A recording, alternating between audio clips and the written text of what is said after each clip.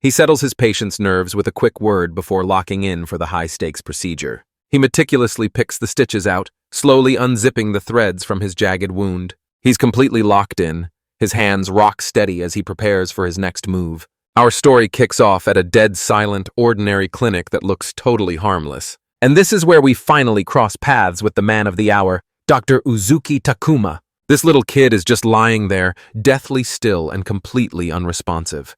He handles this surgical precision like it's just another walk in the park. He shuts the whole thing down with just one cold, final command. As she heads out the door, the mother stops to shower him with heartfelt gratitude. And just like that, he's back to battling his greatest foe of all, the soul-crushing nightmare of paperwork. He lets out a long, weary sigh, finally putting a wrap on the day's brutal grind.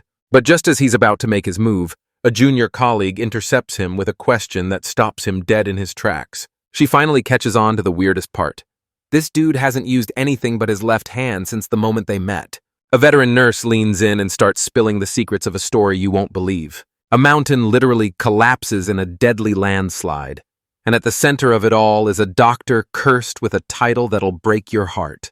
And here he is, the legendary genius doctor with a past so tragic it hurts. Because honestly, how could it be anyone else? We cut to a memory of him right at the scene, desperately fighting to keep a victim alive. He was right in the middle of helping when the mountain gave out and collapsed for round 2. Before they can even blink, the mountain collapses, leaving them with absolutely nowhere to run. He throws himself in front of the patient, tanking the entire impact with his own body. The nurse breaks it down. Ever since that fateful day, nothing has ever been the same. Dr. Ozuki's right arm has gone completely dead, and he can't move a single muscle. Back in the present, he's white-knuckling that limb, totally lost in his own head.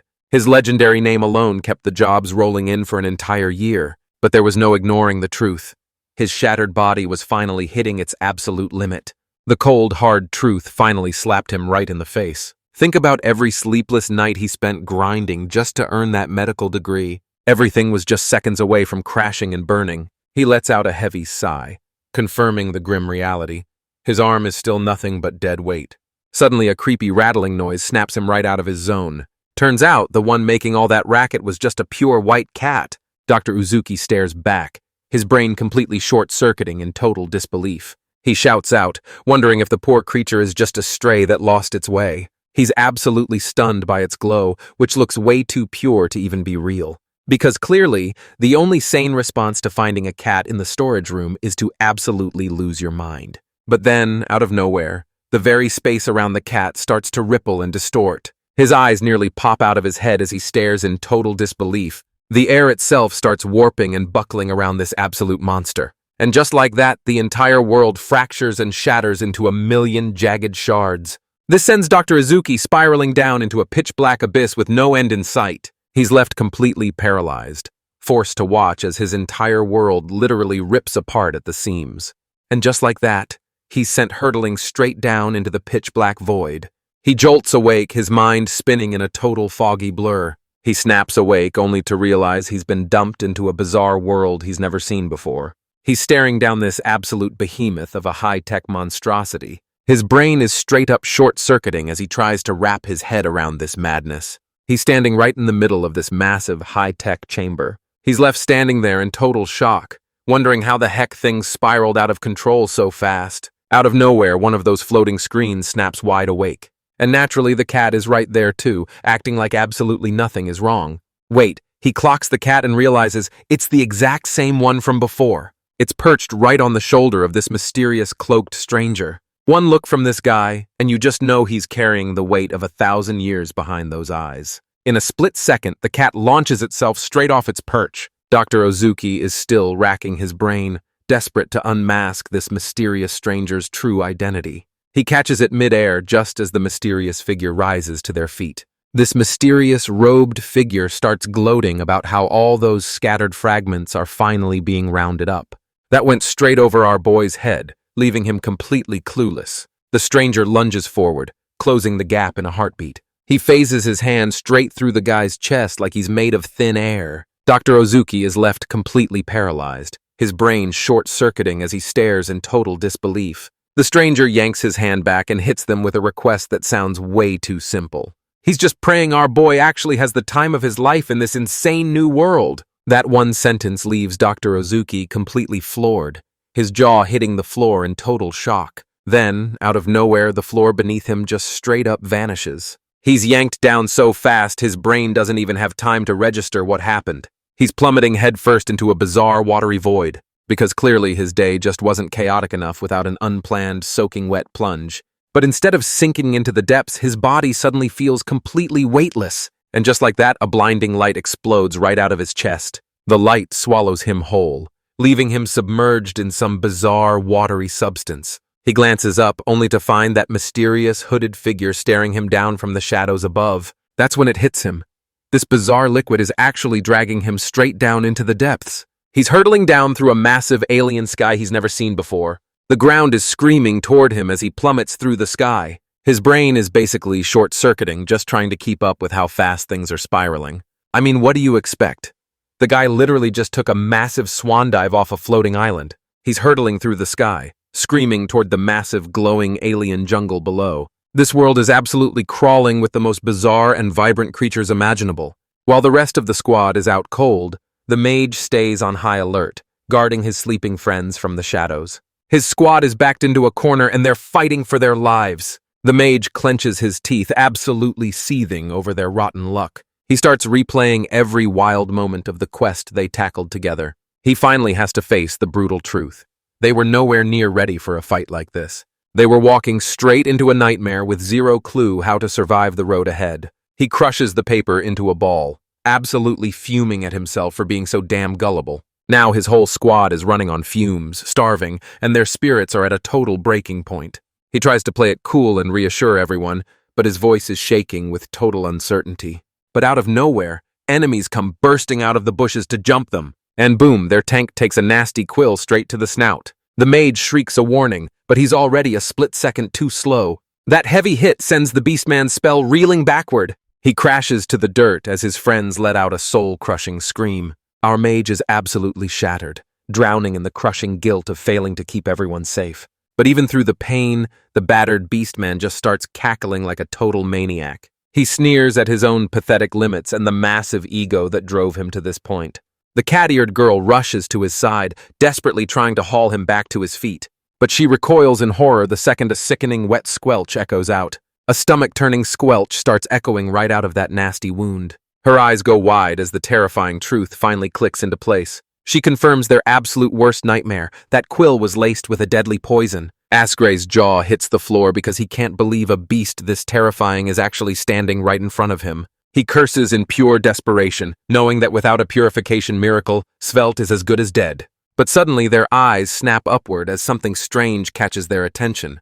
The whole squad stares up in total shock, wondering what the heck this bizarre object even is. It's doubling in size as it plummets straight through the clouds. Gray just stands there frozen, his mind absolutely racing as he tries to wrap his head around the shock. Enter the fallen Lord of Calamity. A name that totally makes him sound like a real sweetheart, right? But to the cat-eared girl, this isn't just a coincidence. It's the one spark of hope she's been praying for. She begins chanting a legendary prayer, desperately calling out for a miracle to save her. But Gray is the ultimate realist, and he is not buying any of this nonsense. He mocks her relentlessly, calling her a total idiot for actually putting her faith in some dusty old poems. He's dead certain that the fallen lord is nothing but a myth, just a name from a forgotten story. Just then, a teammate looks up and screams as something comes hurtling down from the sky. Gray and the girl whip around, their expressions twisting into something else entirely. And just like that, a tiny speck comes plummeting down from the sky. She looks him dead in the eye and asks him to name the exact color of that mysterious glow. He narrows his eyes, complaining that the sun is so blinding he can't see a single thing. But then his eyes snap wide open as he freezes in absolute heart-stopping shock. Suddenly, that thing erupts with a blinding blue light that you just can't miss. The catgirl's face instantly beams as that spark of hope finally returns to her eyes. She doesn't waste a single second, gunning it straight for the landing site. Gray screams out for Cora Rue, but she's already vanished into thin air. This thing comes screaming out of the sky and slams right into a nearby clearing. And Dr. Ozuki? He basically faceplants in the most embarrassing landing ever. It hits him that the mysterious liquid and the trees were the only things that kept him from becoming a total pancake. but his mind is still reeling, trying to wrap itself around the absolute insanity of it all. He's desperately fighting to rip himself out of that thick, suffocating sludge. But then, out of nowhere, a strange sensation starts surging through his right hand. But before his brain can even catch up, the cat-eared girl is already standing right over him. Back at the camp, Asgray is absolutely losing it, letting out a roar of pure frustration. Dr. Uzuki lets out a low groan, totally dazed as he tries to figure out what the heck just happened. But there's one huge problem. He can't understand a single word coming out of her mouth. He's staring blankly because every word coming out of their mouth sounds like total gibberish. She's looking at him like he's grown a second head, totally thrown off by whatever just came out of his mouth.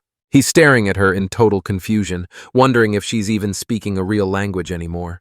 And right then his eyes snap straight to her ears. And that right there is a dead giveaway. He's definitely not in Tokyo anymore. He's just frozen there, staring into nothing as his brain completely short-circuits. Then she suddenly jolts back to the real world, desperately screaming for someone to save her. Dr. Uzuki is still completely caked in that mysterious thick slime. She's practically begging him at this point, her voice cracking with pure, raw desperation. But as he processes her frantic, desperate rambling, the gears in his head finally start turning as her words slowly begin to click. Suddenly, a sharp noise erupts from the forest, and he snaps his head toward the tree line. The rest of her squad suddenly bursts onto the scene, charging straight into the clearing. He puts two and two together. These guys are definitely her squad. They pull her into a crushing hug, finally letting out a massive breath of relief now that they know she's actually okay. But first, they've got to deal with the real problem, that creepy, mysterious goo. Dr. Uzuki's eyes are glued to the group, double-checking that every single one of them has finally gathered. Her jaw drops as she realizes that, for the first time ever, every single word he's saying is actually making sense. Asgray demands they bring him along right as Uzuki braces himself to pull off the impossible. Reality finally hits him like a freight train. There's no denying he's stuck in a completely different world. Before he can even get a word out, she snatches his hand and yanks him along, yelling that they've got to move, and he starts hauling him through the dirt, dragging him all the way back to their camp. He's frantically asking where the heck they're headed, but she doesn't slow down for a single second. They're hauling it toward the camp, desperate to reach Svel before he draws his very last breath. She shouts that they've finally arrived, but our boy is already completely gassed. She dives straight to Svel's side, desperately begging him to just hang on. And at long last, Dr. Uzuki finally comes face to face with the patient. Kuroryu is frantically scrambling to bring some peace to the victim as the final spell takes its toll. Dr. Uzuki stands there completely paralyzed, his brain short-circuiting as he tries to wrap his head around the madness unfolding right in front of him. This beast-man's face is getting completely smothered in some weird, bubbling sludge. The cat girl whips around to face him, her voice trembling with a desperate plea for help. She drops to her knees, desperately pleading with him to pull her friend back from the brink of death. Dr. Uzuki is completely paralyzed, totally blindsided by a move he never saw coming. Her eyes are wide with absolute terror, but there's still a tiny, desperate flicker of hope burning in her gaze. But Gray, the ultimate buzzkill, swoops in to absolutely shatter her dreams. He lays it out straight. They're way out of their league, and there's no way they're risking their necks for a total stranger. But Dr. Uzuki just blows right past him, his eyes already locked onto the patient. Gray screams at him to stay the hell away, demanding to know exactly who this guy thinks he is. Uzuki doesn't understand a single word, but the raw, murderous intent is coming through loud and clear. But none of that matters. He's a doctor first, and right now there's a life on the line. He drops a steady hand on Kureru's shoulder and gives her a confident nod, telling her to step back because he's taking over. Her look of total despair instantly shatters into pure, jaw-dropping shock. Asgray lunges forward to stop him, screaming at the guy to get the hell away. But Kureru blocks his path, shouting at him to stand down. She hits him with a reminder of that one simple vow the mysterious stranger left behind. Gray is totally losing it, pointing out the glaringly obvious fact that they literally can't understand a single word each other is saying. Uzuki doesn't even blink at the chaos, already dropping to his knees to focus entirely on saving the patient. He's completely locked in, wearing the look of a man who's strictly business. But Gray? He's just standing there with his jaw on the floor, absolutely shell-shocked. He blurts out his confusion, questioning why this random stranger is the only person whose words are actually making sense. He bellows at Uzuki, demanding he finally drop this creepy act. Uzuki completely brushes him off, turning straight to Koreru to demand the full scoop on the patient's history. Choking back tears, she reveals the grim truth. Svel was absolutely riddled with hedgehog quills. Dr. Uzuki's eyes snap down, locking onto the evidence scattered across the ground. Check out this insane collection of massive, lethal needles just waiting to turn someone into a human pincushion. He snaps his focus right back to that nasty wound. He calls for a blade to hack through the fur and finally see what he's dealing with. He barks at Koreru to peel back the fur and expose the nasty wound underneath. But as she's helping him out, she suddenly catches a glimpse of something that's totally off. Suddenly, it clicks. This guy hasn't used his right arm for a single move. But Dr. Uzuki? He's got total tunnel vision, completely locked in on saving his patient. He scans the wound and realizes there's surprisingly no swelling or rotting tissue in sight. They claim it's a deadly poison, but that wound is looking way too spotless to be the real deal. But wait, looking at these symptoms, something feels seriously off, and the math just isn't adding up.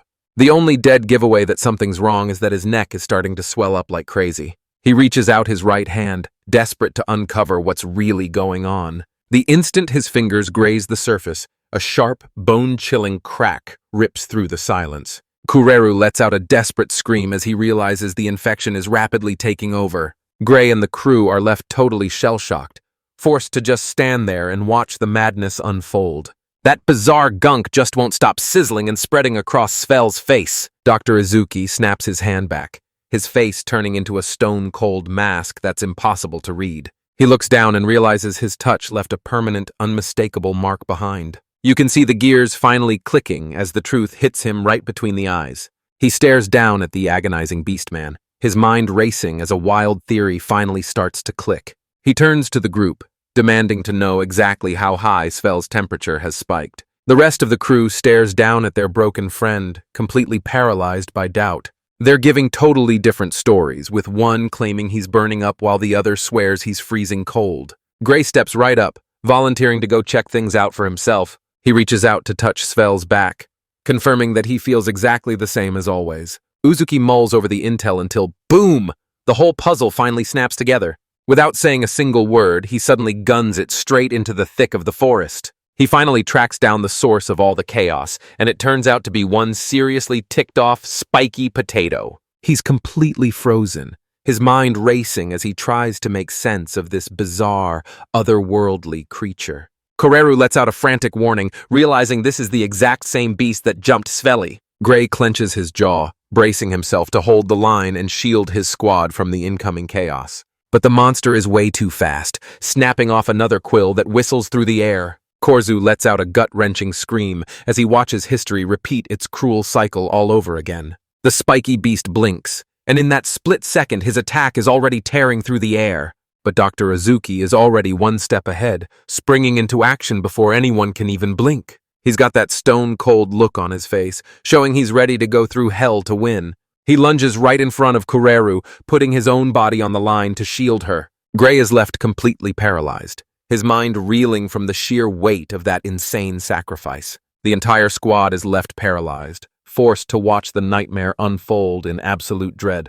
That quill sinks bone deep right into Dr. Uzuki's shoulder. Koreru lets out a gut-wrenching scream, absolutely horrified that he just took the hit meant for her. He grits his teeth, desperately fighting to stay upright as a brutal wave of pain washes over him.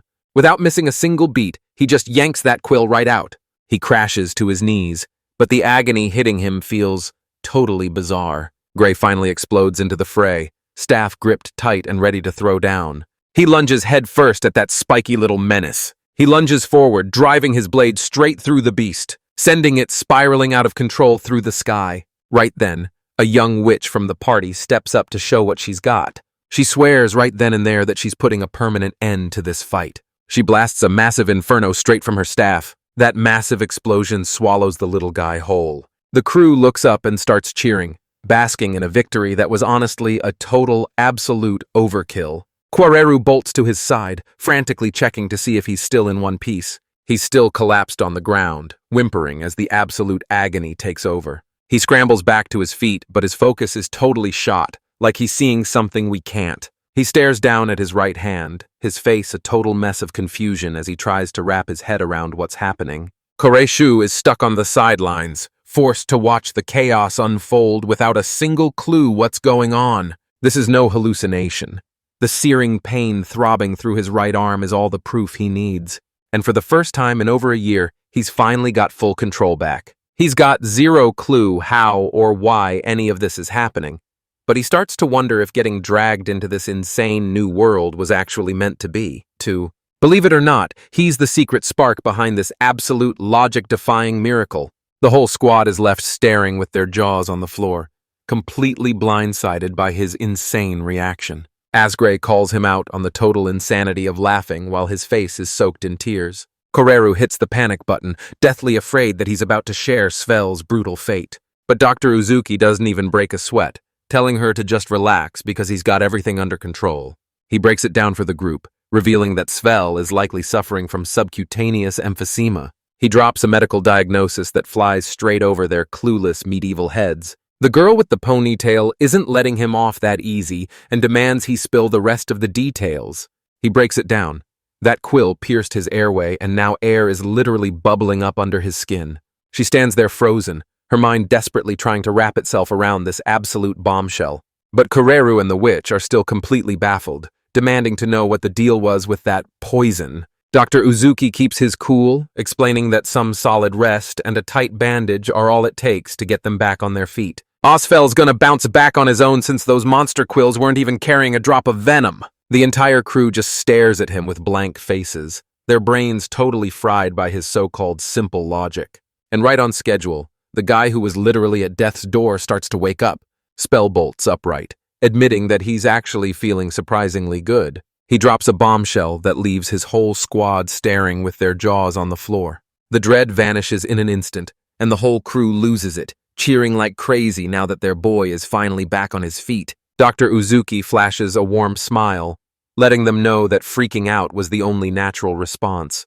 The squad stands there in stunned silence, their minds reeling as they try to wrap their heads around the absolute chaos they just witnessed. But Asgray's face stays stone cold, his mind racing with thoughts of the young witch. Gray finally gives the stranger some serious props, staying cool as ice and sizing up the situation while everyone else is absolutely losing it.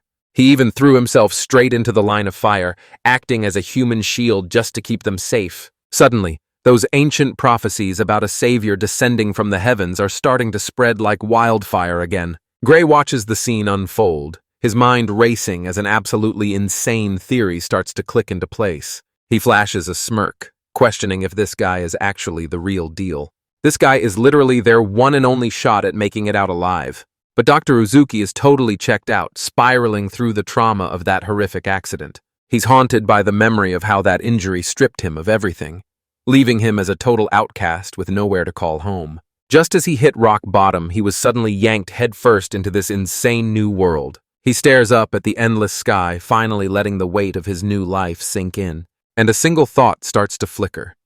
Could this finally be his chance to wipe the slate clean and start over? The whole squad watches in silence as Svel bows his head, apologizing for the massive mess he dragged them into. But Dr. Uzuki is stuck in his own head, scrambling to pinpoint the exact second his arm was suddenly good as new. Did that weird glowing liquid actually just save him from becoming a human pancake? Or did the real nightmare start way before any of that even went down? Right when that shadowy figure plunged his hand straight into his chest, those dying words still echo in his mind.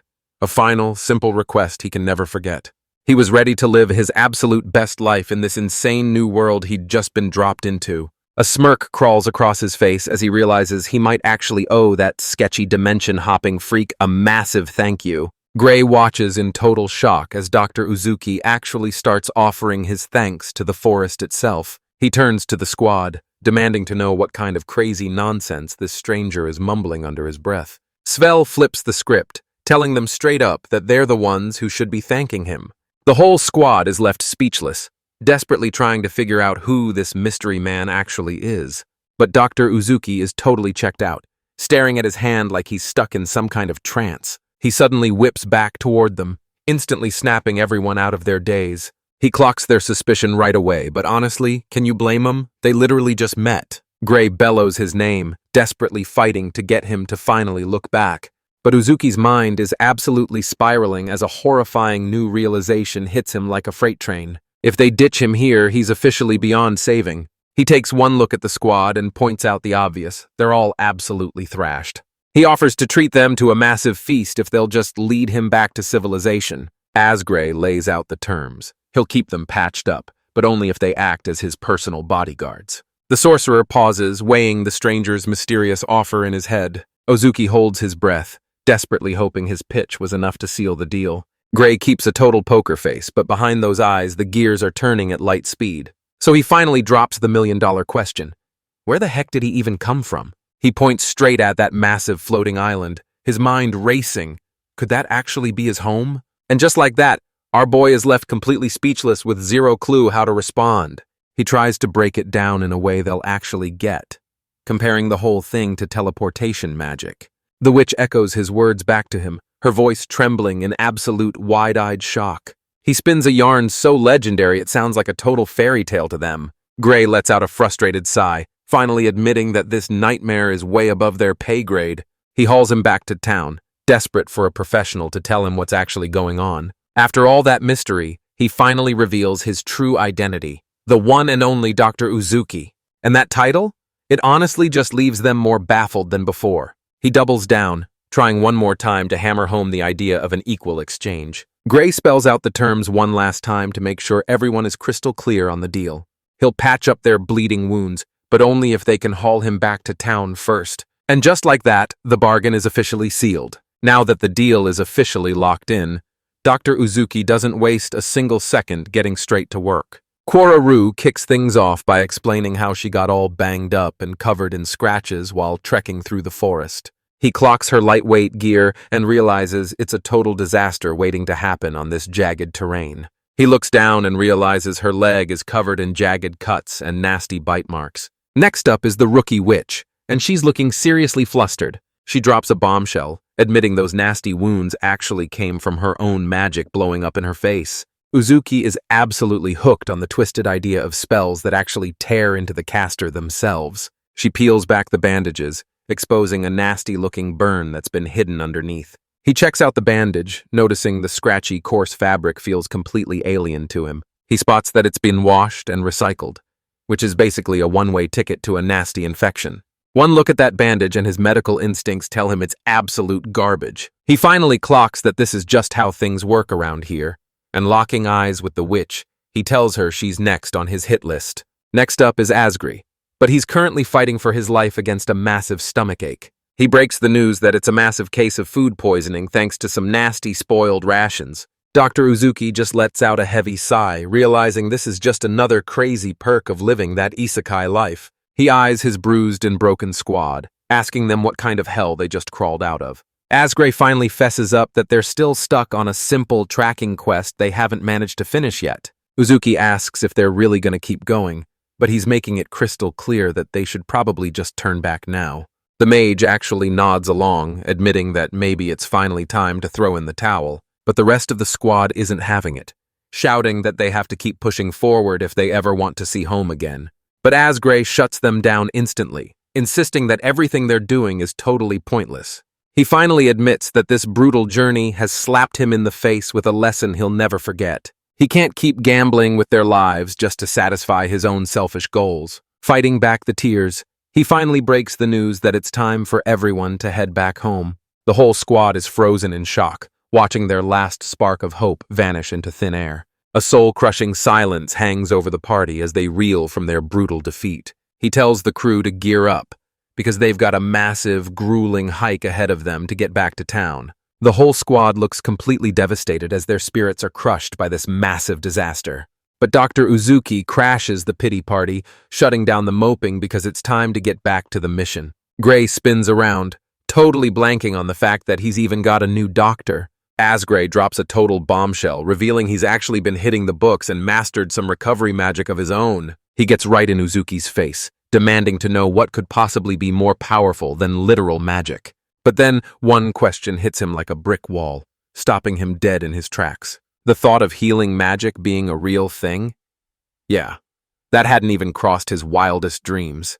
He keeps it 100, admitting he's got no clue if his powers can even hold a candle to what he's up against. But he swears on his pride as a doctor that he's going to give this everything he's got. Gray pauses, his mind racing as he weighs whether or not he can actually trust this stranger's dead serious vow. He finally caves, challenging Uzuki to step up and show him what he's really made of. The second he gets the go-ahead, Uzuki dives right in to start patching them up. But before he makes a move, he's got to check his pockets and see what pathetic scraps he's actually working with. He spreads out his pathetic stash of gear, a stethoscope, a thermometer, and a few syringes, looking like he's about to perform a miracle with nothing but scraps. He crumbles to the ground in total despair, realizing this pathetic scrap is all he's got left to work with. But he snaps back into focus in a heartbeat, a genius plan already taking shape in his mind. He begs them to find him a beehive, swearing he can actually pull this off. Koreru looks totally clueless, but she insists that finding them is her absolute specialty. With that, the gang dives headfirst into their most bizarre mission yet. Koreru marches back in total triumph, lugging a massive honeycomb like it's her ultimate trophy. Uzuki gives her a quick thanks, and then asks if she happens to have any vegetable oil lying around. Gray hands over the blade, his mind racing as he wonders what kind of twisted scheme the doctor is actually cooking up. Uzuki drops the bombshell that this is all for Magia's recovery, catching the witch totally off guard. He kicks things off by roasting that beehive over a fire he scrambled to put together. Next, he swirls the beeswax and oil together, whipping up a custom ointment on the fly. He tenderly brushes the healing salve over the young witch's burns, doing his absolute best to soothe the sting. He snatches the sterile plastic from a syringe pack and flips it into a makeshift protective seal. He wraps her arm up tight, finishing off his genius DIY medical treatment. He even included a survival guide for any other doctors who get randomly yeeted into the middle of the woods.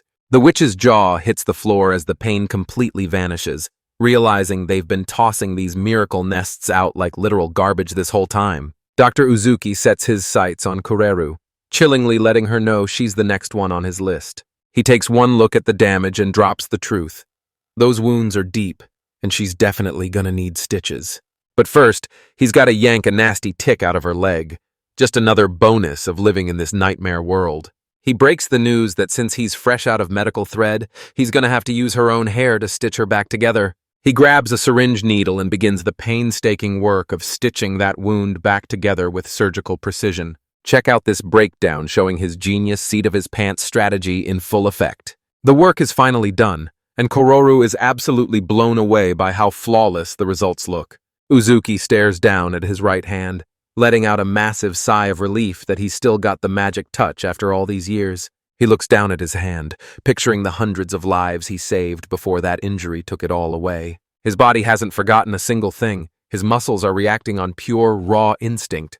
Kwaruru and Magia are left absolutely speechless, their jaws hitting the floor as they witness his insane level of skill. Gray watches them intently, admitting those gruesome stitches are a sight he's all too familiar with. But he's never seen craftsmanship this flawless, especially since the guy literally used human hair as the thread. Gray's forced to admit it. He's never seen techniques this insane in his entire life. Maya leans in and whispers a secret to Koreru. Uzuki's healing skills totally put Asgray to shame. Koreru nods along, admitting that Asgray's way of doing things is definitely on the brutal side. The mage grits his teeth, spiraling as he wonders if his magic has finally become completely obsolete. Out of the blue, he snaps at Koreru, demanding she show him her arm immediately. He snatches her wrist, his eyes burning with absolute resolve. Dr. Uzuki is left absolutely floored, forced to just stand there and gawk as this wild twist catches him completely off guard. Gray shuts his eyes tight, channeling every ounce of his willpower. He pours his own recovery magic into the wound, sealing it shut in a flash. A warm, golden glow surges through her arm as the magic finally kicks in. Gray's gasping for air, sweat pouring down his face, as he finally announces that the wound is completely healed. Dr. Uzuki is left staring in total shock, realizing that magic is way faster and more broken than he ever imagined.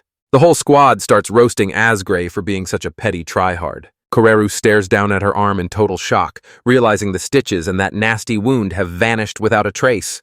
He's absolutely floored, staring in shock as the skin fuses back together without leaving a single trace. Gray locks eyes with him, his gaze practically screaming for a fight. Uzuki's jaw drops as a wound that should have taken a full week to mend vanishes in the blink of an eye. Kwaru starts hyping him up like crazy, but Asgray just shrugs it off like his massive win was just another Tuesday. But our guy's got that genius doctor brain, and he's already dissecting the spell to see exactly how it ticks. Even Asgray is forced to admit it. He's never seen a wound stitch itself back together so flawlessly. Gray straight up admits his magic is far from perfect, and it usually leaves some nasty scars behind. Dr. Uzuki points out that this insane recovery was a total team effort, blending his elite surgical stitching with Asgray's incredible magic. The mage just stands there taking it, his massive ego finally starting to crack. He bounces back in a flash, dead set on the fact that his magic is the only real way to patch someone up. He shuts down Uzuki's medicine as a total gamble, shouting that they can't afford to bet their lives on something so sketchy. Our guy in Kuraru is left standing there with his jaw on the floor, completely blindsided by this insane twist. As the group hashes out the chaos, Asgray digs his heels in, refusing to believe a single word of it. He brandishes a vial and calls its effects sketchy at best, proving he's got zero faith in anything resembling modern medicine. Uzuki listens intently, and you can practically see the moment the terrifying truth finally clicks in his head. It all clicks for him.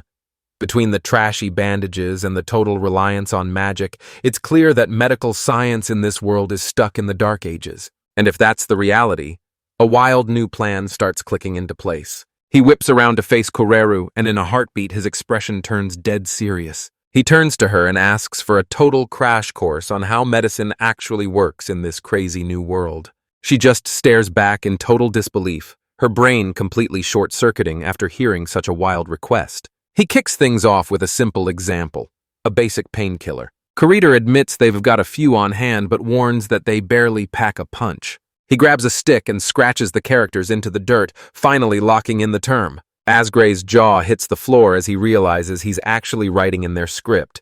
Turns out that Magic Translation app has a secret keyboard feature, but Dr. Uzuki just flashes a wicked smirk, finally realizing the insane power he's got at his fingertips. He's drafted an insane blueprint of every single thing he needs to flip the medical world upside down. Gray stares at the massive mountain of text, looking like his brain just hit a total system error. It suddenly clicks for Corderu that he's not just rattling off a list.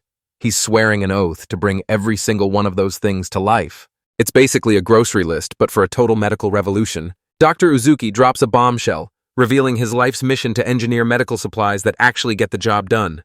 The mage is left totally stunned, his jaw hitting the floor at the sheer insane scale of this whole plan. If he can just track down the right materials, he's gonna bring modern medicine back to life. He slams his fist shut, his heart finally igniting with a brand new fire. Armed with his insane talent and genius-level intellect, he's ready to ignite a total revolution right then and there. Asgray's eyes are still glued to those bizarre, cryptic symbols. He demands answers again, his voice trembling with total shock as he tries to make sense of this absolute madness.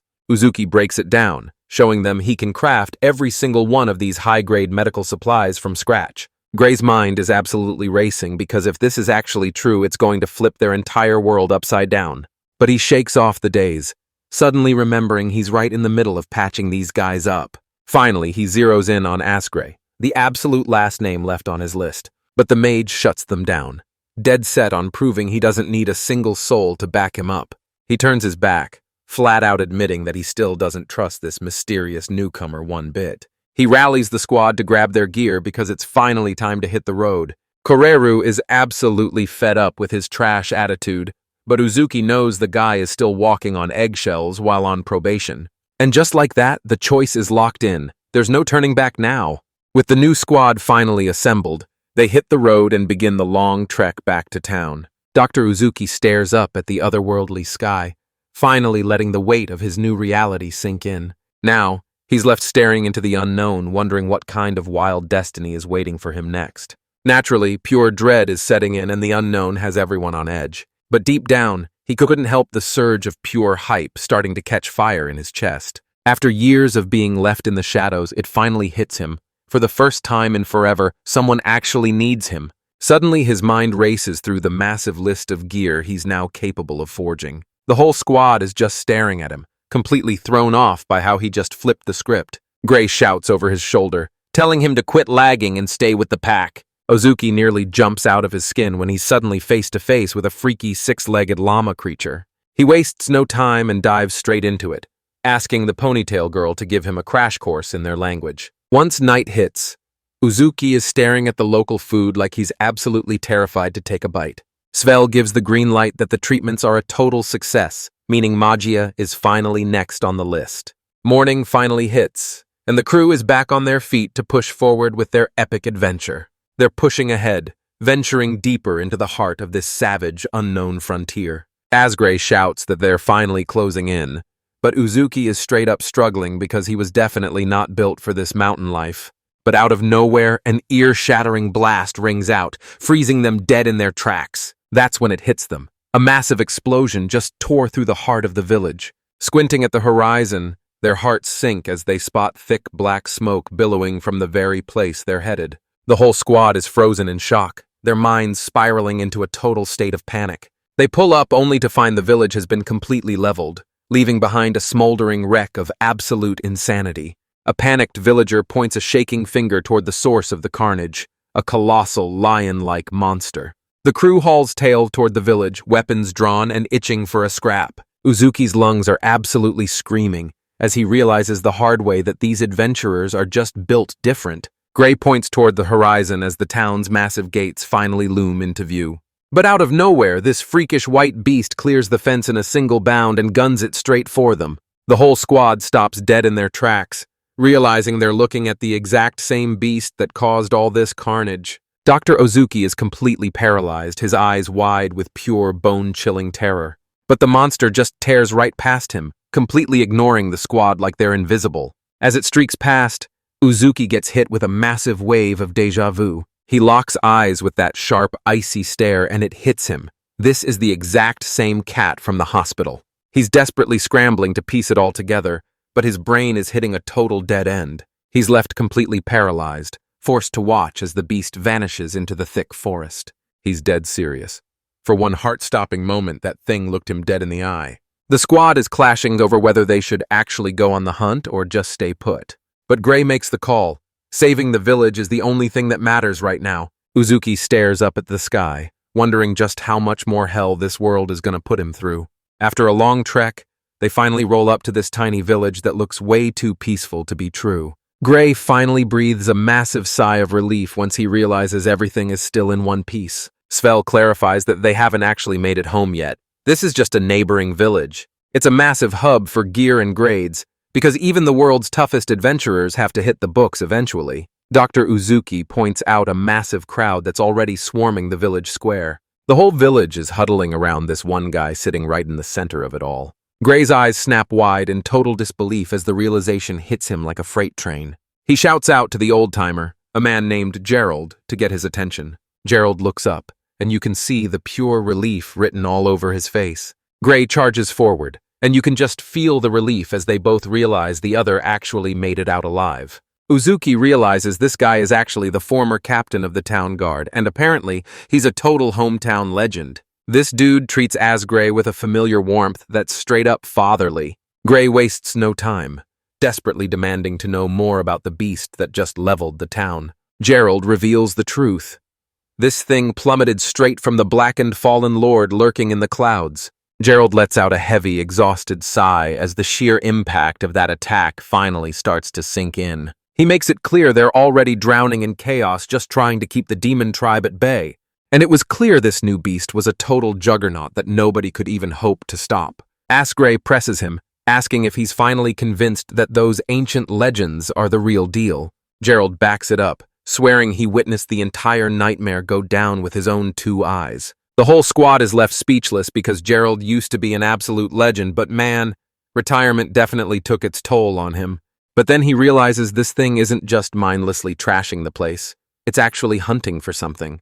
But then, Asgray spots a single detail that makes him stop dead in his tracks. Gerald tasks him with protecting the town, trusting him to hold the line while he recovers from his injuries.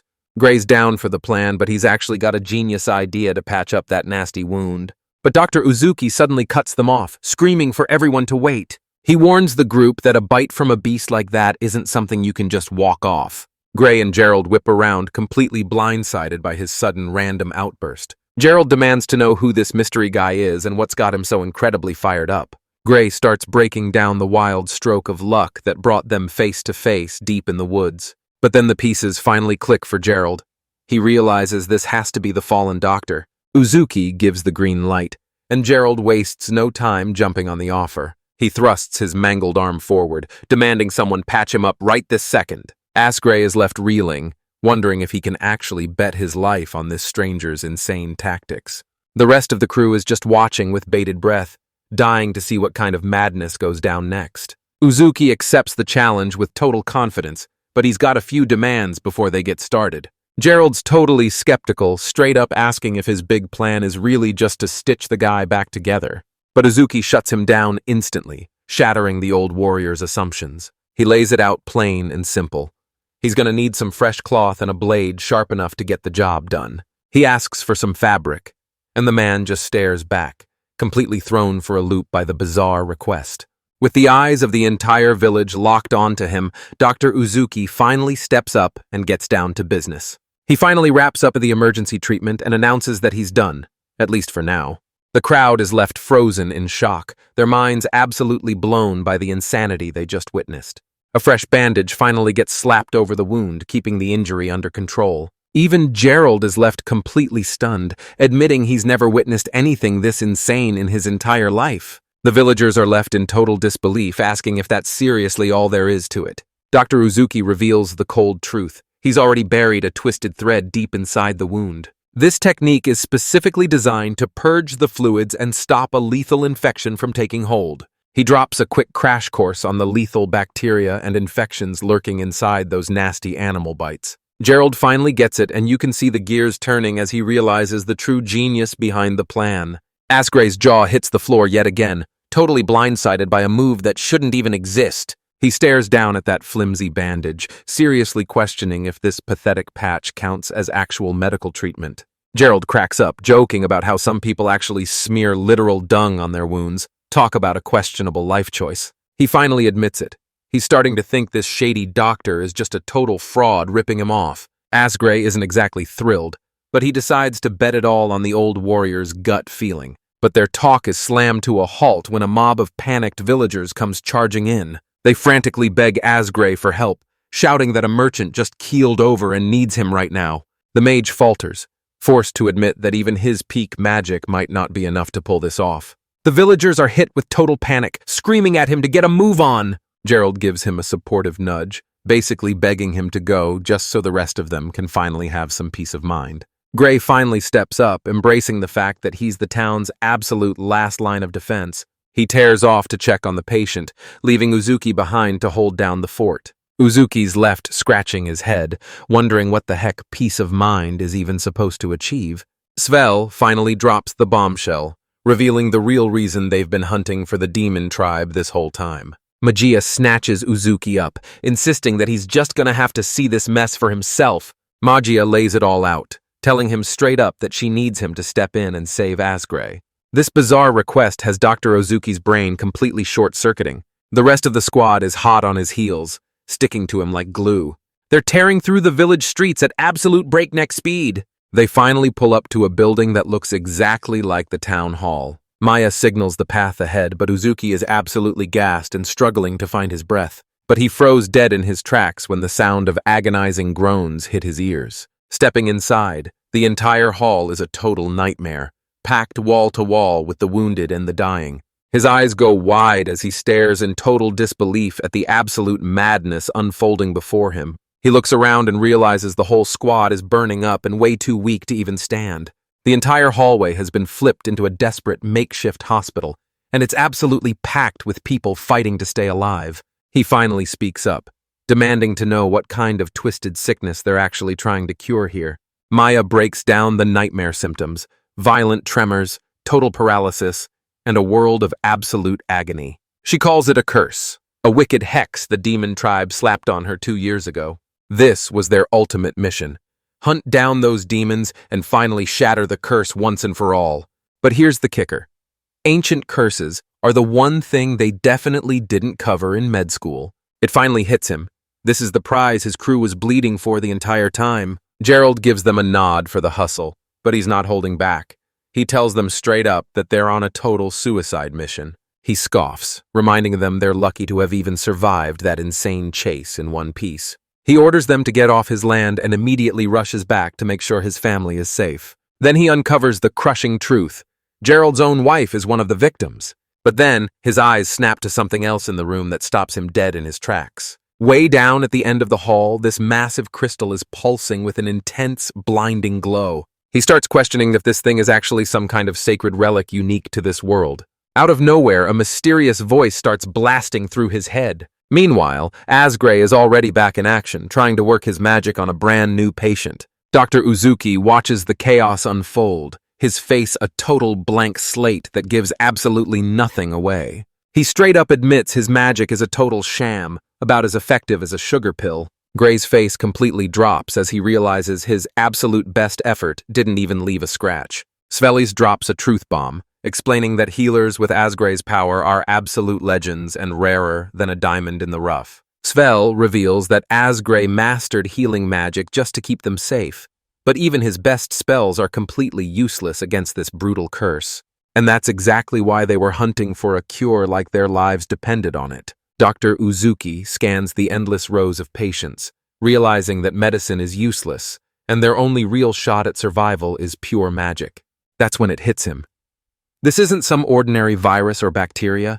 There's a much darker force at work here. Forget about doctors. Aside from Asgray's primitive feudal attempts, this world is a total medical wasteland. They're stuck relying on nothing but basic folk remedies, like lighting some incense and hoping for a miracle. Then he starts slathering this bizarre, mysterious goop all over his skin. He catches sight of a bucket filled with dark liquid, a dead giveaway that the medical treatments here are straight up medieval. He realizes they're fighting on pure guesswork, dragging this whole battle back to the primitive chaos of the Dark Ages. But then, a bone-chilling realization starts to crawl into the back of his mind. Maya wheels around to Dr. Uzuki, her voice dropping to a chilling whisper. She drops the cold, hard truth. In this world, heroes are nothing but a myth. We're talking about a demon tribe so terrifying they make even the deadliest dragons look like total pushovers. She lunges forward and snatches his sleeve, clinging to him with absolute desperation. She levels with him, admitting that a curse like this is way out of his league. She's practically on her knees, pleading with him to step up and save Asgray along with every single soul in this town. Uzuki stands there frozen, completely paralyzed as the gravity of her words finally hits him like a freight train. He's never even heard of a curse, let alone dealt with one before. But there's no denying the truth. Every single victim is showing the exact same unmistakable signs. And as a doctor, he's only got one move left to make. He stares down at the absolute nightmare, finally witnessing the true horror of the legendary curse of the demon tribe. Maya lunges out and grabs his hand, desperate to prove that his medicine is absolutely useless in a place like this. She finally admits the truth. She's completely clueless when it comes to how curses actually work. But Uzuki stands his ground, reminding her that as a doctor, his only mission is to save lives.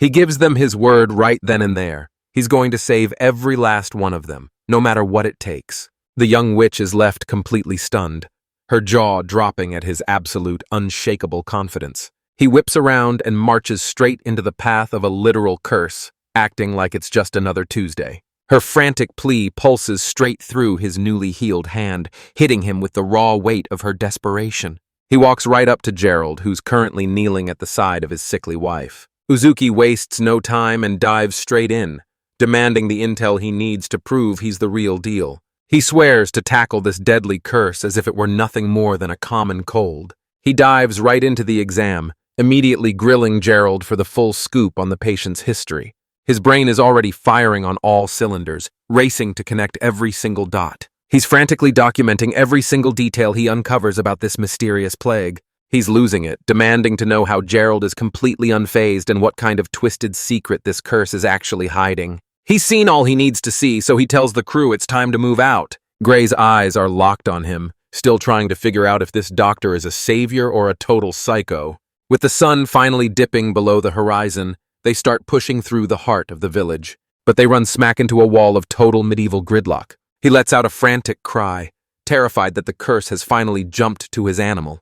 This guy's frantically scrambling to get some food into his sick beast, doing everything he can to keep it from fading away. Uzuki's jaw drops as he realizes the terrifying truth. This curse isn't just hunting humans anymore. Gray takes it all in, realizing that the entire village is absolutely drowning in misery. But the gears in his head are already spinning as he pieces the whole puzzle together. Seeing the group is running on fumes, Gerald steps up and offers them a safe place to hunker down for the night. Gray looks absolutely crushed, his face weighed down by the agonizing sting of failure. Out of nowhere, he wheels around to Uzuki and hits him with a sudden invitation to go grab a drink. He's dead set on dragging our boy along. Could this actually be some kind of peace offering? Gerald watches the whole scene unfold with a smug grin, knowing exactly what's about to go down. He even tries to buy Uzuki off by flashing a stack of cash for the evening. Gerald leans in close, practically begging Uzuki to keep a watchful eye on Asgray. He sends the rest of the squad packing, leaving these two alone for a tense one-on-one. Gray navigates the eerie silence of the village, ushering Dr. Uzuki through the desolate streets. And just like that, the light bulb goes off as our boy finally starts connecting the dots about this mysterious mage. It finally clicks. Asgray is lugging around a massive weight that he's forced to hide from even his closest teammates. They make a beeline for a local tavern that's absolutely glowing under the pale moonlight. And we find Asgray at the bottom of a bottle, clearly doing a fantastic job of drinking his sorrows away. Dr. Uzuki is absolutely floored, staring in total shock at the massive mountain of empty mugs. He's seriously questioning if everyone in this world was born with a liver made of solid steel. He cautiously asks if Asgray really downed all that by himself, and if he's even still in one piece. Asgray's finally breaking his silence, and he's dropping a major bombshell about the demon tribe. Uzuki just takes it all in, his face a complete mystery that gives absolutely nothing away. But before he can even get another word out, Asgray cuts him off by slamming back another massive gulp. He slams back the entire mug in one legendary gulp. Seeing a move like that leaves our boy's jaw on the floor. Uzuki tells him to pump the brakes, wondering if this mage is actually a secret powerhouse. Gray slams his empty mug down with a bang, calling the guy out by name. Then he faceplants straight into the table, proving his heavyweight status was a total lie. Uzuki stares in shock as he realizes the mage's face is turning a bright, embarrassing shade of crimson. Fighting through the haze, Asgray manages to choke out a final thank you for all the help. He mutters under his breath that Uzuki is completely clueless about the real truth. And then he literally just asks if he can vent for a hot minute. Dr. Uzuki just takes it all in, his face a total mask of patience, bathed in the haunting glow of a massive full moon. The mage finally starts dropping some serious lore about how this world actually works. And you know our boy is dialed in, hanging on to every single word. Gray breaks it all down, revealing that recovery magic actually comes in two distinct forms. He's wielding two god-tier miracles, one to instantly stitch up deadly wounds and another to purge every last trace of sickness. Anyone who can wield this power is worshipped like a literal god, because in a world with zero medicine, their magic is nothing short of a miracle. But then Asgray drops a bombshell. His magic is so weak, he can't even zap away his own hangover. He's betting everything that his unrefined magic is the exact miracle they need to turn the tide. Uzuki watches closely, catching the exact moment the mage finally shakes off the haze and locks in. Gray sits bolt upright with a crystal-clear mind and starts laying out the epic history of this entire region. He reveals that knights used to protect this land, but they stopped their patrols 2 whole years ago. That's when the demon tribe slammed the land with a wicked curse, unleashing a bizarre plague that started spreading like wildfire. Uzuki takes one look at that paper and realizes those sketches are the exact same beasts they've been tracking. Gray drops a major reality check, explaining that even if they win this fight, the real source of the chaos will still be lurking. That's the moment he made his choice. He was going to do whatever it takes to join the ranks of the legendary 4 saints. Some legendary title? Yeah, that means absolutely zip to our boy from another world. Gray breaks it down. With this title, he can finally bring back the night patrols and keep his home safe from any threat. But he's the first to admit that he completely face-planted at the very first hurdle. Dr. Uzuki is left completely powerless, forced to just stand there and take in every word of the mage's heavy confession. Asgray digs his nails into his palm, absolutely seething over his own constant failures. He's convinced he's just a total rookie healer who can't even tap into his own powers yet. He scoffs at his own dream of becoming a saint, dismissing it as nothing but a delusional pipe dream. Our boy watches as the mage's smug confidence doesn't just crack, it completely shatters into a million pieces. He finally catches on that Asgray is being totally crushed under the weight of his own helplessness. It's a sensation Dr. Uzuki recognizes instantly from his past life, and it's hitting him like a ton of bricks. Asgray realizes he can't stall any longer. It's time to drop the bombshell on his crew that their journey is officially dead. This insane decision leaves Dr. Uzuki standing there with his jaw on the floor. But Dr. Uzuki cuts him off, stepping up to personally show him the ropes. He's about to school Asgray in his very own god-tier medical techniques. It's a total bombshell of an offer that leaves our mage completely blindsided. Greg's jaw hits the floor as he struggles to process that absolute bombshell. He lets out a scoff, flat out admitting that he still doesn't trust this guy one bit. He starts second-guessing himself, wondering if he's even got what it takes to master these insane techniques.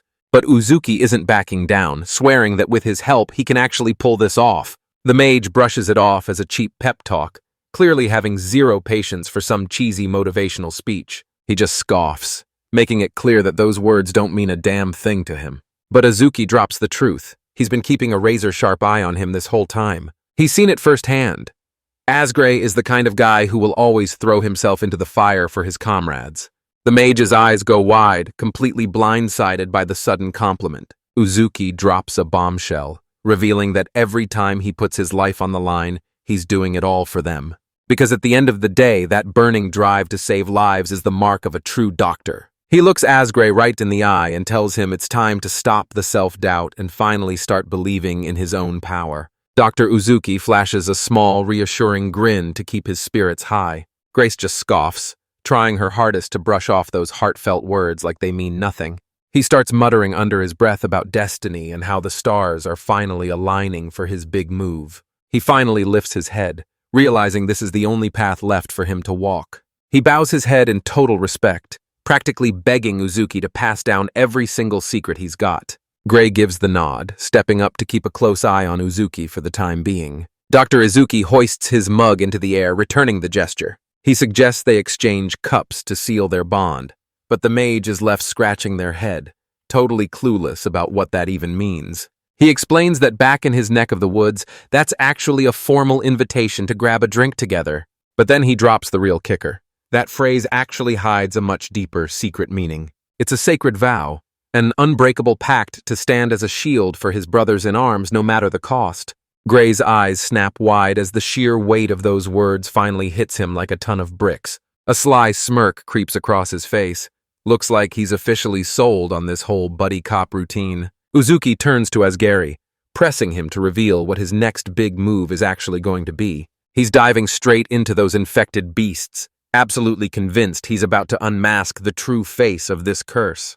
He slams down his notes, revealing a calculated master plan to finally expose the truth. Gray stares blankly at the bizarre script. But to him, it's basically just a bunch of indecipherable ancient runes. But his mind is made up, and he swears he'll follow this man to the ends of the earth. He'll do whatever it takes to find that cure, even if it means finally swallowing his pride and calling him master. The sun finally breaks over the horizon, and a brand new day kicks off for the village. Gerald jolts awake, absolutely stunned to find that his nasty wound is barely even swollen. Suddenly, a massive ruckus breaks out outside, snapping him right out of his thoughts. The whole squad is right at his door, hyped to show him that their two missing teammates are finally back. While Gray and Uzuki are left totally out for the count, lying face down in the dirt, their wild night of chaos spiraled so hard that they ended up totally face-planting in a dusty old barn. Gerald barks the order to get them cleaned up, kicking things off with a seriously brutal wake-up call. Later at dinner, Svel drops the small talk and demands to know what really went down last night. But Dr. Uzuki cuts right through the tension, announcing he's actually got some killer news. He finally uncovered the dark, twisted reality behind what everyone calls the Demon Tribe's curse. The girls are huddled together whispering, completely shocked that he's mastering their entire language at light speed. Asgray finally regroups with the team, dropping the full scoop on what he found regarding the local food and water supplies. The girls are totally stunned, seeing just how inseparable this teacher and student have actually become. Uzuki slams a bizarre-looking plant onto the table, announcing that this thing is the root of all their trouble. But Gerald shuts that theory down fast, explaining they crossed it off the list because nobody in their right mind would actually eat that stuff. Uzuki's mind hits overdrive as he realizes this isn't just some basic poison. It's something way more lethal.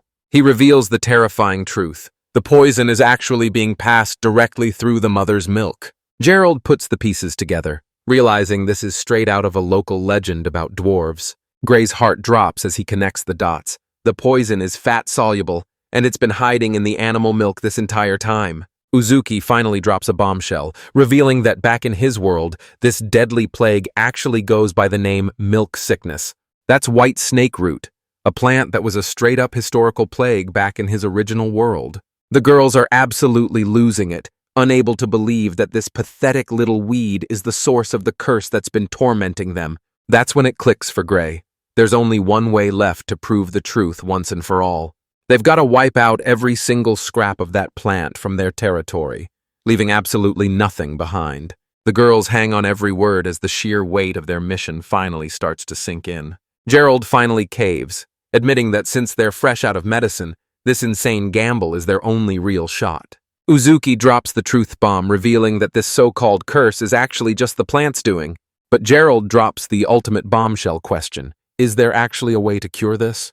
The whole squad is dead silent, hanging onto his every word like their lives depend on it. Gerald's voice trembles as he drops the bombshell. His wife has already been infected. But Uzuki hauls himself back up, swearing that he's still got one last card to play. Suddenly, a spark of hope ignites deep within the old warrior's eyes. Uzuki's completely locked in, his mind already racing through every single step of the procedure. Gerald lets out a heavy sigh, finally coming to terms with the absolute insanity of the situation. He brushes away a tear, declaring that Uzuki is a literal miracle sent straight from the heavens. He puts his absolute faith in the doctor, telling him to go all out and do whatever it takes. Gray just stands there stunned, his brain still trying to process the doctor's insane level of confidence. Dr. Uzuki holds out his fist, offering a silent pact to finally team up. The mage stares down, his mind racing as he tries to decode that bizarre gesture. With one heavy fist bump, the deal is locked in. Looks like that's just how you make a bestie in this crazy world. Gerald's eyes are glued to the scene, and you can practically see the gears turning as he breaks down everything he just saw. He wheels around to Uzuki, ready to drop some major respect and give him his formal thanks. He's seriously thanking his lucky stars that the doctor is actually here and ready to lend a hand. Uzuki shuts him down mid-sentence, making it crystal clear that he doesn't need any thank yous. Gray finally caves, admitting that they were all straight up desperate for a miracle. Gerald lets their words sink in, and you can see the pure respect finally igniting in his eyes. It finally clicks. This secret is a total goldmine worth way more than any medical cure. He orders the party to round up every last soul and bring them straight to the town hall. Dr. Uzuki just nods along, but let's be real. The guy is still completely out of his depth. In no time flat, the entire village has swarmed into the hall to see what's going down. Gerald steps up to the front, looking like he's about to drop a massive bombshell on everyone. The entire arena breaks into confused whispers as everyone tries to figure out what the heck is going on.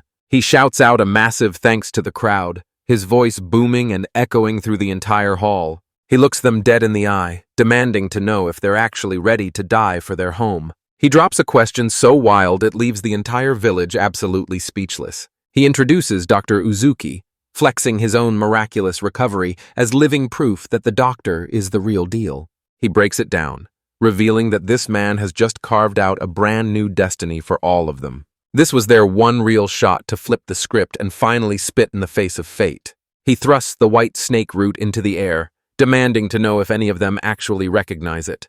The villagers back it up, swearing that this mysterious weed has been spreading like a plague lately. Gerald drops a bombshell. This plant is straight up toxic, and it's already been poisoning their entire herd. The second the word poison drops, a massive wave of shock rips through the entire crowd. He swears that if they can just rip this weed out by the roots, the curse will finally be broken. The villagers are just standing there with their jaws on the floor, absolutely stunned that the big, bad demon lord went down like a total chump. But Gerald isn't done dropping bombshells yet, revealing that Uzuki actually has the power to heal the sick. The entire crowd lets out a massive sigh of relief as they realize they've still got a fighting chance. But Gerald stops them right there, warning the crew that the real nightmare is only just beginning. He warns that once that weed is gone, the demon tribe is going to have no choice but to stop playing games and launch a full-on direct assault. A fresh surge of absolute terror sends shockwaves through the entire crowd. Most people just shrug off the legends of the demon tribe as nothing more than creepy bedtime stories. The others just laugh it off, convinced that anyone who spent 2 years leaning on a weed is a total pushover.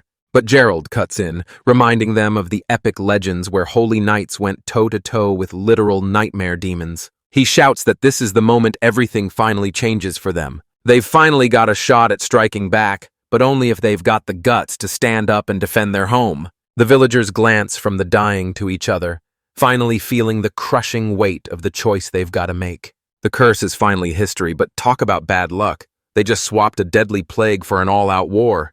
Fantastic. Gray grills Gerald, desperate to find out just how insane the demon tribe's power level really is. The old veteran finally admits the truth.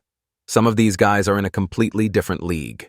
He looks them dead in the eye and says that since they've finally arrived, they actually have a fighting chance. By curing the plague, they'll finally flush those demons out of the shadows and force them to show their true colors. The doctor's massive breakthrough finally snapped the villagers out of their fear, uniting them all under one single mission. Gerald flashes a proud smirk, telling the crew that they've officially become the town's ultimate legends. Asgray takes one look at that title and he's literally stunned into silence. But Gerald's voice suddenly goes cold as he warns them about the true nightmare waiting just ahead. He shouts that they've got a home waiting for them and shouldn't be forced to throw their lives away in this hellhole.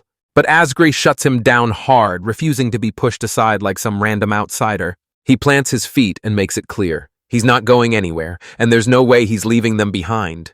The whole squad nods in agreement, letting their loyalty completely crush the fear that's screaming at them to run. Dr. Uzuki watches them intently, his expression hardening with a silent, unbreakable resolve. He wheels around to Gerald, who's looking completely blindsided by that sudden choice. He knows this plan is straight-up suicide, but his duty as a doctor won't let him back down. The old veteran is completely blown away by the kid's unbreakable resolve. The shock on his face instantly vanishes, replaced by a warm, knowing grin that says he's got it all figured out. With patients flooding in from every corner, he finally caves and admits he can't handle this mountain of work alone. But he drops one final, dead-serious order.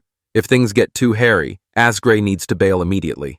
He leaves them to it, charging off to fire up the villagers for the massive clash that's about to go down. Gerald grips Uzuki's shoulder, officially leaving the fate of the entire town resting squarely in his hands. Uzuki watches him fade away, the heavy realization hitting her that Gerald has officially left everything in their hands. The crew throws a massive rager now that they're officially the town's legendary saviors. But then Magia, the young witch, slices right through the hype with one sharp question. She looks him dead in the eye and asks, "So what's the play here?" Asgray lays out the game plan.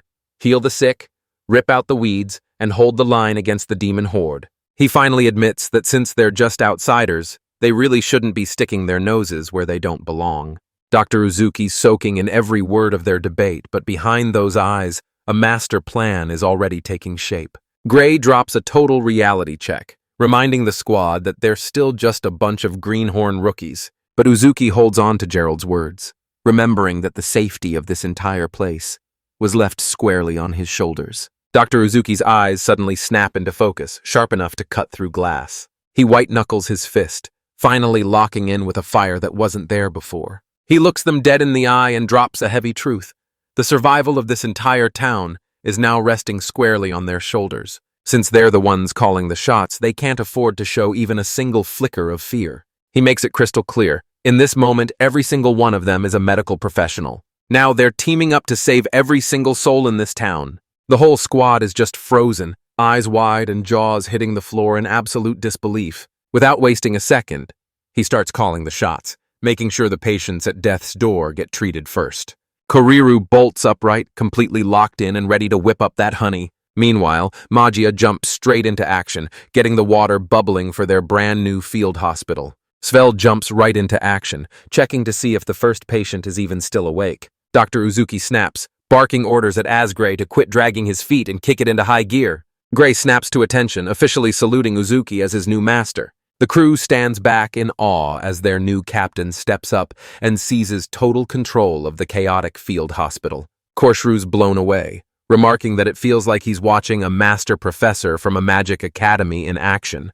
Svel is straight up obsessed with this new title and just can't seem to let it go. The entire squad is left reeling as the power balance flips in a heartbeat. Asgray looked back and realized that, for him, There was just no way he could have called Uzuki anything else. Uzuki steps into the role, knowing he's finally won the mage's absolute trust. The rest of the squad is stuck on the sidelines, forced to witness the birth of a brand new pecking order. The rest of the crew starts relentlessly roasting Asgray for acting like a total stiff out of nowhere. Dr. Uzuki snaps them back to reality, his eyes already laser-locked on the patients. Gray doesn't waste a single heartbeat, immediately grilling his new teacher on what their next move is. Uzuki flashes a sharp, confident smirk, looking like he's exactly where he belongs. He kicks things off by breaking down the absolute basics of how to neutralize deadly toxins. Just like that, the entire village rallies together and storms right into the heart of the forest. They're locking in and moving as one, standing as a total powerhouse against this nightmare they call a curse. But deep in the shadows, a mysterious figure is tracking their every move. Suddenly, a hooded stranger steps out and reveals they're holding the exact same plant. And check out this bunny-eared girl. She looks like she's already 100% done with this entire situation. He kicks things off by breaking down the absolute basics of how to survive a lethal dose of poison. Maya's left questioning exactly where she fits into this whole chaotic mess. She's staring at that steam, convinced that this whole boiling water chore is a total waste of her time. But Dr. Uzuki cuts her off, barking out a whole new set of orders. She slumps down, totally over being treated like a low-level lackey stuck with all the dirty work. He makes it crystal clear. Boiling that water is the only way to stop this sickness from spreading like wildfire. The show hits us with a quick diagram explaining why treating your water source like a toilet is a total recipe for disaster. He hammers home the point that for anyone fighting to survive, clean water isn't just a luxury, it's a total life or death necessity. Suddenly, Maya flashes back to the time Asgray was absolutely wrecked by a brutal case of food poisoning. Fueled by a brand new resolve, she starts channeling her mana for a devastating strike. He tests the water, and it's official. The temperature is absolutely perfect. With just these simple ingredients, he's about to whip up a life-saving rehydration brew.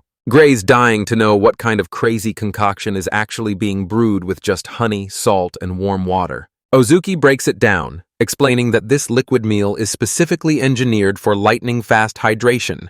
The rest of the squad is still scratching their heads, trying to wrap their brains around how this easy absorption thing even works. Our guy is fighting for his life, trying to explain complex biology to a medieval crowd that thinks he's basically speaking another language. But Asgray steps in, dropping a steady hand on his shoulder to ground him. He's putting his absolute faith in his sensei, ready and waiting for his next command. Dr. Uzuki glances back over his shoulder, a subtle, knowing smirk playing on his lips. He flashes 4 fingers, breaking down the 4 absolute pillars of poison treatment. Kordaru and Svel are absolutely floored, questioning if he's actually got the skills to whip up a cure. But Dr. Uzuki drops a reality check, admitting he's totally out of the supplies needed to whip up a real cure. That news hits the team like a gut punch, instantly crushing their spirits. But Uzuki jumps in right away, telling the crew there's absolutely nothing to sweat. He looks them right in the eye, urging them to put their faith in him and finally start believing in their own strength. The crew hangs on every word as their resolve turns to absolute steel once again. Svel points out that unlike mindless animals, they don't have to just sit there and wait for the end to come. The whole squad is locked in and ready to master whatever insane power they need to keep their home from being wiped off the map. Dr. Uzuki flashes a sharp grin, ready to dive headfirst into his very first lesson. He lays out the brutal survival plan. Stop eating the poison, force it all back up, and then chug charcoal and laxatives. Man, talk about a total nightmare. Gray lays it all out, explaining how they'd been unknowingly scarfing down lethal poison with every single bite of their meal. Kororu scans the humble ingredients spread out before him, sizing up exactly what he has to work with. Uzuki sets the record straight. This isn't some miracle antidote. It's just a way to flush those deadly toxins right out of his system. He scans the room, his eyes falling on row after row of people writhing in pure agony. The entire hall is absolutely drowning in the sound of their agonizing groans. He warns the squad that the poison's true lethal side effects are about to get way worse. He lays it out straight. This first treatment is strictly for those who only have mild symptoms. He literally whips out a full-blown diagram to break down his legendary Isekai sports drink. He puts Kororu and Svel on the job, sending them out to get the cure to all the patients who are currently stable. Now the absolute deadliest nightmares are left entirely to Asgray and Magia. No pressure or anything, right? He lays it out for her. If they're going to save the patients hanging by a thread, he's going to need her to step up. He flashes a quick, reassuring grin to let them know he's got this. The young witch locks in, swearing she's going to pour every ounce of her power into this. He breaks down the master plan, revealing that it all kicks off with a simple distillation pot. With total focus, he meticulously blends the ingredients to craft a life-saving saline solution. Magia unleashes a flash of magic, instantly nuking every single impurity in the blink of an eye. But Asgray drops a grim reality check. The most critical patients are way too far gone to even swallow a single drop. Dr. Uzuki pulls out his absolute last resort, showing off the iconic, deadly duo of a syringe and a needle. This legendary mage is absolutely losing his mind trying to wrap his head around how a simple needle even works. He remembers their own crude attempts at this, and man, they were nothing but painful, high-stakes disasters. Dr. Uzuki breaks down the chilling details of the cut-down procedure, leaving the young witch absolutely paralyzed with horror. Gray questions if that's really the move, but Uzuki's already cooking up a much better plan. He raises the syringe, ready to pull off a move that's light years beyond their comprehension. He drops an explanation so wild it leaves his new students staring at him with their brains completely fried. He turns to Magia and demands a candle, ready to fire up his next round of insane medical wizardry. He wastes no time drawing the saline solution straight into the syringe. He hovers the plastic over the open flame, meticulously stretching it out into a razor-thin tube. Asgray stands there paralyzed, watching in total shock as the plastic turns into a molten mess and starts stretching out. Uzuki admits a legit IV tube would be ideal, but right now they've just got to make this work. He managed to stretch that line to 20 centimeters, but that's the absolute breaking point for this improvised move. He knows this is just a band-aid solution, and he's going to need to hunt down some real gear ASAP. Gray and Magia are left completely helpless, forced to watch as the witch treats his dark work like he's just whipping up a batch of candy. He threads the plastic through the needle with surgical precision, finally rigging up his desperate makeshift IV. Check out this diagram breaking down their makeshift IV line. They're literally bringing a 17th century medical miracle back to life. He breaks down the plan. Jam the needle in deep, then slide it back out with absolute precision. Now his entire life hangs by a single tube, desperately pumping in the fluid he needs to survive. Asgray's jaw hits the floor, absolutely stunned by a sight he never even dreamed was possible. Uzuki explains that this is the only way to rehydrate those on death's door and buy them a few more precious minutes. Both the mage and the witch are left completely jaw-dropped, unable to do anything but stare at his god-tier skills in pure disbelief. But that victory high crashes the second he realizes he's down to his final 2 syringes. He scans the room and realizes there's only one life left hanging by a thread. He flashes a grin at his students, telling them to keep that momentum going. But a chilling noise rings out, stopping him dead in his tracks. Out of nowhere, massive roots explode through the ground, tearing the floorboards to shreds. Dr. Uzuki is left completely speechless, realizing right then and there that medical school definitely didn't have a chapter on this insanity. Out in the streets, pure pandemonium is spreading like wildfire through the entire village. A terrified villager bolts out of the woods, screaming his head off about the trees literally coming to life. Gerald looks like he's absolutely done with everyone's nonsense. It finally hits him. This attack is on a completely different scale than he ever imagined. Total panic breaks out among the villagers as those massive roots start closing in for the kill. Gerald barks out orders, commanding his men to get every last villager to safety. He whips around, staring straight into the heart of the absolute madness. A mysterious figure drops right out of those writhing roots. And that's when the forest finally reveals its secret, a mysterious woman with rabbit ears. She's staring him down with ice in her eyes, and it's dead obvious she's out for blood. Gerald whips out a pair of massive shears, proving he's pulling double duty as both the town's gardener and the captain of the guard. She hits him with a cold warning. Don't you dare draw a blade you aren't ready to master. She flashes a wicked smirk, telling him straight up that she'd really rather not have to break him. The grizzled veteran barks out, demanding to know what she's really after. Without saying a word, she just points him straight toward the makeshift hospital. She holds up that ominous dark seed, swearing she's going to tear their little scheme to pieces. But Gerald drops a bombshell. They were actually rescued by that mysterious dude who came crashing down from the sky. He sees right through her and knows exactly what she's planning to pull. She looks him dead in the eye and confirms it. That's the exact reason she showed up. She pulverizes the seed in her palm, shouting that she won't let a single one of them escape their fate. Gerald's eyes sharpen into cold slits as his patience finally hits its absolute breaking point. He rockets forward and craters the earth with a devastating strike. But psych! That entire strike was actually just a massive fake-out. She's left standing there in total shock, wondering how on earth he managed to dodge her like that. He blasts past her in a total blur, screaming at the top of his lungs about crushing the demon tribe. He declares that if he's gonna win, he has to stop seeing her as a human and start treating her like a beast that needs to be put down. He vaults into the sky and slams his shears down, hacking right through that massive root. She's forced to admit it. This kid is a total powerhouse with speed that makes no sense for his age. She just flashes a smug grin, dead certain that she's still completely out of his reach. Gerald's fighting for his life, desperately hacking at the vines to slash his way free. But her eyes snap wide as she senses a massive, eerie power suddenly surging through the air. She knows that once the smoke starts choking you, even the baddest warriors will feel their spirit start to break. Gerald roars right back, swearing he's gonna incinerate her and that demon sword into a pile of ash. Looks like the old man's still got a few lethal tricks up his sleeve. He explodes into a blazing inferno, swinging those shears with a terrifying new level of power. She's frozen in pure shock, watching helplessly as his strike hurtles right for her. He slams those shears down, and for a second, it looks like he's finally got her trapped in his clutches. But in that exact moment, the air around them is suddenly swarming with tiny, flying projectiles. He's left totally baffled when he realizes that not a single one of them is actually aiming at him. She flashes a wicked smirk, mocking him by saying he's just as doomed as the fallen lord himself. Or he's about to put them in their place when suddenly, this eerie, skin-crawling sensation hits him out of nowhere. He glances down only to find her hand pressed right against his chest. That's when it hits him. He's walked straight into a massive trap, completely tangled in a sea of razor-sharp threads. She boasts that her wood fibers are tougher than solid iron, making escape a total pipe dream. Safe to say his little gardening shears aren't gonna do squat.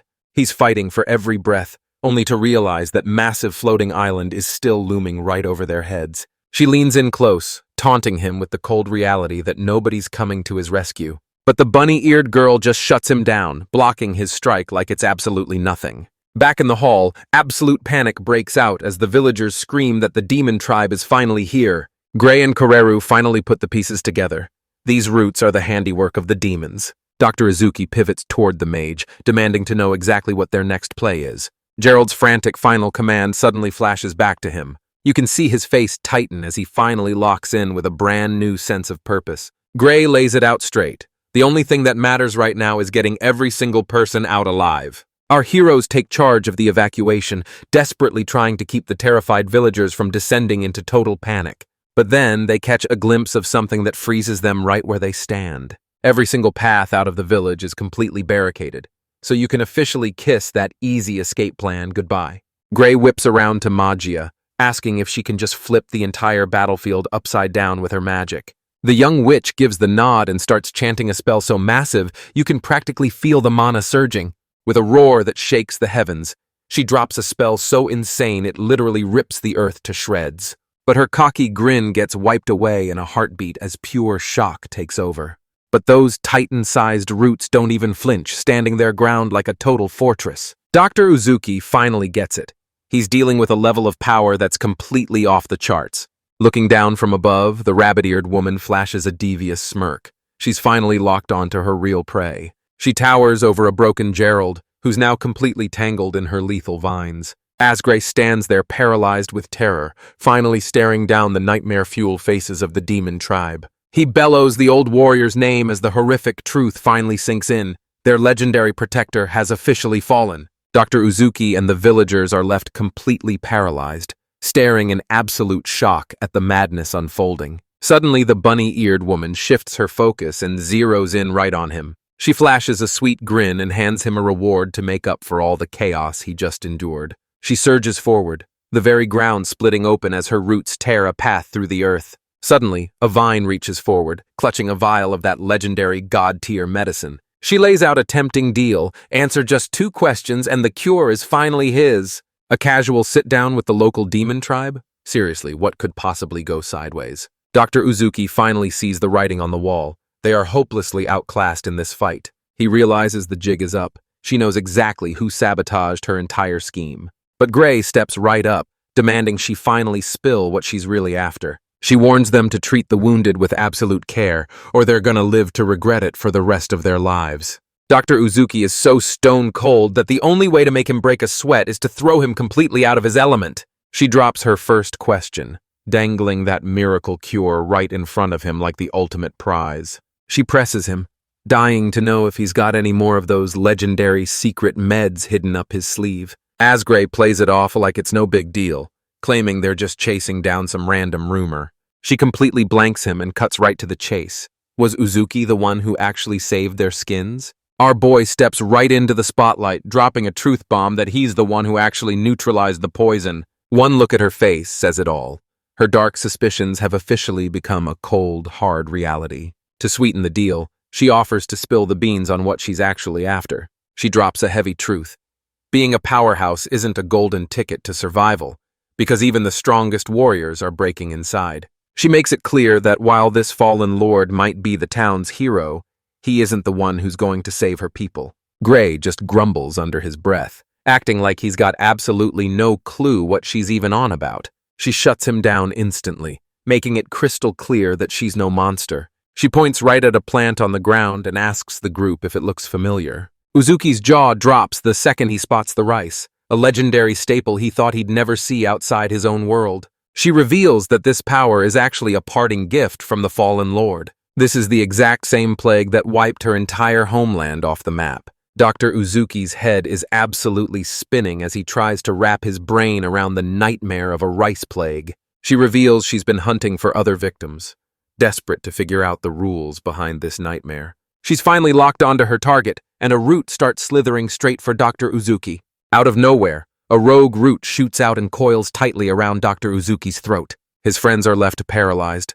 screaming his name in absolute terror. She finally lets him go, tosses him the miracle cure, and even offers to hand Gerald back. She snags Uzuki with a vine and starts hauling him away, telling him they've got to move right now. She downs the meds like it's no big deal, casually admitting she has absolutely no clue what they're even supposed to do. Uzuki completely ignores the fact that he's a prisoner, desperately begging to check if the fallen warrior is still breathing.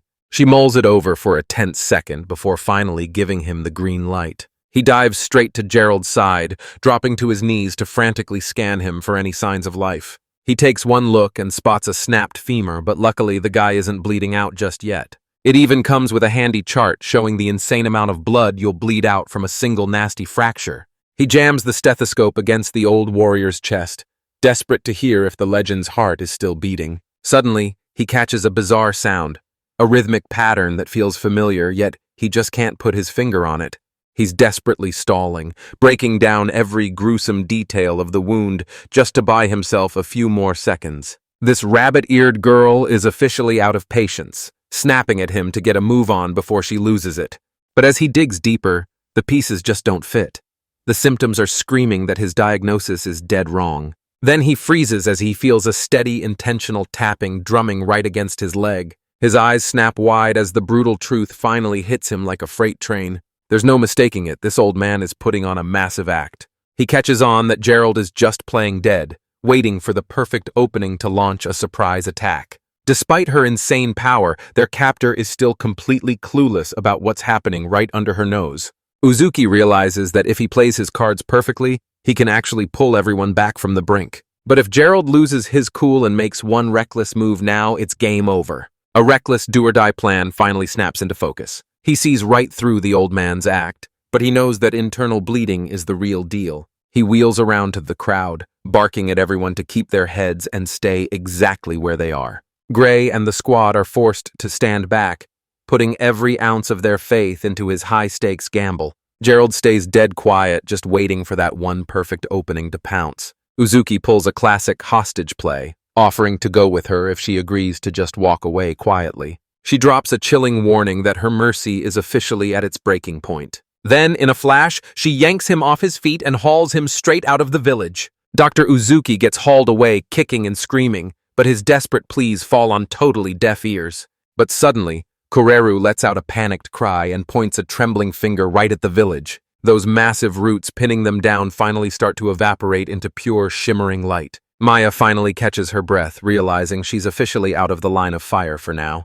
But man, the price for that victory was absolutely soul-crushing. Their brand new doctor just laid everything on the line and made the ultimate sacrifice. All Gray can do is stand there, his blood boiling with absolute fury. He whips around, ready to hunt them down all on his own. His friends scream for him to hold up, but he's already vanished into thin air. Gerald finally sits bolt upright, dropping the act now that the charade is over. Gerald leaps back to his feet, grinning as he explains that playing dead is the oldest trick in the book. He finally fesses up that he was banking on them to figure it out, admitting that Dr. Uzuki saw right through his little charade from the very start. The realization hit him like a ton of bricks.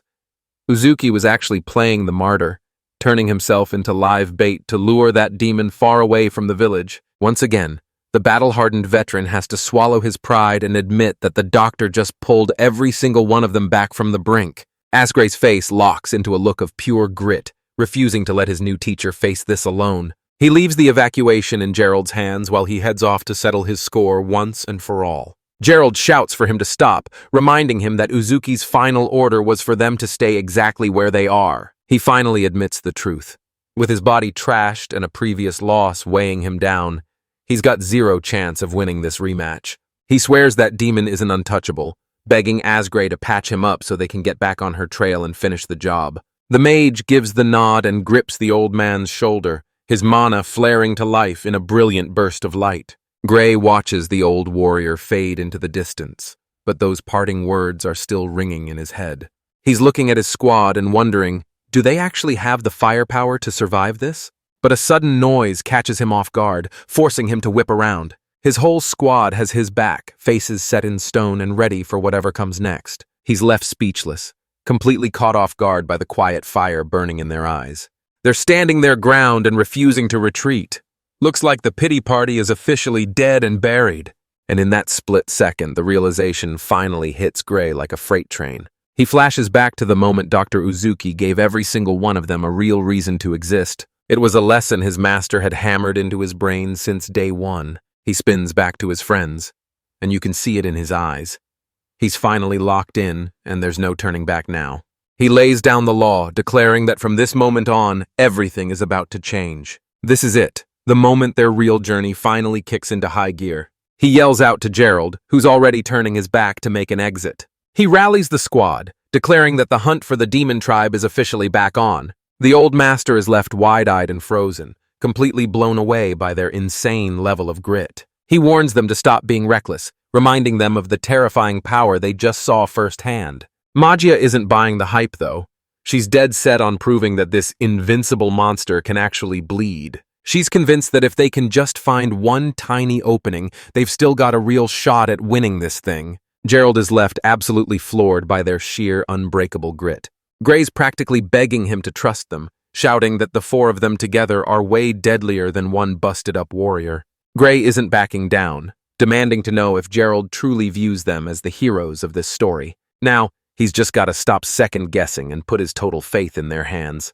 The grizzled veteran isn't buying it for a second, demanding to know if they actually have a strategy, or if they're just winging it. Gray reveals he's been keeping a hawk eye on Dr. Uzuki's every move. Gerald hangs on every word, racking his brain to figure out what his real angle is.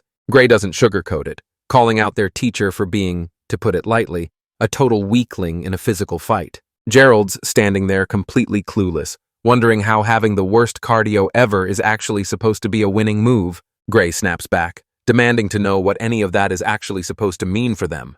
But right then, the gears finally start turning as everything clicks for Gerald. Asgray flashes a knowing smirk, seeing the exact moment the old warrior finally puts the pieces together. Svel and Kororu waste no time, quickly hammering out their master plan. Gerald leans in, realizing there's actually a method to this absolute madness. Asgray steps up and asks to borrow the legendary demon sword, swearing they've got what it takes to handle its insane power. The grizzled veteran freezes, haunted by the memory of the absolute disaster that was his last attempt to train them. But Asgray isn't flinching. His face is locked in with nothing but pure, cold-blooded resolve. Gerald finally gives in, his expression twisting with pure, undeniable worry. He thrusts the legendary blade into Magia's hands, dropping a heavy warning that this thing is a total beast that won't be easily tamed. The young witch snatches up the weapon, fire in her eyes as she prepares to show everyone she's the real deal. Gerald lays it all out, giving Svel and Kororu their final marching orders before the big showdown. He shoots a look at Asgray, knowing the mage is already one step ahead and ready to play his part. He turns to Asgray and drops one final heavy command: keep everyone safe no matter what. He warns them it's a total suicide mission, but the squad doesn't even blink before diving right in. Gerald barks at them to book it straight for the trade city the second they find a way out. The mage just gives a firm nod, his resolve locked in and absolutely unbreakable. With their mission locked in, the squad wastes no time and charges out to rescue their doctor. Meanwhile, our boy is catching a massive L and looking anything but heroic. His captor actually tries to play it off, apologizing for losing his cool and nearly ending his life. You know, just your typical, totally normal behavior. She's turning beet red, looking totally mortified that she just lost her cool and snapped. Uzuki hurls the vine her way, coming clean that the whole miracle cure was nothing but a massive bluff. He stares at the vial, his mind racing back to the moment she started grilling him about his home and his medicine. She looks him dead in the eye, desperate to know if he's actually been hunting for a cure to save her people. He thrashes against the constricting vines, desperate to finally demand some answers of his own. She stares up at the clouds, wondering what kind of monster this fallen lord actually is. Uzuki drops the act and admits he's totally clueless, calling himself a man who's completely lost his way. She's not buying it for a second, instantly realizing he's just a puppet on someone else's strings. He's dying to know who's actually pulling the strings behind that shady organization she answers to. She jerks his leash, barking at him to pick up the pace, so much for keeping things civil. He's desperately trying to explain that he was actually yanked into this place from a whole different world. The second she hears the word teleportation, her interest levels absolutely skyrocket. She's not buying his story for a second, though, and gives him another aggressive yank. She breaks it down, explaining that this place is actually a dumping ground for things falling from other worlds. Dr. Uzuki doesn't even flinch at that revelation, looking like he expected it all along. Honestly, this clicks everything into place, dragging his mind right back to the robed man's cryptic talk about those fragments. His captor is completely thrown off because he's acting like he saw this coming a mile away. But her train of thought is slammed to a halt by a sudden jarring noise. An arrow screams past her face, missing her by a literal fraction of an inch. Dr. Uzuki is left completely paralyzed, his jaw hitting the floor in total disbelief. She whips around, realizing she's got a tail. Looks like she's a total amateur at this kidnapping game. Uzuki's eyes widen as he recognizes that arrow. It's the signature weapon of Querteru. The beast girl drops into a fighting stance, screaming a fierce challenge right at her attacker. Dr. Uzuki is absolutely spiraling, and his face is twisted into a look of pure, unadulterated terror. He hurls himself forward, snatching his captor to shut her down right then and there. But she's way too fast, summoning a massive root to swat that attack right out of the air. The crushing realization hits him. He was just a split second too slow to stop the clash. He pulls her close, desperately acting as a human shield to protect her from his very own crew. But right then, 2 more projectiles come screaming out of the tree line. It finally hits her. She's totally stuck now that he's death-gripping her for dear life.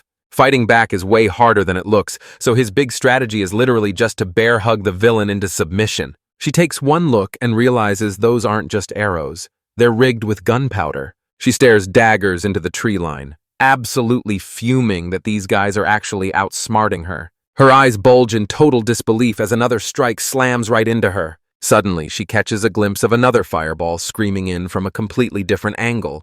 He doesn't even break a sweat, just casually smacking it out of the air like it's a total joke. She whips around and spots her whole crew finally pulling up to the scene. Gray and Magia lock in, gripping that wicked demon sword as they prepare to unleash chaos. Uzuki's jaw drops in pure terror as he realizes they've actually tracked him down.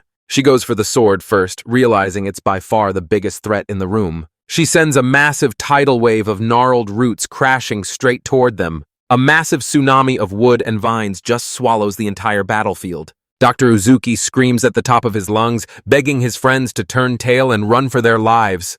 But Asgray just flashes a wicked grin, asking who the hell said anything about running away. Dr. Uzuki is left frozen in his tracks, staring in total disbelief at this sudden explosion of confidence. The mage springs into motion, narrowly weaving through those gargantuan, lashing roots. He boldly declares that his skills in battle completely put his healing abilities to shame. The bunny girl's eyes practically bulge out of her head in pure, unscripted shock. He roars for Magia to lock in, telling her she's just gotta trust him. At this point, Dr. Uzuki is still nothing more than a hostage who's completely lost in the sauce. The young witch lets it rip, blasting a massive wave of fire straight from that demon sword. A wall of fire surges across the battlefield, hungrily devouring every root in its path. But their captor doesn't even flinch, tanking that massive strike like it was absolutely nothing. But right out of the heart of that blazing hell, Svela walks out without a single scratch on her. That rabbit-eared girl is left wide-eyed, her smug confidence finally starting to shatter. He rockets forward, winding up a massive fist and aiming it right at her head. Dr. Uzuki lets out a desperate scream as she watches the entire situation spiral into pure madness. But she makes it look like child's play, effortlessly vaulting back to a safe distance. She sticks the landing effortlessly, looking way more irritated than actually intimidated. Uzuki stands there frozen in total shock, realizing she didn't take a single scratch from that hit. Gray clenches his fist in respect, giving Svel some serious props for a job well done. He roars that the enemy is wide open, screaming for Magia to deliver the finishing blow. The captor's eyes narrow as the realization finally hits. He's just figured out their real master plan. Maya screams at the top of her lungs, refusing to let her enemy escape without a fight. She's dumping every single drop of her magic into that demon sword, betting everything on this one strike. He lets loose a massive, chaotic surge of raw power that absolutely levels everything. The beast girl's eyes bulge in pure shock as a mysterious mark suddenly crawls across her cheek. Major is desperately wrestling with the blade's raw energy, barely keeping its massive power from spiraling out of control. The explosion rips right through the forest, unleashing a wild, chaotic wave of pure destruction. Their captor is left frozen in shock, his jaw hitting the floor as he witnesses that insane surge of power. A massive explosion tears through the clearing, spiraling into total unbridled chaos. Uzuki hauls absolute tail the second he realizes his buddy's grand plan completely forgot to account for friendly fire. Suddenly it hits him. He's seconds away from being swallowed whole by the raging inferno. But right as the blast is about to connect, Sveld lunges forward, using his own body as a human shield. Without warning, a massive wall of white light erupts and swallows the entire world whole. Svel lets out a ragged groan, somehow still standing after taking that entire explosion straight to the face. He slings Uzuki over his shoulder without a moment's hesitation and absolutely books it. Dr. Uzuki is absolutely floored, watching in pure disbelief as they put their entire lives on the line just to save him. Svel keeps it real. Uzuki saved their skins, so now it's only right they pay him back in full. Our boy is straight up tearing up, whispering a shaky thank you to the new crew that finally has his back.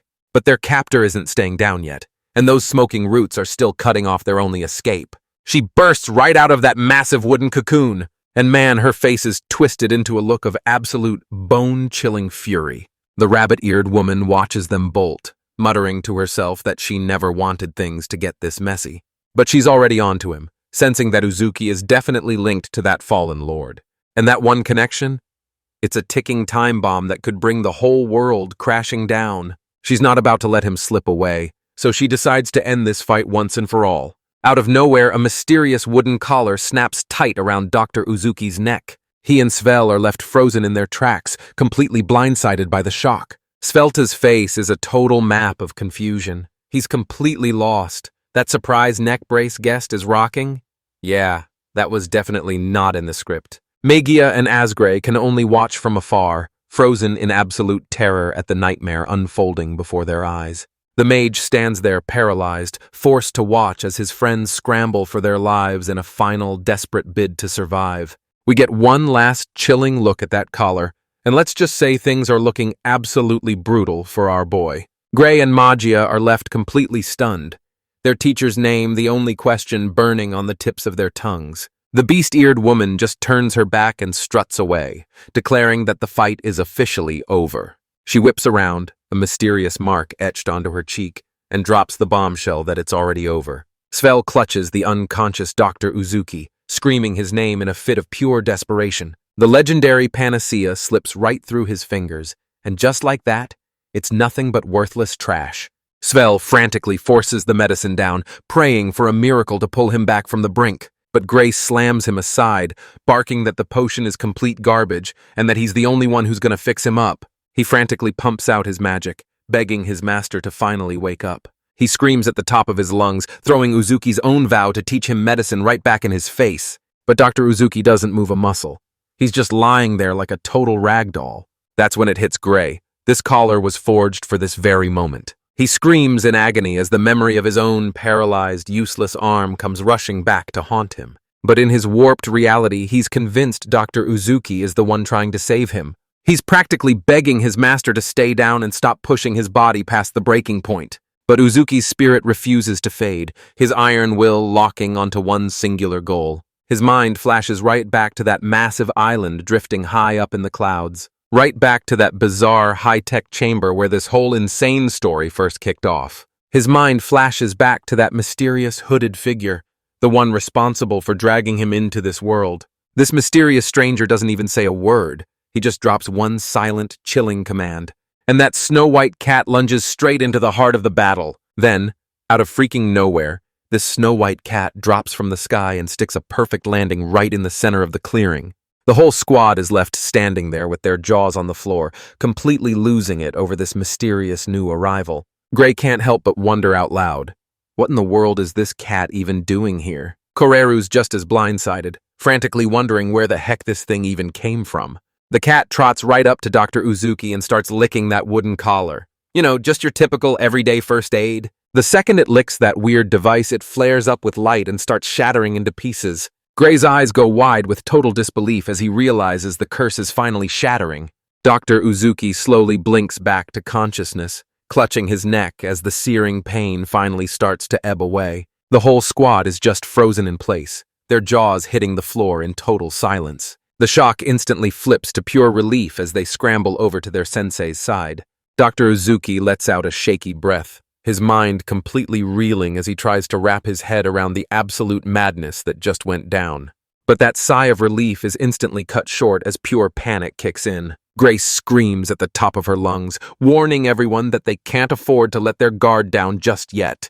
The rabbit-eared girl skids to a halt, casting a sharp look back over her shoulder. She's left completely baffled, wondering what kind of mysterious creature that cat actually was. That mysterious cat just struts right up to her, completely blanking Asgray like he doesn't even exist. Then it straight up melts into the earth like a living shadow. Dr. Uzuki and Svel are left completely frozen, their jaws hitting the floor in absolute shock. Even their captor is left standing there with his jaw on the floor, staring at the empty air where it just blinked out of existence. And honestly, that's her signal to get the heck out of there.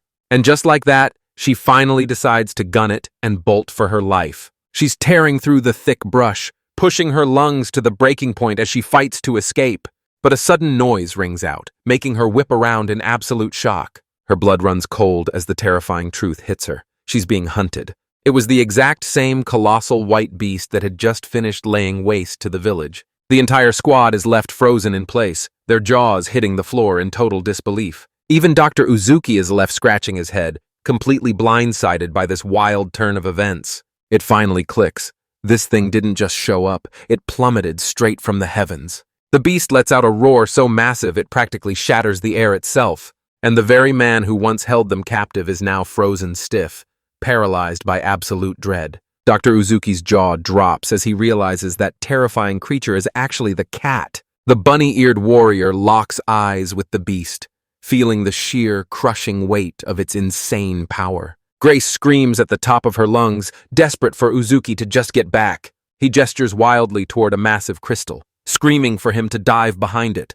But their old captor is one step ahead, ready to strike first and show them absolutely zero mercy. The massive white beast lunges forward, its strike becoming a total blur of pure speed. The beast slams its gargantuan paw down with bone-shattering power, but she catches that massive strike with just one hand. Talk about some serious gains. That massive impact sends the beast hurtling backward like a total ragdoll. Its eyes bulge in absolute shock after getting completely rocked by that massive counter. But then it hits her. That wasn't a counterattack, the beast actually retreated on its own. That beast gets launched backward by the sheer, overwhelming power of her block. But that was just a massive fake-out. and he's already lunging back in to close the distance. The impact hammers into her, cratering her straight into the dirt. Her jaw literally hits the floor as she stares back in total, mind-blowing shock. She scrambles back to her feet, looking totally shaken by how fast the tables just turned. But that beast just won't let up, relentlessly battering her with one strike after another. She's finally been brought to her knees, and her massive ego is absolutely smashed to pieces. The crew watches from the shadows, paralyzed as the beast roars in total triumph. The beast shoots them one final chilling look, as if it knows exactly what's about to go down. Asgray stands there completely shell-shocked, wondering if this monster just single-handedly saved every last one of them. Gray reveals that the second he arrived, he actually spotted a massive, hulking version of that same cat. He starts to wonder, is this beast actually Uzuki's personal guardian instead of his enemy? The monster who kept them in chains is finally face down in the dirt, completely broken. But Asgray's expression? Yeah, he's looking straight up cold-blooded right now. He whips out a dagger and declares it's game over, because apparently that whole do no harm rule doesn't apply to mages. But Dr. Uzuki lunges forward, desperately screaming for him to stop right there. Asgray drops a heavy reality check, reminding him she's a dead demon and asking if he's truly ready to risk everything to protect her. Uzuki freezes, his mind racing as he tries to figure out if he can actually pass this off as self-defense. She looks up, a desperate idea sparking. Maybe she can actually talk her way out of this nightmare. But Uzuki's focus snaps away the second he senses a chilling presence lurking right behind them. He's doubling down, swearing that taking her life is the absolute worst move they could make. Asgray shuts him down instantly, calling him a complete fool and tearing his pathetic logic to pieces. He demands to know what the plan is once her squad finally shows up for some cold-blooded revenge. That one question hits the mage like a ton of bricks, leaving him absolutely dead silent. Uzuki drops a cold reality check. Surviving this fight is no guarantee they'll make it through the next one. He forces Asgray to face the brutal reality of the impossible odds stacked against his suicide mission. The mage stands there stunned as his own logic is flipped and used to back him into a corner. Uzuki drops a reality check, reminding him that his friends have always been his #1 priority.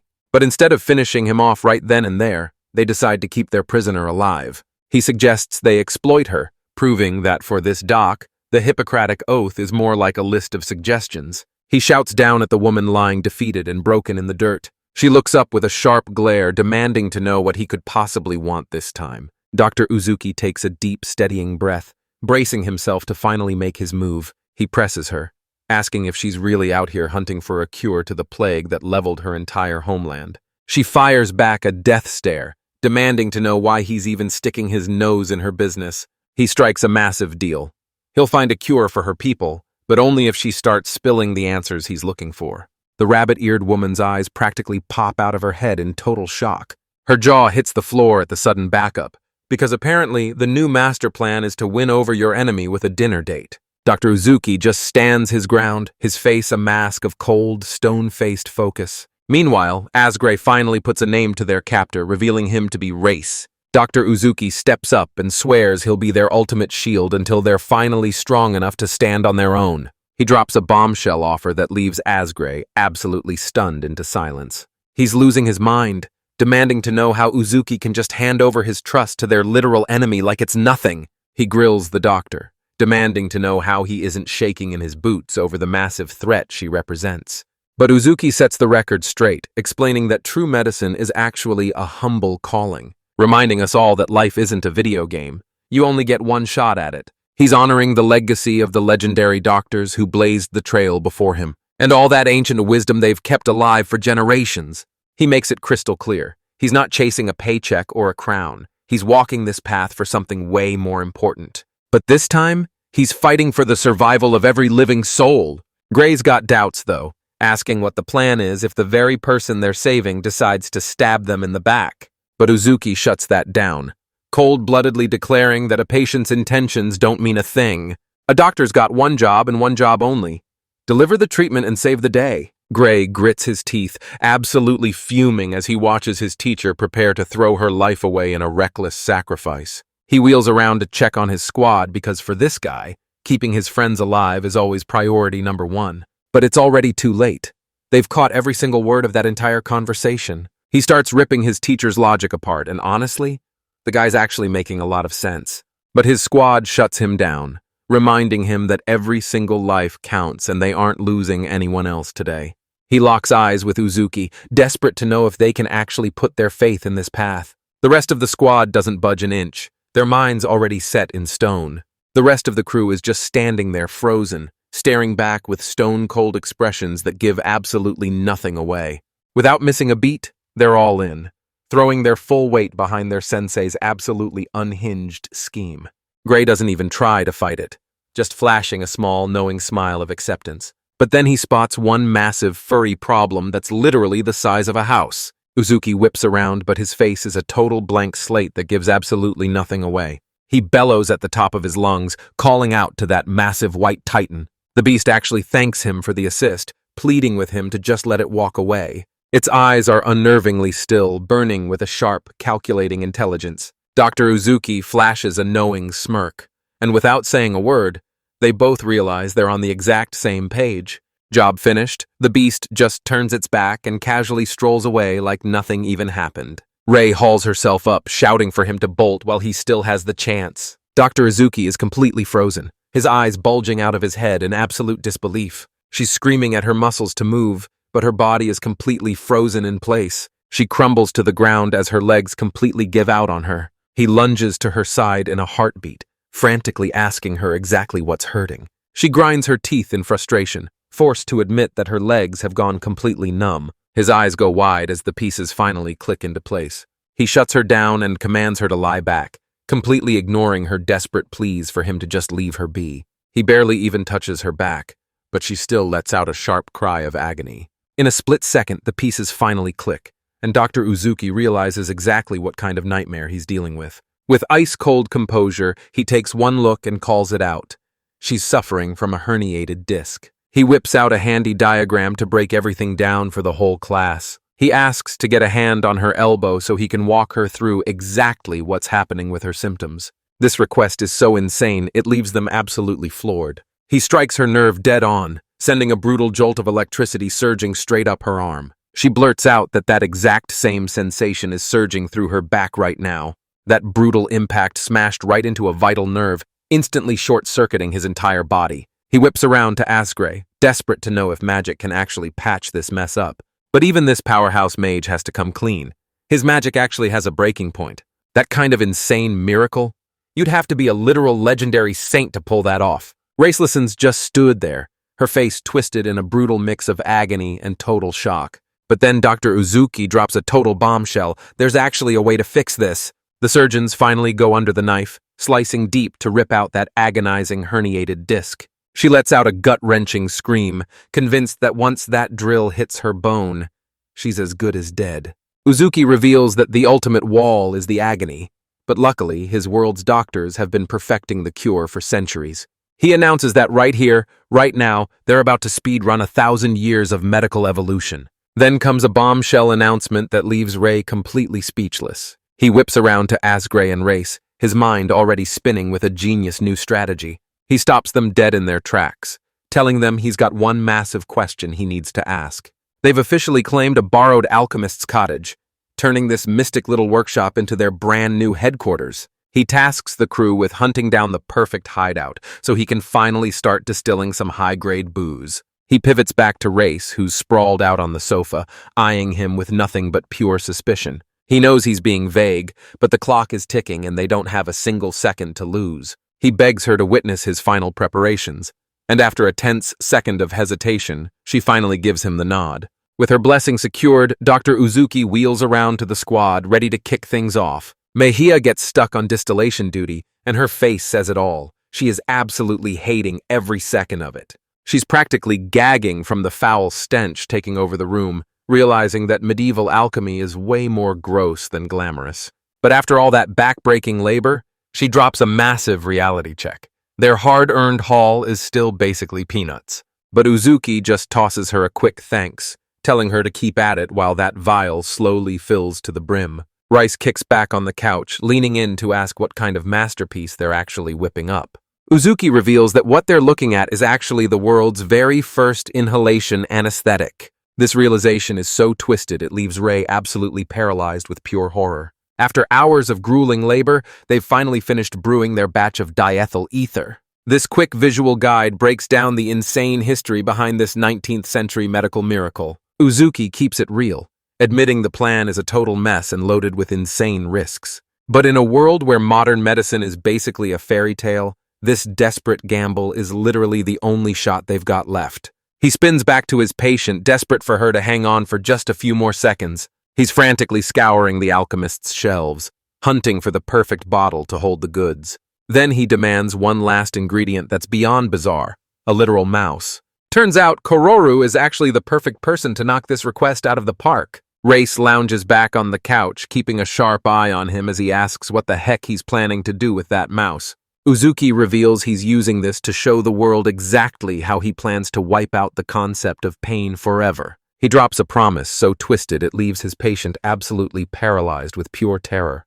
He douses a rag in the fresh ether and drops it into the jar with their tiny, terrified volunteer, and after a brief, frantic struggle, the little guy starts wobbling around until the fumes finally knock him out cold. Race panics, asking if it's finally dead, but Uzuki stays ice cold, explaining that the anesthetic has already done its job. He makes it clear that this isn't some poison. It's going to completely shut down his nerves so he won't feel a single thing. He grabs a pair of tweezers and clamps down on the mouse's skin. Race is absolutely floored, his eyes wide with pure disbelief. This pint-sized beast doesn't even bat an eye. The rest of the crew is just standing there frozen, staring in total shock as they wonder why this thing isn't opening its eyes. Dr. Uzuki promises it's as simple as drifting off to sleep, and by the time she opens her eyes, the whole treatment will be finished. Asgray's jaw hits the floor as he admits he's never even heard of a medicine like this before. To everyone else, this stuff is a straight-up miracle, a divine medicine sent down from the gods themselves. Mizuki just flashes a knowing grin, admitting he'd be just as stunned if he were staring at tech from 1,000 years in the future. Race is sweating bullets as the crushing weight of this impossible choice finally starts to sink in. Meanwhile, their fluffy little volunteer is dead to the world, totally oblivious to the absolute chaos breaking out. Gray begs him to save the little mouse, and Dr. Uzuki actually gives him the green light. He gently sets the little guy down on the table, treating it like it's made of pure glass. Right on cue, the anesthesia wears off and the mouse suddenly jolts wide awake. Uzuki gives the little guy a quick shout-out for the assist before finally letting him run free. The crew is left speechless, staring in total shock at the fact that it doesn't have a single scratch on it. He wheels back toward the Race, shouting over his shoulder to see if she's finally ready to put her faith in him. She finally admits that his skills are way more insane than any legend she's ever heard. Asgray just watches the whole thing go down with a stone-cold poker face, giving absolutely nothing away. He suddenly lunges forward, barking at Uzuki to stay put. He shoves a contract in their faces and demands they sign first, because clearly nothing screams, "I trust you," like a stack of legal paperwork. Rice breaks down the terms of the deal, explaining exactly what happens if they manage to grant her wish. "I'm standing as their shield, but if they slip up, that void is going to rip their hearts wide open." Gray makes it crystal clear that this isn't just a figure of speech. It's a literal magical contract. And trust me, there are absolutely no loopholes in this deal. Uzuki immediately pushes back, shouting that these terms are nothing short of a suicide mission. But Gray lays it out straight. This is her one true shot at redemption. Dr. Uzuki is left totally speechless, forced to listen as he realizes he's way out of his league. Ray mulls over the proposal, a sharp, knowing smirk creeping across his face. Asgray drops the cold, hard truth. They're all putting their lives on the line for this one massive gamble. She gnaws on her thumb, forced to admit she's getting absolutely played, and he's about to seal the deal with a signature written in blood. She actually bites the bullet and agrees, deciding to play along with this shady deal from the absolute scumbag who suggested it. Dr. Uzuki realizes that when you're dealing with former enemies, a simple pinky swear isn't going to keep anyone in line. Gray locks in the deal, swearing he's going to see this thing through to the very end. He grips the contract tight, his face locked in a look of pure determination. The paper erupts into a blaze, officially locking them into this insane magical contract. Gray quickly explains it's just a magic item, telling his teacher to snap out of it and get back to the treatment. With the red tape finally cleared, Uzuki wastes no time ordering everyone to start boiling every single scrap of fabric they can find. Asgray's eyes light up as he locks onto the absolute perfect tool for the job. This massive, over-the-top pot looks way too high-end just to be boiling some dirty old rags. Svel wastes zero time and gets straight to work filling that massive vessel to the brim. Asgray starts losing it, ranting about how boiling every single item is a total soul-crushing chore. The girls waste no time and start hurling those cloths right into the massive pot. Forget waiting around. Asgray just blasts the water with his magic to get it boiling in an instant. Dr. Uzuki stands back and watches as the mage steps in to take over the sterilization duty. The water flash boils in a heartbeat. Honestly, magic is the ultimate cheat code for getting things done fast. Gray breaks it down for us. This pot is actually a specialized magic item built exactly for this one job. Uzuki asks what's left on the checklist, only to be told he needs to get to work sterilizing his own toolbox. He hands the reins over to Asgray, putting total faith in his new student to handle the final preparations. He charges back into the heat of the race, letting her know that the stage is finally set. He flashes 2 fingers, letting them know they've only got a couple more tasks to knock out before the job is done. He lays out the plan. Step 1 is hunting down the exact spot where the damage is hiding. He cooks up a scheme so twisted it leaves his patient paralyzed with absolute terror. He kicks things off by putting her reflexes to the test with a quick tap to the knee. He snaps down to check her ankle reflexes before finishing the exam with a quick test of her foot muscles. With the exam finally wrapped up, he busts out his next wild teaching tool, a full-sized skeleton. He plants the model right beside her, because apparently, he has zero clue how massive the creep factor is right now.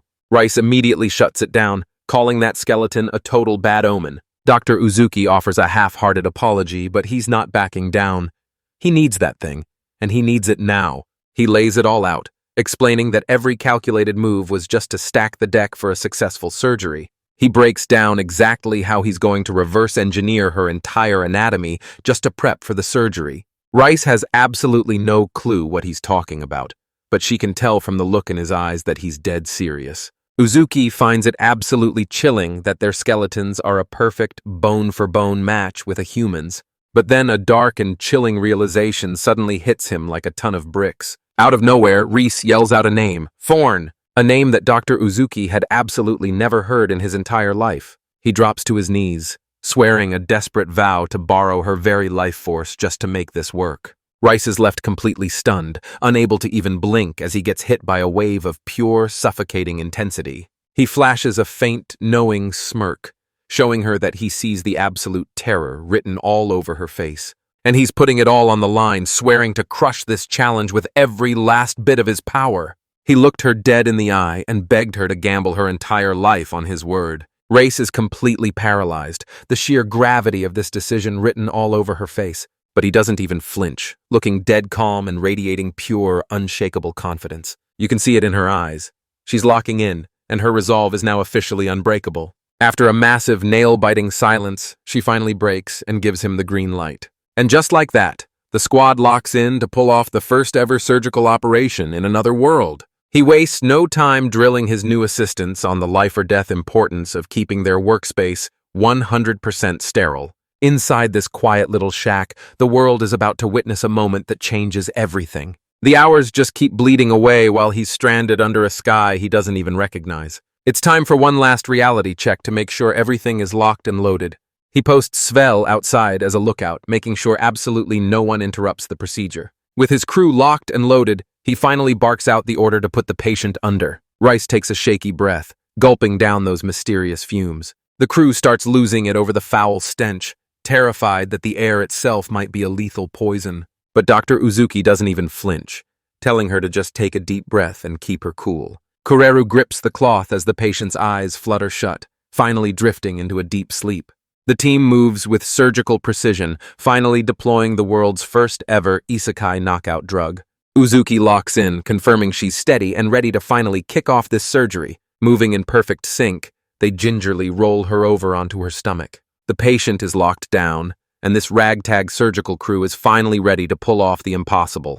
Dr. Uzuki gathers his crew for one last briefing, laying out the final orders before the real mission begins. He barked at them to watch that guy's breathing like a hawk, making sure they didn't miss a single gasp. He's counting on them to be his ultimate scouts and track every single move during this risky procedure. The girls are just frozen there watching. And man, the tension in the room is getting so thick you could literally cut it with a knife. Check out this diagram of their 19th century knockout method. It's simple, it works, and you just know it smells absolutely foul. Gray watches his teacher like a hawk, his own nerves absolutely fried from the pressure. Uzuki steps in to calm the chaos, reminding the group that Asgray's magic is the secret weapon they absolutely need to win. But look at those mages. Their eyes are bulging with absolute heart-stopping dread. He flips the script, pointing out that he's perfectly still. It's actually his teacher's hand that's shaking with fear. Uzuki admits he's actually feeling the pressure, especially since his arm was a total dead weight until just a few moments ago. He's got the textbook knowledge down, but here's the catch. He's never actually led a surgery in his life. Asgray's jaw hits the floor as he's left reeling from that massive confession. He warns him that if Uzuki's hand slips even a fraction of an inch, he's going to slice right through a vital nerve. One wrong move and Race is looking at a lifetime of total paralysis. Uzuki hangs on every word, realizing the mage is voicing the exact same terrors that haunt his own soul. Asgray cracks a small smile, admitting he's a lot less stressed now that he knows his teacher is just as rattled as he is. He relates it back to his own life on the edge, knowing that one tiny mistake is all it takes to get his friends killed. He finally spots the connection. His own mission is a mirror image of Uzuki's desperate fight to become a doctor with only one working arm. That's when it finally clicks. They're actually two sides of the exact same coin. And if that's the reality, he declares that their next move is staring them right in the face. Gray's words hit home hard, sparking a fire in Uzuki as he declares it's finally time for them both to stop pretending and become the real deal. The mage is completely paralyzed, and you can see the pure, unadulterated terror written all over his face. But Dr. Uzuki just cracks a confident little smirk, like he's already 3 steps ahead of everyone. Right then, Asgray's hesitation evaporates as he finally locks in with total determination. They solidify their bond with a single fist bump. Master and student finally ready to take on the entire world together.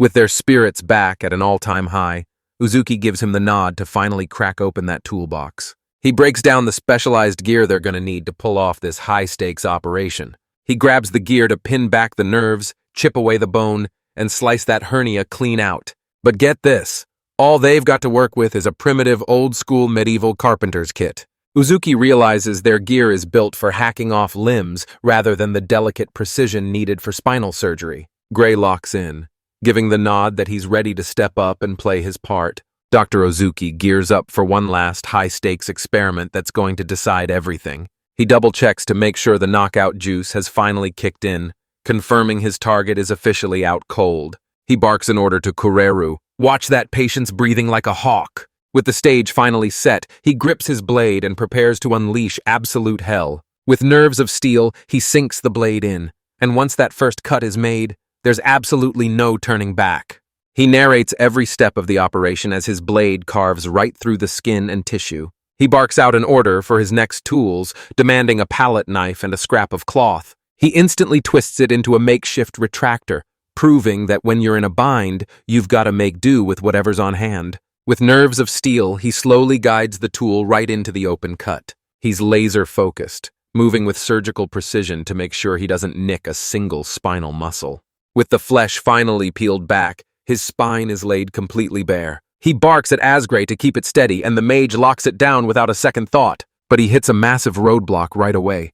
There's just way too much blood pouring out. He's totally fed up, wishing he had some modern-day tech to help him clear out this mess. He shouts for the next set of tools, ready to clear that bone right out of his path.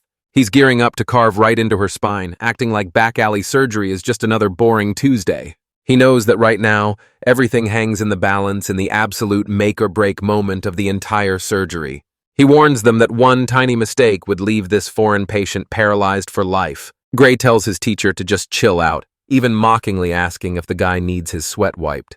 Uzuki reaches out his hand, his eyes locked onto the patient with razor-sharp intensity. He tells Asgray to shake off the nerves and just put his absolute faith in him. He white-knuckles that jagged scrap, his eyes burning with a resolve that says he's ready to risk it all.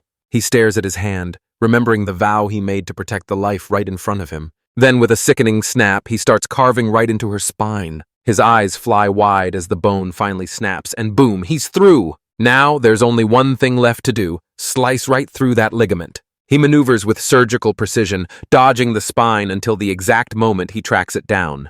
With his target dead ahead, he's locking in to finally rip that hernia out. He meticulously pulls out the root of the chaos with surgical precision. Gray's forced to watch from the sidelines, completely paralyzed as the shock of it all steals the breath right out of his lungs. He questions if that's seriously all there is, and Uzuki just gives him a stone-cold confirmation. This microscopic sliver was the source of all her agony, and Dr. Uzuki holds it high, exposing the hernia that started this whole nightmare. Gray's jaw hits the floor as he realizes just how much destruction that tiny little thing actually unleashed. With the heavy lifting finally out of the way, Uzuki calls it a wrap and starts closing up shop. Gray's jaw hits the floor as he realizes his master used her sheer brilliance to sniff out the source of the chaos. Then, he put his insane skills to work, carving it out with the precision of a master surgeon. It finally hits him like a ton of bricks. This is the sheer power of a real doctor. It finally clicks for Gray. This is what being a true doctor is all about. Dr. Uzuki gives him the word the second those stitches are finally in place. Askri's ready to end this whole fight with one massive surge of his magic. A faint light pulses over the cut, and just like that, the wound zips shut like it was never even there. Running on absolute fumes, the team can only stand back and watch now that their grueling mission is finally over. Dr. Uzuki lets out a massive, bone-tired sigh, looking like he's carrying the weight of the world. He finally calls it. The surgery is officially a wrap. The chaos finally dies down, leaving a heavy, breathless silence as the reality of their win sinks in. Suddenly, Spell bursts back onto the scene, practically begging to know if the nightmare is finally over. He looks over at the patient, asking the million-dollar question, is she actually healed? Dr. Uzuki breaks the news that the operation was a total technical success. Spell's jaw hits the floor, completely shocked she's even able to budge an inch. He looks his sensei in the eye and tells him that he finally saved a life with his very own hands. Gray, meanwhile, is running on pure fumes and looks like he's 1 second away from blacking out. But Dr. Uzuki is left completely paralyzed, unable to tear his eyes away from his own hands. He stares down at his right hand, the same one that used to be nothing but dead weight. A subtle grin creeps across his face as that spark of being a true doctor finally returns, while their patient kin remain tucked away in a deep, quiet slumber. With the rest of the squad completely wiped out, they finally collapse into the deep sleep they desperately needed. But in his head, Uzuki is suddenly yanked back to a different hospital room, staring down a completely different patient. He's keeping a close watch, knowing this one surgery is about to flip her entire world upside down. He's freaking out, realizing their DIY anesthetic is so strong it'll take hours for them to finally wake up. But he knows standard supplies won't cut it. They're gonna need high-grade meds and serious gear if she's ever gonna bounce back. Just then, the fog finally starts to lift as Race claws his way back to reality. Suddenly, she's pulled right back into a memory from a lifetime ago. Memories of her homeland come rushing back. A quiet, humble village tucked deep within the mountains. A place she used to write off as a total snooze fest where absolutely nothing ever happened. But honestly, it was a total paradise living in peace right alongside her own kind. Every memory of her friends and family comes rushing back, hitting her like a total freight train. And it finally hits her. That simple, quiet life was actually the happiest she'd ever been. She can still picture the day they carved that massive new road straight into the heart of the city. A fresh wave of settlers rolled into the village, absolutely itching to get their hands dirty and start working the fields. They completely overhauled their old land, turning every inch of it into massive rice paddies. For a while, everyone was dead certain this golden age would never end. But right then, the entire vibe completely flipped. One simple question suddenly shattered the silence of the peaceful village. Suddenly, a bizarre sickness started spreading like wildfire, and nobody, not even the best doctors, had a clue how to stop it.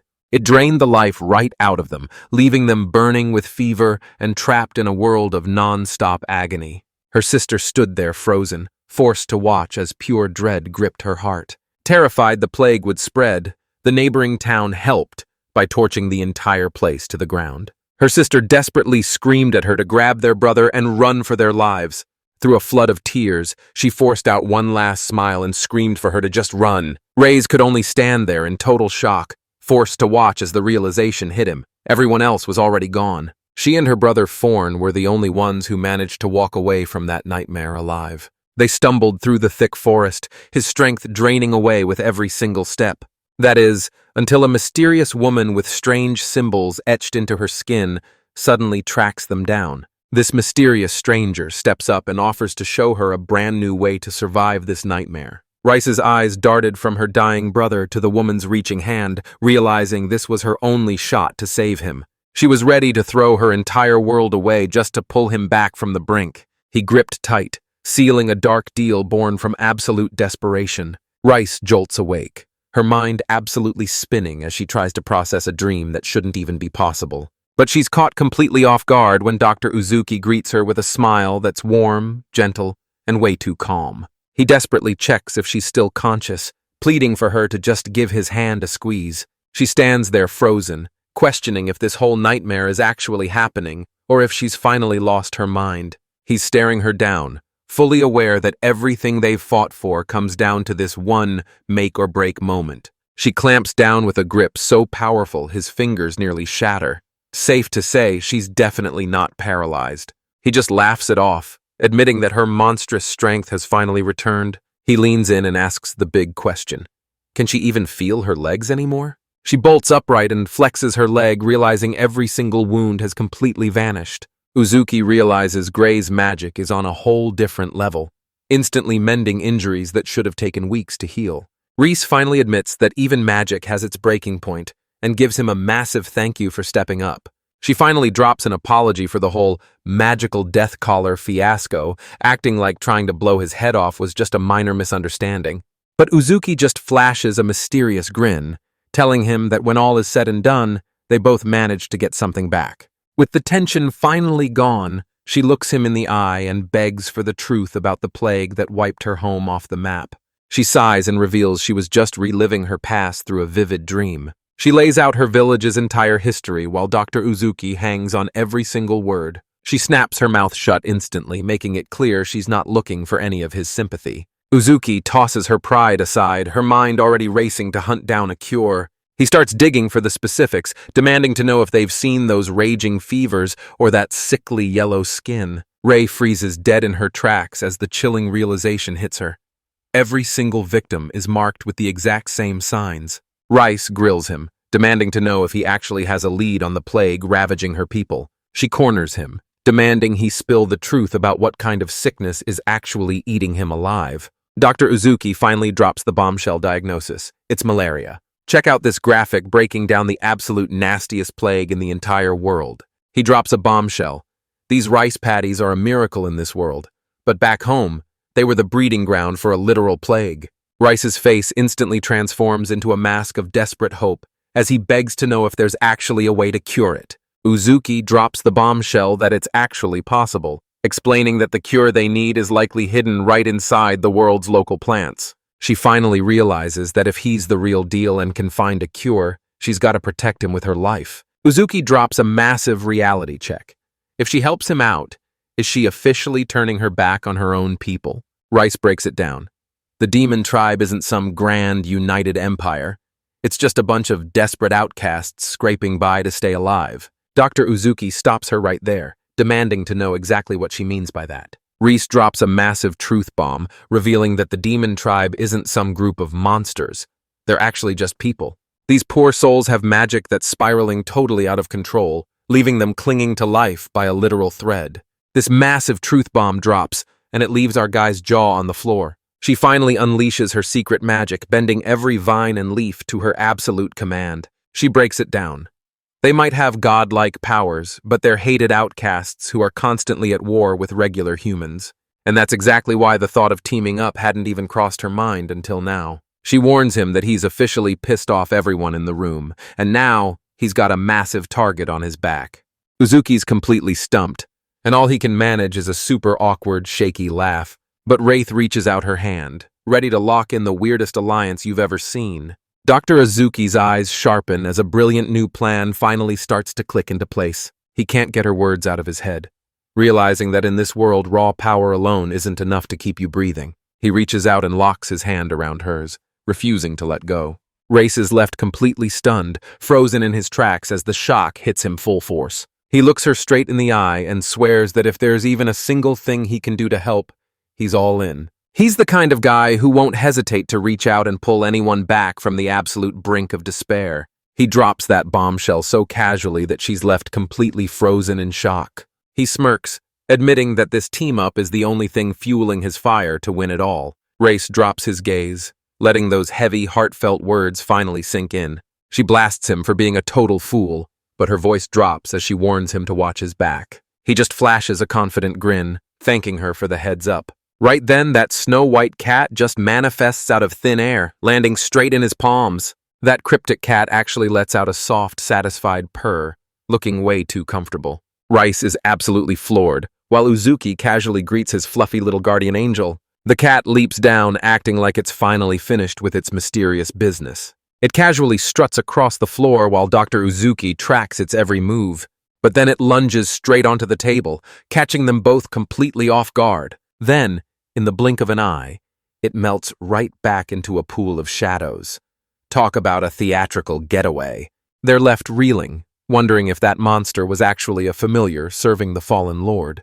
But right now, Dr. Uzuki is so completely wiped out that he honestly couldn't care less. Rice is practically begging to know if he's finally allowed to catch a break and get some shut-eye. And just like that, Dr. Uzuki hits the deck, completely out cold. He's out cold, finally finding some peace now that the nightmare is over. Race stares him down, her face a total whirlwind of conflicting emotions. She pushes herself back up, her resolve finally hardening into pure steel. His vow flashes through her mind, the promise that he'd reach out and seize her hand without a single second of doubt. And in that split second, she finally locks in her decision. Morning hits, and this brand new alliance is already looking incredibly shaky. Gray heads straight back to Gerald to spill every single detail about the chaos that just unfolded. Uzuki's already back at it, cooking up another batch of anesthetic. Because honestly, who needs sleep when you're busy rewriting the history of medicine? Armed with his brand new anesthetic, Dr. Uzuki gives the signal. It's officially go time. And just like that, the squad hits the road, trekking toward the dwarven village to hunt down some high-grade medical gear. This is a do-or-die mission in a world so brutal that a single snapped bone is basically a death warrant. This is the moment Dr. Uzuki's been waiting for, his one golden shot to save an absolute mountain of lives. But for Asgray, this is the game-changing move he needs to finally reach his dream of becoming a saint. But before their grand adventure even begins, a pack of snarling monsters jumps them out of nowhere. Gray lunges headfirst into the fray, barking at his teacher to stay on the sidelines. Uzuki and Race hang back in safety, watching the sparks fly as the party goes toe-to-toe with those savage beasts. Ray's actually looking pretty blown away by their talent, a satisfied smirk finally creeping onto her face. But Asgray's already sweating bullets, knowing he's the only line of defense if a real powerhouse decides to crash the party. Rice lays it out straight. If they want to level up, they've got to be willing to suffer a little. With the sun finally dipping below the horizon, the group decides it's time to hunker down and set up camp for the night. Rice drops to one knee, pressing his palm into the dirt to get a read on the forest. Then the earth starts trembling as a colossal treehouse literally bursts out of the ground. Majia's jaw drops in absolute shock as she asks the big question, are they seriously moving into a giant tree? The whole squad is totally on board because let's be real, this is a massive level up from crashing on the hard ground. Race promises they'll be safe and sound, reminding them that they won't stand a chance without some serious shut-eye. But her face suddenly turns stone cold, making it crystal clear that the games are officially over. She looks them dead in the eye and asks if they're actually ready to get stronger, because it's time to push way past their breaking point. With a wicked smirk, she vows to drag them through absolute hell before they even think about sleeping. Welcome to the training camp from hell. The squad is left jaw-dropped, totally blindsided by the sudden start of a hellish training arc. And let me tell you, their idea of practice is every bit as savage as the rumors promised. This brutal grind drags on for hours, pushing them way past their breaking point deep into the night, leaving the whole squad absolutely gassed and running on nothing but fumes. Rice watches over his exhausted crew, knowing they've finally earned every second of this rest. But Dr. Uzuki isn't getting any shut-eye tonight. He's already wide awake and plotting for the chaos that's about to go down. Rice pulls up and gives him major props for his absolutely legendary non-stop grind. She breaks it down for them.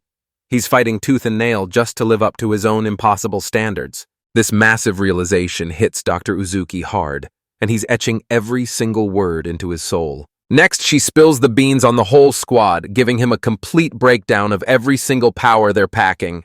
Uzuki nods in agreement, acknowledging that every single one of them is pushing their absolute limits. Race drops a truth bomb, admitting she's hit her ceiling as a warrior, while the others still have a massive mountain of potential to climb. She lays down the law, reminding him that since he's their personal doctor now, keeping them in one piece is officially his job. Dr. Izuki flashes a grin, swearing he'll move heaven and earth to help them out. Reese asks what he's sketching, and he reveals it's the master blueprint for the one thing they're gonna need to survive. Check it out! A massive chart mapping out every surgical needle imaginable, sitting right next to a heavy shopping list for the dwarven village. He tells her to just sit back and watch, absolutely certain he's about to snag every single thing they need. He dives right back into his sketches, completely locked in and hyper-focused.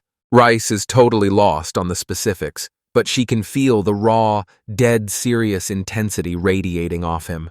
In that split second, it finally clicks.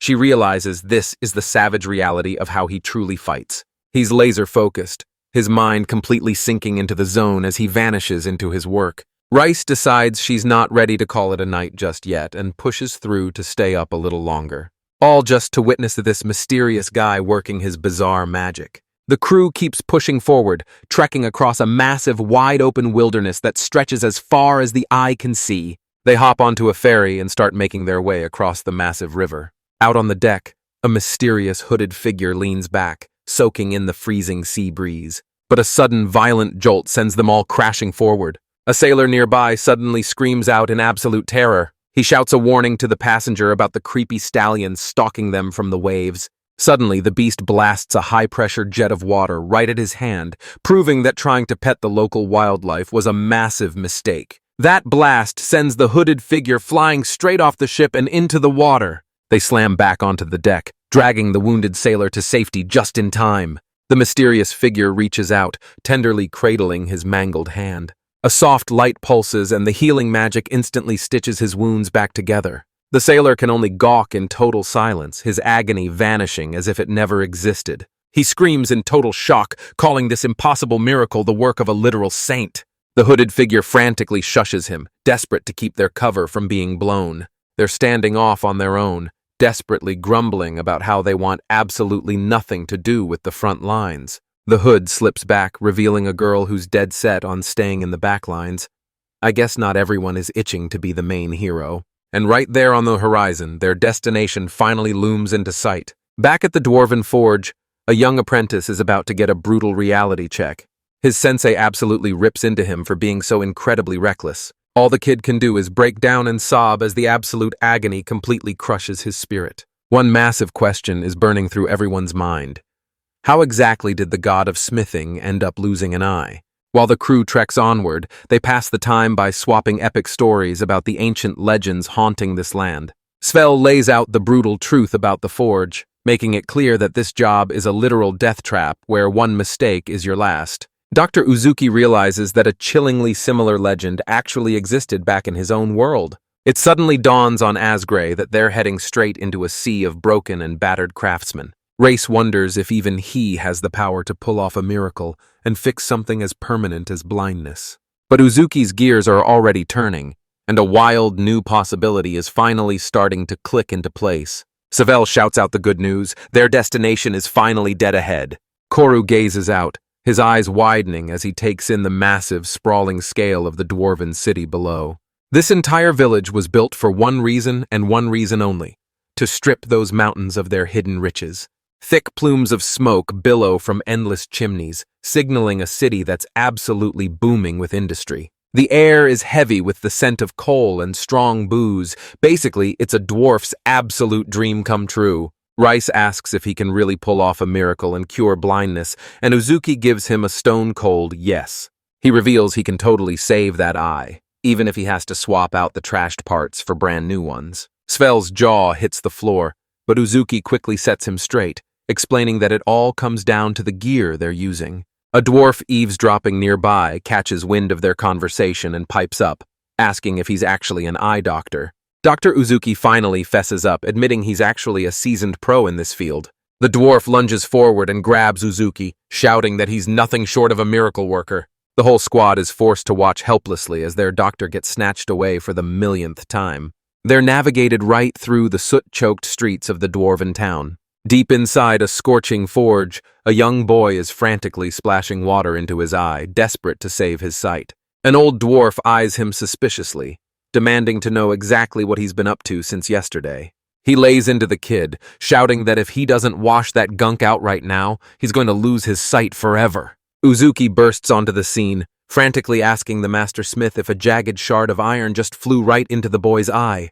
The old dwarf gives a grim nod, pointing straight at his apprentice, who's clearly going through absolute hell. Dr. Uzuki's genius brain instantly clocks exactly what's going wrong. He realizes it's a jagged metal shard buried deep in his eye, a brutal occupational hazard that every blacksmith dreads.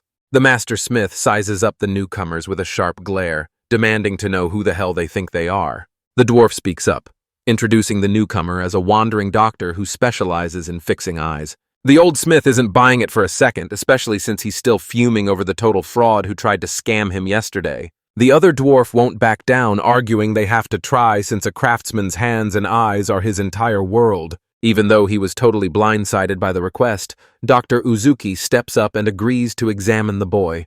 He shoots a look back at Asgray, his eyes practically screaming for an answer. Gray finally comes clean. Scoring that new gear just became a total uphill battle. The dwarf strikes a desperate deal. Heal the kid and he'll forge Uzuki anything her heart desires. Our boy can't even process his insane luck, but the dwarf isn't joking. His word is as solid as stone. The master smith finally breaks his silence, demanding to know if he can actually fix an eye injury as brutal as the one from yesterday. The master smith is skeptical, straight up asking if he can actually pull off a miracle and fix a wound this devastating. Uzuki keeps it real, telling them he can't make any promises until he gets a chance to do a full-blown examination.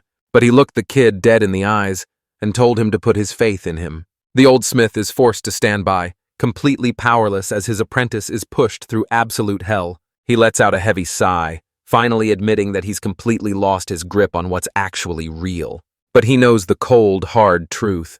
For a master craftsman, losing your sight is a total nightmare. He even breaks down the brutal tradition of just tossing aside anyone who loses their sight. Spell immediately signals the other dwarf to shut his mouth and stay quiet. The kid looks up at his master, who isn't just his teacher, he's his father. The smith makes it crystal clear. This is ultimate proof of just how priceless their eyes and hands really are. He finally admits that, yeah, saving the kid's eye would have been the way better outcome. The other dwarf is stuck just listening, sweating bullets while that crushing pressure keeps him pinned down. The young apprentice is absolutely losing it, realizing that if he goes blind, every single dream he's ever worked for is dead on arrival. But Dr. Uzuki knows that terror firsthand, still haunted by the memory of his own shattered, useless arm. The kid finally looks up, his voice cracking as he apologizes for all the absolute madness he's caused. The master smith finally cracks, asking Uzuki straight up if he's actually going to save his life. Without missing a single beat, our guy locks in and swears he's bringing that kid back alive. The rest of the dwarves practically beg him to show some gratitude. And finally, the master smith cracks and gives in. Rice looks on, fully aware that this one treatment is about to decide the boy's entire fate. The young apprentice stares in disbelief, wondering if this total stranger is actually the miracle they've been praying for. Dr. Uzuki whips around to Magia, asking if that staff of hers can finally light up the darkness. Then, he steps up and hangs his white coat right over the top of her staff. He tells her to fire it up and make it glow right through the fabric. He breaks it down, revealing how a needle-thin beam of light is about to slice through and illuminate every single layer of the eye. Check out this breakdown showing exactly how he jury-rigged that crazy DIY slit lamp. He asks for a closer look, and the apprentice gives him the green light. The light catches his gaze, exposing a lethal shard of metal hidden right in his eye. Uzuki gives the green light that he can fix this, and he's ready to dive into the treatment right this second. The kid is absolutely freaking out, desperately wondering how he's supposed to pull off a stunt like that. Our MC whips out a needle filled with his brand new anesthetic because apparently, eye drops are just too high-tech for this era. He explains that the anesthetic is about to knock him out cold. By the time he finally opens his eyes, the entire transformation will be complete. Our young apprentice flops down, bracing himself for this bizarre procedure. Uzuki slams the ether-soaked rag over his face, breathing in the fumes to knock himself out cold. Before long, the kid's lights go out as he's dragged into a deep, artificial slumber. Now that he's out cold, it's time to dive straight into the high-stakes precision work. He kicks off a procedure so twisted that even his own assistants are shaking in their boots. Uzuki doesn't even flinch, coolly explaining that this is just a standard Tuesday back home. I guess they really are built different in his world. With nerves of steel, he uses the needle to painstakingly pry that metal shard out. With the source of his agony finally out of the way, he zeroes in on Asgray to end this once and for all. The Master Smith looks around in total disbelief, asking if it's finally all over. Uzuki confirms the fragment has vanished into thin air, and luckily, the boy is finally out of harm's way. Old Smith is frozen in total shock, his mind absolutely racing as he tries to process the impossible. He finally lets out a massive sigh of relief as all that crushing tension just melts away. He's absolutely losing it, drowning in relief now that his son has finally been pulled back from the brink. Dr. Uzuki looks on as this absolute tearjerker of a reunion unfolds right before his eyes. The other dwarf swears he owes them a debt for life, which means those tools are finally in the bag. Uzuki just brushes it off, though, humbly acting like he was only doing his part. The Master Smith steps up, and man, his face is dead serious. He leaned in, desperate to know if the doctor's miracles could actually bring back the light for those who had already gone blind. Dr. Uzuki finally cracks and admits there's a solution, but buckle up, because the explanation is going to be a total marathon. He whips out another diagram to give us a total crash course on the history of corneal transplants. He breaks down the lethal risks, warning that a heavy cocktail of steroids and antibiotics is the only thing that'll keep him alive. The twisted idea of harvesting parts from another human being leaves Asgray absolutely shaken to his core. Even Svel is left totally speechless, finally admitting they still have no clue just how deep their teacher's knowledge really goes. The Master Smith finally realizes that betting his future on this eccentric doctor was a total stroke of genius. This isn't just a move, it's a massive bet on the survival of his entire race. He steps up and vows he'll gladly forge every single piece of gear Uzuki could ever dream of. Hearing that promise, the crushing weight finally lifts, and you can see the pure relief wash over our guy's face. The Smith even hooks them up with a letter of introduction to the church, giving their whole quest a massive, game-changing boost. Gray hangs on every word, watching his master carefully weigh the blacksmith's heavy advice. The old dwarf pipes up, asking if he's gonna work that same magic on the rest of the villagers. He breathes a massive sigh of relief, thinking Uzuki is a total upgrade compared to that nightmare priestess from yesterday.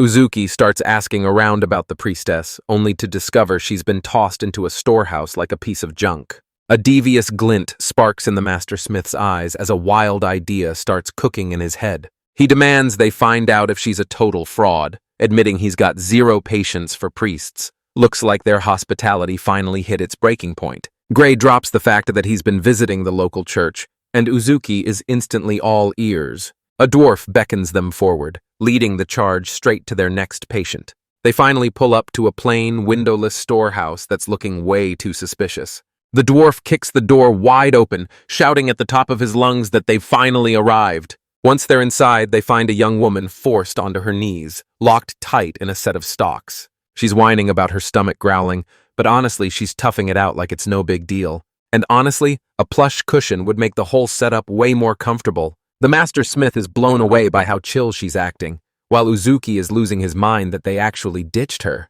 The Smith is tripping over himself, apologizing for the crappy room, but she just brushes it off like it's no big deal. Uzuki demands to know what kind of sin this priestess could have possibly committed to deserve a fate this brutal. The old Smith finally fesses up, admitting she was just messing with them because she wanted some custom gear for her own collection.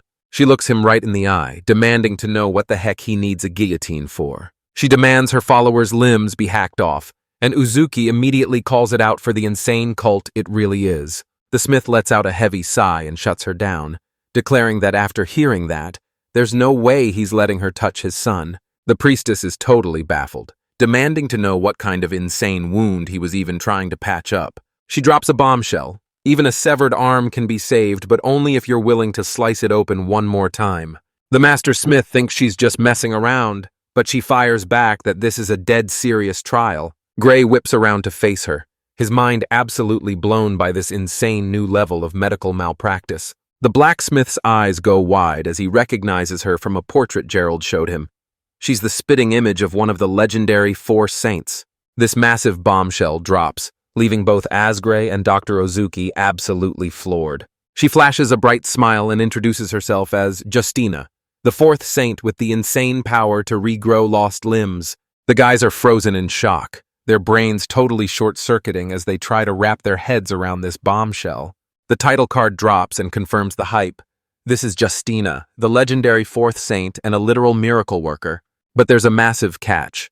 This miracle comes with a lethal price tag, requiring a second sacrifice that most people never survive. Grace stands there frozen, her mind absolutely reeling as she tries to wrap her head around that chilling title. The Saint of Execution. Dr. Uzuki is breaking out in a cold sweat as a massive wave of dread starts to wash over him. Justina visibly trembles, admitting that the mere memory of those brutal amputations is enough to make her stomach churn. Uzuki starts second-guessing her own brutality, pointing out that without the right treatment, a severed limb is just a slow, agonizing death sentence. He drops a grim reality check. In his experience, cutting off a limb is almost always a one-way ticket to the grave. This graphic breaks down the nightmare, a savage procedure with an 80% chance of ending you. Yeah, sounds like a total blast. Uzuki suddenly realizes that if she can actually regrow her limbs, the entire game changes, and the danger basically evaporates. Without warning, the Master Smith drops into a deep bow, pouring his heart out in a sincere apology. Horror hits him as he realizes he just tossed a national legend into a filthy, run-down shack. Justina just shrugs it off like it's no big deal, claiming the execution is a necessary evil rather than a choice. But the Smith isn't buying her excuses for a second. Justina lays it out straight.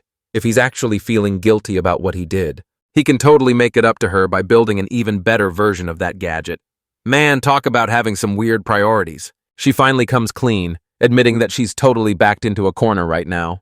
Her own flesh and blood are turning on her, screaming that she's nothing but a total fraud. They're dragging her onto the front lines to see if she's actually got the power to back up her reputation. She shuts Uzuki down instantly, reliving a past disaster that almost ended in a total nightmare. So she's actually using her own execution to prove to the whole world that she's the one true saint. Gray and Uzuki are forced to just stand there and listen, looking absolutely clueless and completely out of their depth. But the Master Smith shuts him down cold, barking that dwarves don't forge tools of death just for kicks.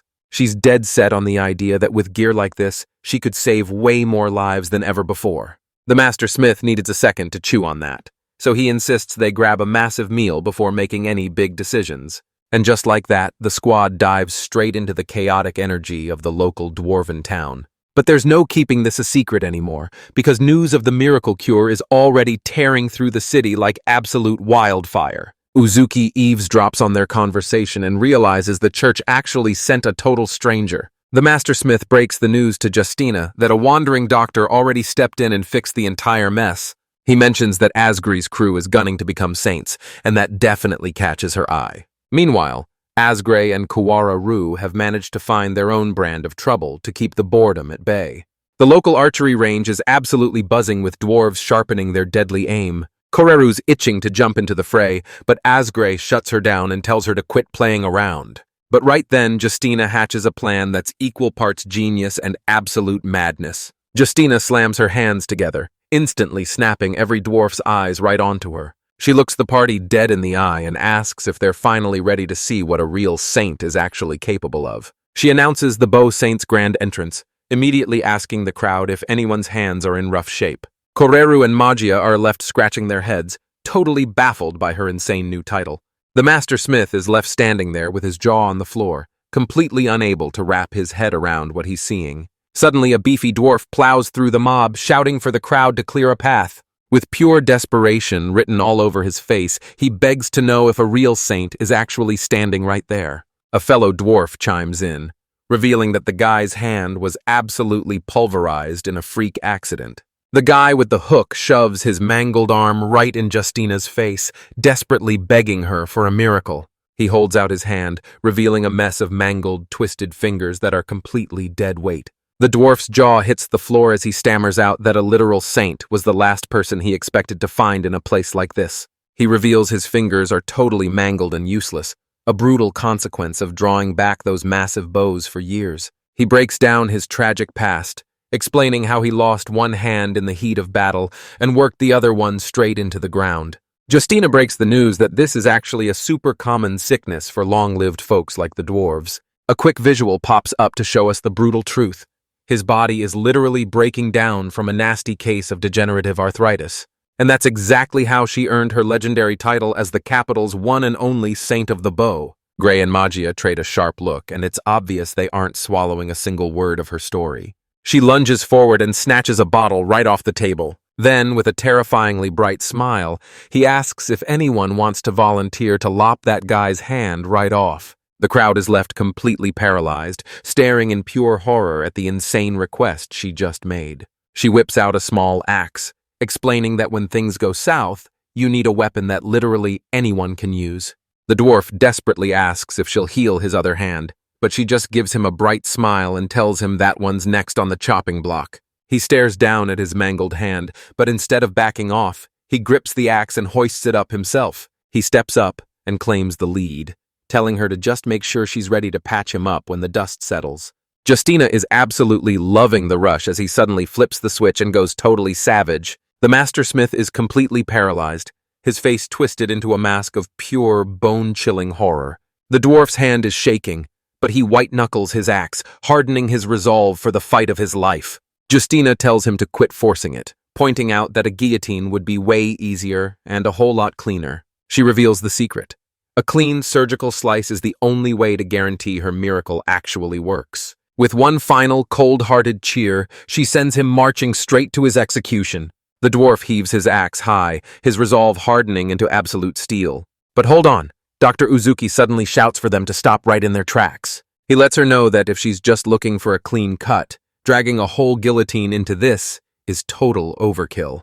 Justina finally levels with them, admitting that if anyone's got a better plan, she's all ears. She's totally down, spinning around to face him with a look that says she's dying to know what's next. Uzuki steps up and asks her to step aside so he can show her exactly how he handles things his way. She's all smiles as she jumps on board, asking what he's cooking up, which means today's public limb lopping is officially cancelled. With the plan set, our crew wastes no time hauling it back to the forge. The whole crew pitches in to haul a massive banquet table right into the center of the courtyard.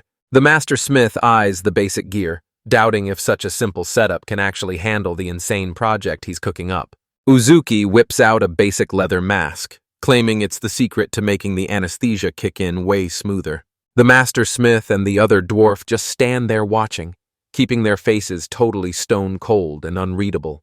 The smith leans in, asking his buddy if the nerves are finally starting to kick in before the big procedure. He straight up admits it's totally pathetic that he's forced to swing an axe at his own body. Sporting a fresh bandage over his eye, the apprentice desperately asks if there's any real hope left for his brother's arm. Uzuki brushes it off with total swagger, reminding them that he's the one who literally just saved the kid's eye.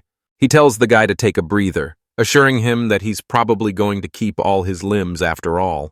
The hook-handed dwarf locks eyes with Uzuki, a desperate spark of hope finally flaring up in his gaze. But the master smith shuts down the hype instantly, pointing out one massive catch they still have to deal with. Uzuki cuts straight to the chase, asking the only question that matters. Can that man's hand even be saved? The dwarf stops him cold, demanding to know exactly what he meant about his right hand. Uzuki lays out the plan. He's kicking things off by putting the saint's magic to the test on that left hand first. If that plan goes south, he's already got a secret weapon ready to go, a mechanical joint. This revelation leaves the dwarf completely floored, his jaw hitting the ground in absolute shock. Check out this slick diagram breaking down the absolute miracle of 20th century medicine. Uzuki admits he steers clear of the operating table unless it's a total emergency. If he can actually regenerate, then that is hands down his absolute best play. The master smith finally gets real, admitting there's no way he can recommend such a brutal amputation. The patient scoffs at Uzuki, straight up telling him he's nowhere near as gritty as a real-deal battlefield surgeon. The mastersmith promises his buddy that once he's back on his feet, they're going to celebrate by drinking the tavern dry. The dwarf goes dead silent, weighing his next move as the gears in his head start turning. He drops his head in a deep bow, putting his entire life squarely in Dr. Uzuki's hands. Uzuki locks it in, swearing he's gonna pour every last drop of his soul into this. Justina asks exactly how he plans to chop it off, listing off some pretty brutal old-school methods. But Uzuki's got it covered, casually explaining he's just gonna knock the guy out cold first. Justina thinks the whole plan is a total death sentence, convinced the patient is just gonna bleed out right then and there. She's still swearing her guillotine is the cleanest way to end it. And man, she is absolutely obsessed with that thing. Uzuki completely brushes her off, stone-faced as he announces that it's finally time to start the procedure. Justina's eyes are glued to the scene, absolutely hyped to see what kind of power is about to be unleashed. And just like that, right there under the open sky, the world's first ever Isekai surgical squad finally locks in. The dwarf finally loses the fight as the anesthetic kicks in, knocking him out cold. Uzuki locks in the roles, Gray's on anesthesia duty and Kuraru's stopping the bleeding. He gives Kuraru one final rundown on exactly how this procedure needs to go down. She cinches a cloth tourniquet around his arm, fighting to keep him from bleeding out right then and there. He cranks a wooden rod to tighten the bind, choking off the blood flow instantly. Hey, whatever gets the job done, right?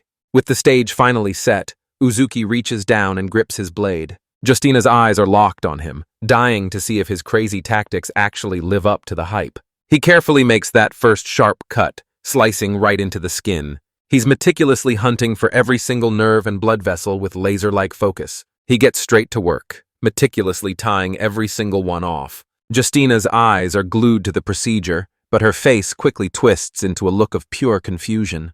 Even though he's still knocked out cold, he's starting to freak out because no matter how hard he tries, he just can't wake up. Uzuki breaks down his cold-blooded technique, slicing through the skin only after he's got every vessel locked down tight. Justina's losing her mind, wondering why he doesn't just skip the drama and chop the thing straight off. He's leaving a flap of skin ready for stitches, refusing to bet his life on her miracle actually sticking the landing. She warns him that failure isn't an option, but he just brushes it off like he's already won. He pushes forward, carving right through the thick layers of muscle. He grips the bone saw tight, finally ready to execute the absolute final step. The blade flashes, severing the limb in one flawless surgical strike. He admits he's done all he can, and now the entire outcome rests solely on her magic. He whips around to Justina, who's standing there looking absolutely shell-shocked by the madness unfolding. She's absolutely floored that he's not even flinching, let alone writhing in pure agony. He breaks down how anesthesia shuts off every ounce of pain, but the whole concept is just totally alien to her. He shuts her down, telling her to hold the questions and just get her part of the procedure started. She starts her incantation, but the chant is shockingly basic for a high and mighty saint. A blinding glow erupts, completely swallowing the severed limb. Suddenly, the dwarf patient bolts upright, shouting out in a total daze. He stares down in disbelief, realizing his hand has been completely restored without a single scratch left behind. The master smith just stands there frozen, his jaw hitting the floor in total shock. The young apprentice turns to Suzuki, dying to know his take on the saint's overwhelming power. Justina rushes in to intercept the hysterical dwarf, desperately pleading with him to just take a breath and chill out. But Uzuki yanks her back, insisting that he gets to speak his piece first. She grills him about that bizarre medicine, realizing that with this stuff around, her legendary guillotine is basically a paperweight. She throws down a massive trade, the secret to becoming a saint in exchange for every one of his darkest secrets. But she hits the panic button hard, realizing that if they actually become saints, she's getting kicked right off her pedestal. She's practically on her knees, begging him not to lift a finger to help. She's terrified that if he does, she'll be the one tossed right into the meat grinder on the front lines. Gray breaks it all down, and honestly, the whole process is actually a total breeze. To pull this off, they just need to snag recommendations from 10 different dioceses and crush a final evaluation. Uzuki listens closely as it finally clicks. His anesthetic is the ultimate trump card they need to pull this off. The whole squad goes absolutely wild now that their road to becoming legendary saints is finally wide open. But Justina finally gets real and drops a massive personal truth bomb. She's beyond relieved that they're actually giving her a second chance. She drops a massive truth bomb. If they actually become saints, her life is officially on the line. That bombshell drops, leaving Race and Magia absolutely baffled and struggling to process what they just heard. Maya's voice shakes as she asks the terrifying question, is Race really about to be hunted down like a monster? Justina loses her mind and starts frantically shushing everyone to kill the conversation immediately. Rice drops a truth bomb. To the elites, saint and demon are just convenient labels they swap around, proving that even in a world of magic, politics is a dirty game. Justina is still absolutely losing it, leaving the rest of the crew just standing there, totally weirded out. Maya finally admits Justina's magic is the real deal, but she can't shake the feeling that something is seriously off. Race reveals the secret. Magic is a direct reflection of your soul, shaped by your unique personality and every trial you've ever faced. Justina breaks the news that regenerating a limb isn't just a quick fix. It's a brutal, agonizing ordeal that brings you to the very brink of death. One tiny detail is all it takes to send Uzuki's mind spiraling back into the history of his own race. Gray's eyes snap wide as the dots finally connect, and Race confirms his gut feeling was right all along. Justina drops a massive bombshell. Saints and demons are actually the same thing, just humans whose magic went absolutely berserk after staring death in the face. The girls are left frozen in total shock, their jaws hitting the floor as that massive bombshell finally sinks in. Asgray is left reeling as his entire worldview literally shatters into a million pieces. But Justina? She's looking ice cold, acting like this whole disaster is just another Tuesday. She gets right in his face, demanding to know how he managed to sniff out their secret. Rice admits she's just repeating what she heard, but tells Justina that for the rest, she can just look at her and see the truth. The saint is left stumbling over her words, her massive secret finally dragged into the light for everyone to see. Rice points right at that mysterious mark on her cheek. She reveals that whenever their magic spirals out of control, a mysterious mark burns right onto their skin. Justina brushes her fingertips against her cheek, and her heart skips a beat when she realizes her own mark is an identical match. Rice asks if she's also stared death right in the face. Rice remembers the exact moment her mark appeared, right as her entire village was being torched to ashes to stop the plague. Justina can only offer a solemn nod, acknowledging the dark nightmare they both survived. Then she drops a bombshell, opening up about the tragic day a beast ripped her family away from her. She flashes back to that church, remembering how she was the only one to walk out alive thanks to a desperate surge of magic. Every time she used her gifts to save someone, her magical power surged to insane new heights. She wraps things up by saying she finally found a place to call home, proving that in this world, trauma is the ultimate cheat code for a power-up. Rice leans in to whisper, and Koreru is absolutely glowing now that he's finally getting the praise he's been craving. Justina is over here cackling about her perfect life, while Asgray looks like he's 1 second away from his brain actually exploding. But she drops a bombshell. The church's eyes are everywhere, and they're breathing down her neck more than ever. She was hit with a brutal reality check. She's just as monstrous as the demons she's fighting. If she wanted to keep her head on her shoulders, she had to lock down her status as the saint. And fast. She drops a heavy truth bomb. To the elites, being a commoner is basically the same as being their worst enemy. Race stays dead silent, but the saint's words are hitting her like a massive flashback to her own dark past. Gray and Svel's jaws hit the floor as they realize they've just stumbled headfirst into a massive political conspiracy. Justina flashes a cheerful grin, announcing that they're all officially partners in crime now that they're tied to this deadly secret. She has a total meltdown, terrified that the Holy Knights will hunt her down if they fail.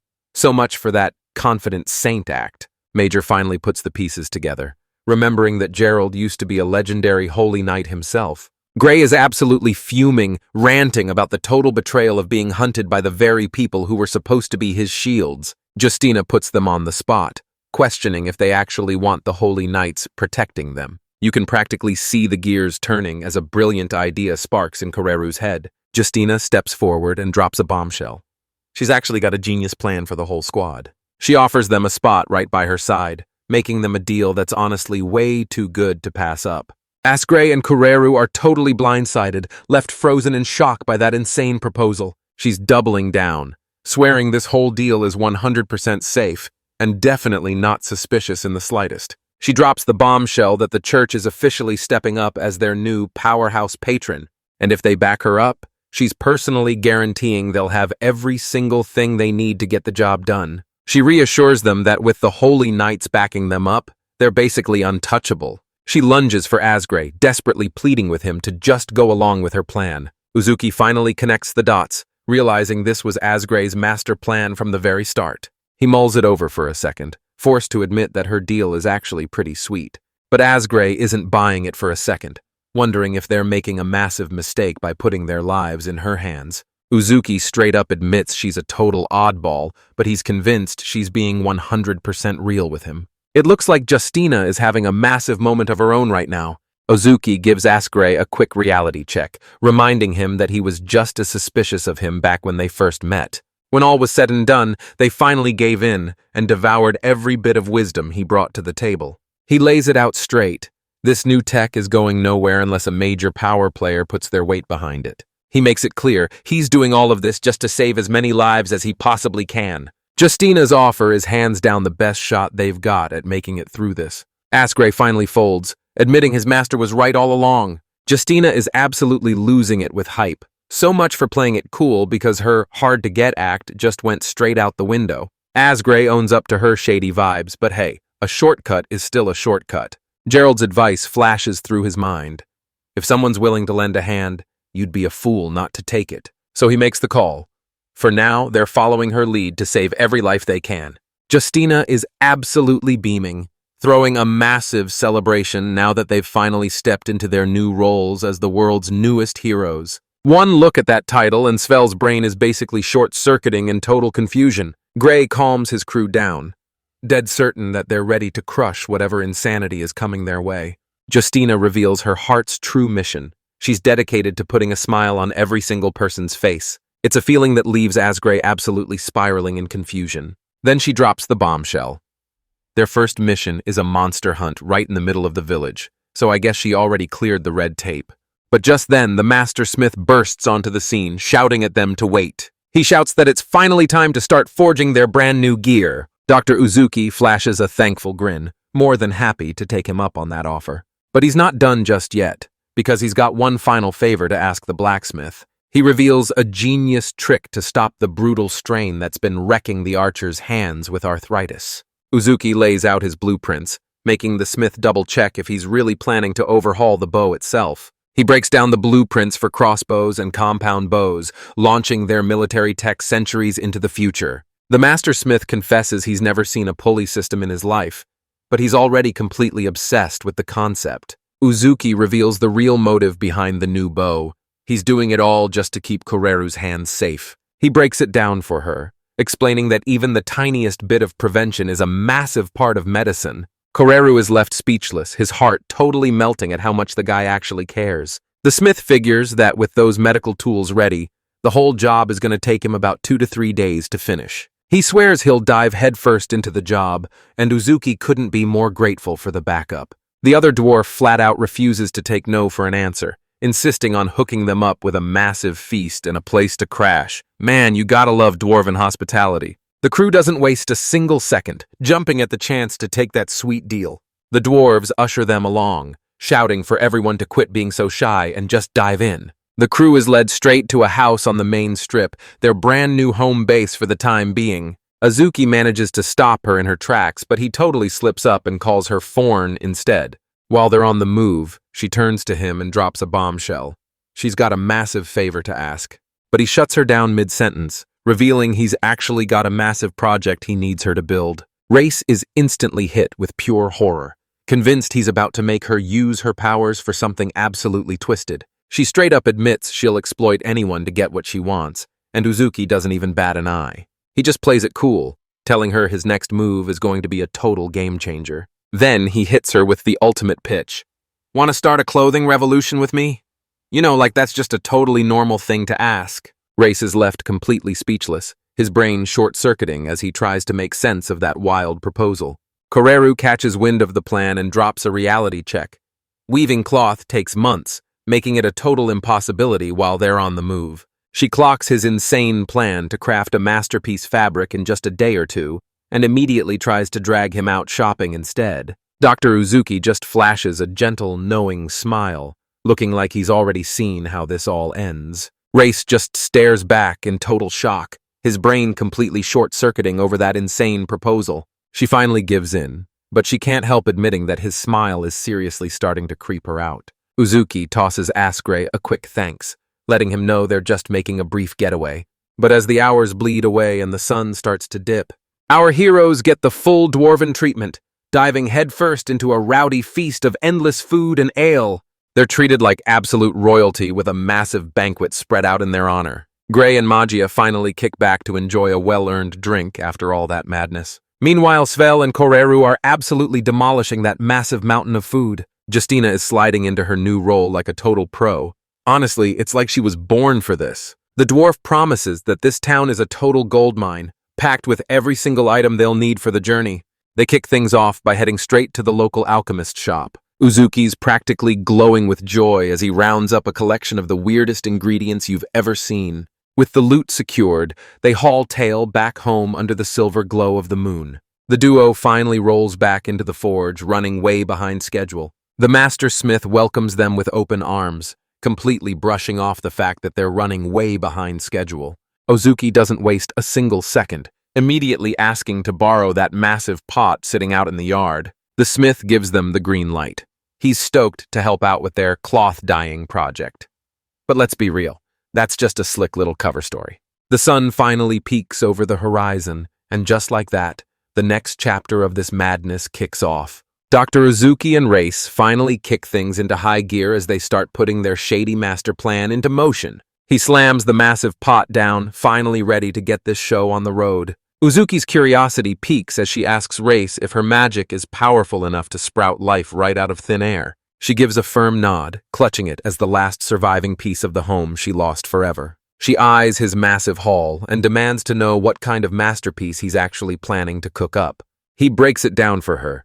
His real mission is to turn the hemp from her homeland into life-saving medical gauze. Race is absolutely floored as it clicks. He's planning to turn her own magic right back at her. He reminds her of the vow he made, doubling down that this is about way more than just her family. He stepped up and insisted on helping her shoulder the weight of those memories of her home, too. Race is left dead silent, completely floored by how much heart is behind those words. She can barely even whisper, completely rattled that he's saying all this with a totally stone-cold face. She's totally down, figuring that as long as she handles the hemp farming, she's golden. Then, with a blinding burst of magic, she summons a massive mountain of the stuff out of thin air. Uzuki gives the green light, and without wasting a single second, they dive straight into the grind. They toss those raw fibers into a massive pot and get them boiling. Rice looks on, his mind flooding with nostalgia as he remembers the grueling old-school grind of weaving fabric from scratch. She whirls toward Uzuki, demanding to know what part of this madness is actually supposed to be a revolution.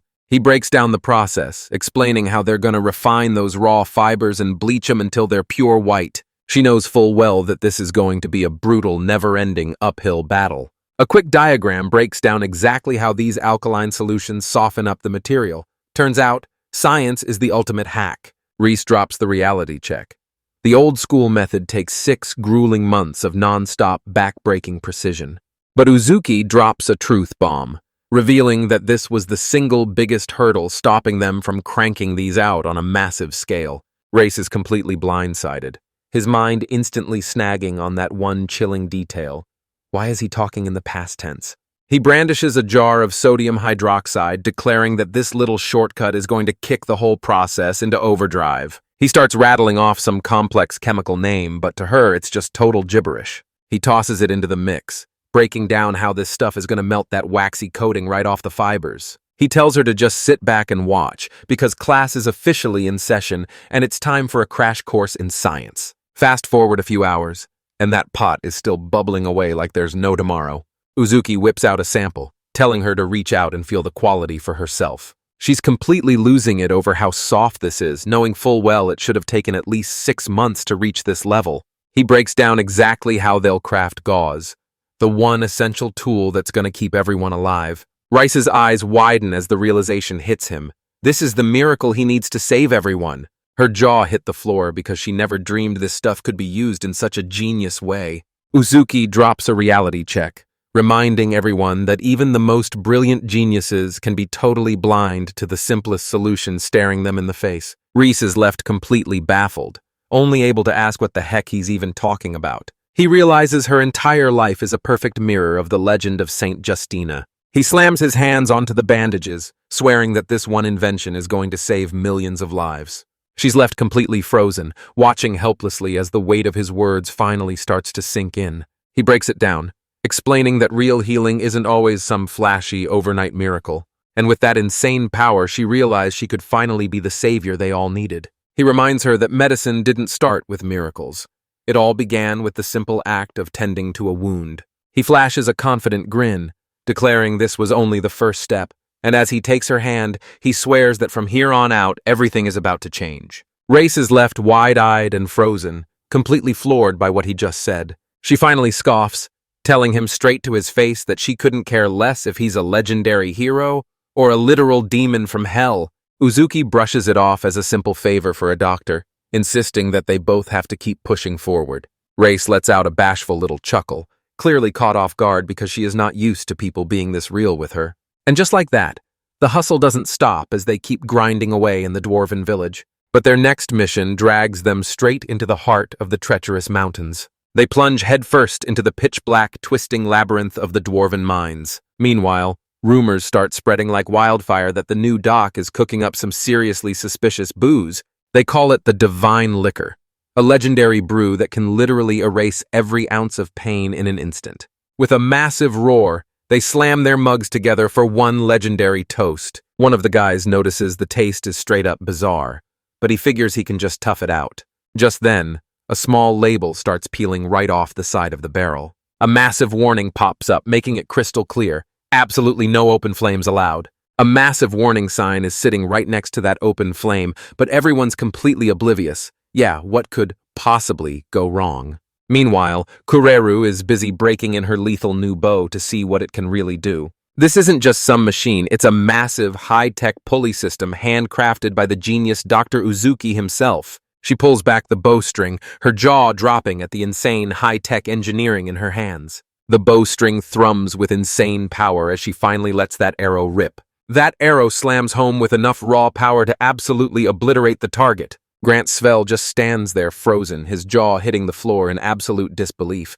The entire practice log is left smoldering in the wake of that absolute madness. Gray is absolutely floored, wondering how a bow that looks this basic could pack such a devastating punch. Kororu is absolutely buzzing, feeling like she's finally got a legendary magical weapon in her hands.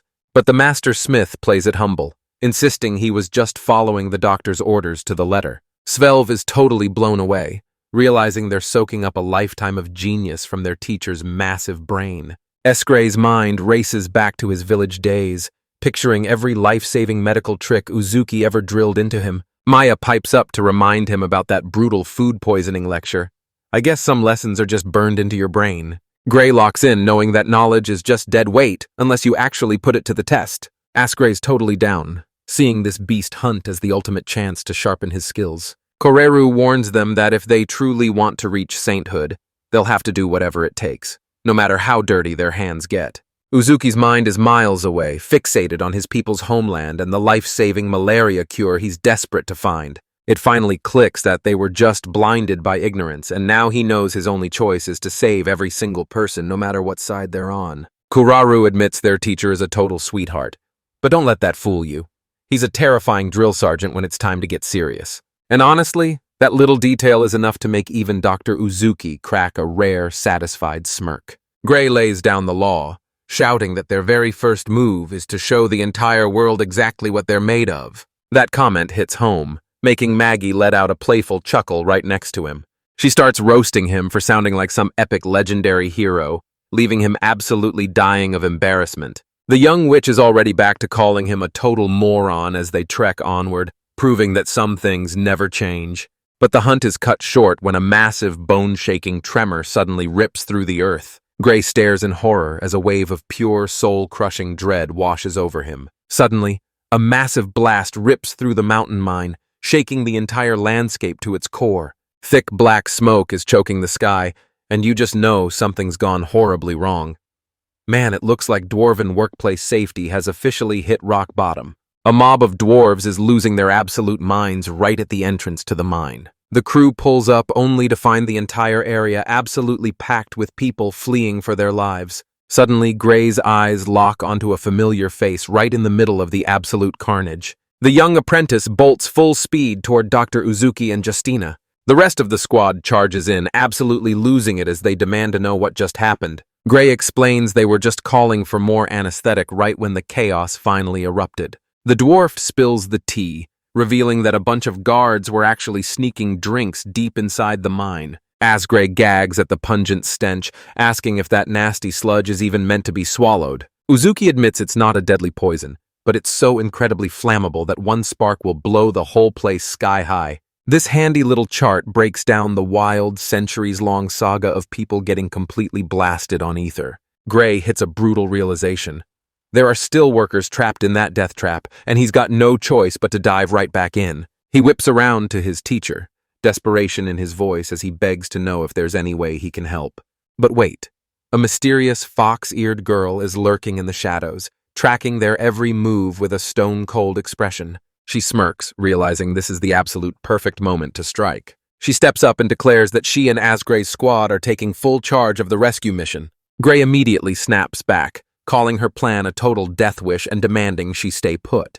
But Race flips the script, insisting this is actually the ultimate shortcut for them to level up and gain some serious power. He looks her right in the eye and asks what she honestly expects him to do in a mess like this. She calls him out, demanding to know if he's really just gonna sit on the sidelines while he has the power to change everything. Gray isn't budging. He makes it crystal clear that he has zero intention of leaving those trapped dwarves behind. Race makes it crystal clear.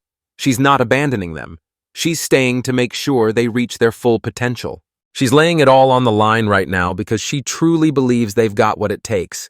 The mage is breaking into a cold sweat, completely crushed by the sheer weight of her words. She thrusts her hand out, demanding he decide right this second if he's taking her help or not. Koreru jumps on board, knowing that the first aid skills Uzuki drilled into them are their best shot at saving lives. Gray lets out a heavy sigh, realizing they've completely flipped Gerald's script by diving into the action before even touching the theory. Svel and Magya listen in stunned silence, the sheer weight of that choice pressing down on them both. Race and Justina lock eyes, knowing this is the ultimate moment to finally show the world what they're truly made of. Gray knows he's way out of his league, but he refuses to just sit back and watch the world burn. He wheels around to his squad and drops the hammer. It's time for them to finally level up. The rest of the crew nods in total agreement, locked in and ready to follow his lead anywhere. Rice lets out a satisfied smirk. Looks like her little motivational speech worked like a charm. Asgray barks at his teacher to get the medics ready, trusting him to handle the absolute chaos left in his wake. And just like that, the squad dives headfirst into the heart of the crumbling mine. Justina stares after them, genuinely impressed that they finally found their backbone. Dr. Uzuki whips around to the crowd, already barking orders to get a makeshift field hospital up and running. The Master Smith fires up the crew, roaring for every dwarf with a free hand to jump in and help. Uzuki takes command instantly, barking out orders for them to get that water boiling. Cut back to the rescue squad as they plunge deeper into the heart of that total death trap of a mine. Rice stops dead in her tracks, her sharp senses picking up a suspicious vibe lingering in the air. A heavy rumble roars through the tunnel, making the walls shake like they're about to cave in. They stumble upon the first group of bloodied dwarves, but the trail leads them straight into the dark heart of the mine. Gray surveys the wreckage, his face hardening as he realizes just how bad things have truly become. He's weaving through the wreckage as the support beams above him scream under the pressure. He looks up, and his blood runs cold as he realizes the entire building is about to come crashing down on his head. He points straight at the epicenter, shouting that they're officially down to their final seconds. Gray spearheads the charge, plunging his squad straight into the belly of the collapse. But the fox-eared woman shuts him down, planting her hand on his shoulder to keep him from moving another inch. She notices the stench of booze is hitting her way harder now that they're right at ground zero. Gray freezes in his tracks, his mind redlining as he tries to wrap his head around this massive bombshell. And right there in front of them, they spot a group of dwarves pinned under the heavy rubble.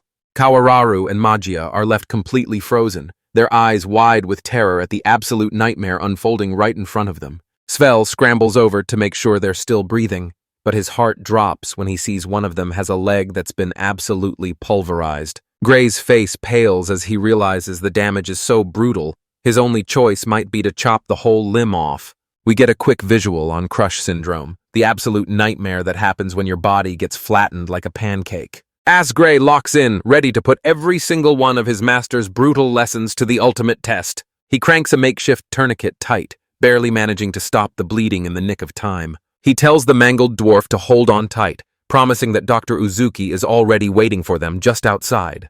Now that the first squad is back on their feet, they're gearing up to head out. but those creaking support beams are screaming a warning. This mine is a total death trap and could cave in at any second. They scramble back to the fork in the tunnel, ready to split up and head their separate ways. Asgray barks at Svel and Kororu to get the wounded to safety while he charges back in to save the rest of the crew. They give him the nod and bolt for the exit while he shouts one last warning for them to stay sharp. Gray's squad steels themselves to plunge even deeper into the mine, even as the whole place starts crumbling around their ears. But out of nowhere, the entire ceiling comes crashing down, burying their only path under a mountain of rubble. The dwarves realize their only exit has vanished just as the walls start closing in. Yeah, this rescue mission is officially a disaster. The dwarf realizes that if they don't turn things around right now, they're all dead meat. Another violent tremor rips through the tunnel, sending a deadly rain of rocks crashing down. The whole squad is left paralyzed, watching in absolute horror as their only way out vanishes into thin air. The trapped dwarves stare up in absolute terror as the support beams scream and buckle, ready to bury them alive at any second. Asgray's squad finally catches up, frantically asking if they're the only ones left standing. The dwarves are absolutely losing it with joy, finally confirming they're the last ones left standing in this section. Gray realizes they've barely got a scratch on them and barks at the squad to get their butts moving. Race's eyes snap wide the moment she realizes the entire structure is seconds away from coming down. She shrieks a desperate warning, shouting that those support beams are officially at their breaking point. Suddenly, the entire ceiling gives way and comes thundering down right on top of them. Asgray stands there paralyzed, his mind absolutely spiraling as he tries to process the shock. They turn around only to find the path behind them has completely vanished into thin air. The trapped dwarves look around and the grim reality finally hits them. There's no way out, and they're officially cooked. But the fox-eared woman realizes those cracks are far from finished. Maya turns to the group, asking the million-dollar question. What are they even supposed to do now? The fox-eared woman thrusts her hand out, signaling the group to freeze in their tracks. Then, in a massive burst of raw power, colossal roots come tearing through the ground. He's desperately propping up the crumbling ceiling, while Race warns him that this makeshift fix is on borrowed time. Gray is left frozen in shock as the suffocating pressure reaches a breaking point. She corners one of the dwarves and asks him point-blank if this mine is officially a lost cause. The dwarf's hope is officially circling the drain, as he asks if there's even a prayer of them getting out alive. But Race suddenly spins around, telling everyone she's actually got a plan. She points a finger toward the sky, locking Magia's sights onto a brand new target. The rookie witch is left frozen in place, her brain completely short-circuiting at the madness unfolding before her eyes. Rice casually drops the plan. They're just gonna blast a massive hole straight through the mountain, because apparently that's simple to him. Maya is absolutely reeling once the terrifying scale of her own suggestion finally sinks in. She's second-guessing this smash-everything plan, terrified that going in guns blazing will leave his mind in total ruins. Race tells her to stop sweating the small stuff and swears he's got her back no matter what. Meja whips her head toward Asgray, desperate for him to suggest literally anything that actually makes sense. Rice tells her to just run back that epic demon sword performance, reminding her they've got all the time in the world. The Major snaps back, calling the entire plan a total suicide mission. But Race just keeps it real, telling her that with her insane level of power, she can totally pull this off. The young witch is breaking out in a cold sweat, and she's not buying this for a single second. She shoots a look at Asgray, practically praying he's got her back. He shoots them a silent nod, basically telling them, "You've got this." Maya is still spiraling, teetering right on the edge of a total high-stakes meltdown. But letting out one last roar, she decides to bet everything on this final push. She slams her staff into the ground, ready to let her magic go absolutely wild. But even going all out, she still doesn't have enough juice to break through. Race watches the smoke clear, realizing with a grim look that even this isn't enough to end the fight. Race snaps at her to quit the belly aching and get her head back in the game. She commands Magia to dump every single ounce of her power into this one final desperate spell.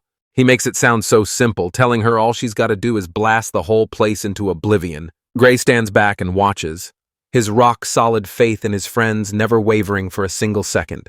Race puts a firm hand on her shoulder, swearing that he'll have her back no matter how bad things get. Magia's eyes snap wide as she shakes off the terror, her fear instantly hardening into a brand new resolve. Everyone else is stuck on the sidelines, watching as their entire future rests on the shoulders of this young witch. She's drenched in sweat, her nerves clearly at their breaking point. The crushing pressure is becoming almost too much to handle. Expecting your guests to just blast a massive hole through a mountain is a pretty insane request. But she white-knuckles her staff, ready to bet her life on this one final play. With one last desperate roar, she shatters her limits and lets every ounce of her hidden power explode. Rice stares in disbelief as the young witch undergoes a total sudden 180 right before his eyes. That's when it hits her. She's not fighting this battle solo because her squad is right there by her side. She shouts her name, her voice booming with a raw power we've never heard before. Now she's just banking on her crew to carve a path straight through the chaos for her. She's betting it all on them as they summon a power so massive it makes the very heavens tremble. She lets loose an absolute flood of magic, shielding the entire squad from the blast. The explosion rips right through the mountain, absolutely shredding the landscape. And just like that, they blast their way out, proving that being subtle was never part of the plan. Maya's running on absolute fumes, barely clinging to her staff just to stay on her feet. Reyes is left completely frozen, her face a total blank slate that gives absolutely nothing away. Rice tells the bone-tired witch to lift her head and look up. She sees this as the ultimate proof that magia is finally leveling up. The young witch is left completely speechless, her eyes wide as she reels from the unexpected praise. With the dust finally settling, the whole squad catches their breath, knowing their path to safety is wide open. Back outside, the dwarves catch a massive rumble echoing from the distance, and they're left scratching their heads, wondering what the heck just happened. Dr. Uzuki snaps his head up, convinced that another massive explosion just tore through the mountain. Justina quickly sets the record straight, revealing that the sound was actually Magia's magic at work. She's dead certain that the young witch just shattered her limits. Dr. Uzuki just flashes a mysterious little smirk, looking like he knows exactly what's about to go down. He knows the calm is officially over and starts scrambling to prep for the wave of patients about to crash through the doors. Meanwhile, a squad of mysterious robed figures is closing in on the village. They spot thick smoke pouring off the mountain and immediately start wondering what kind of insane blast just went off. Their leader completely brushes off the absolute carnage, his eyes already locked onto a much bigger prize. He lays down the law, finding Justina is officially the only thing that matters right now.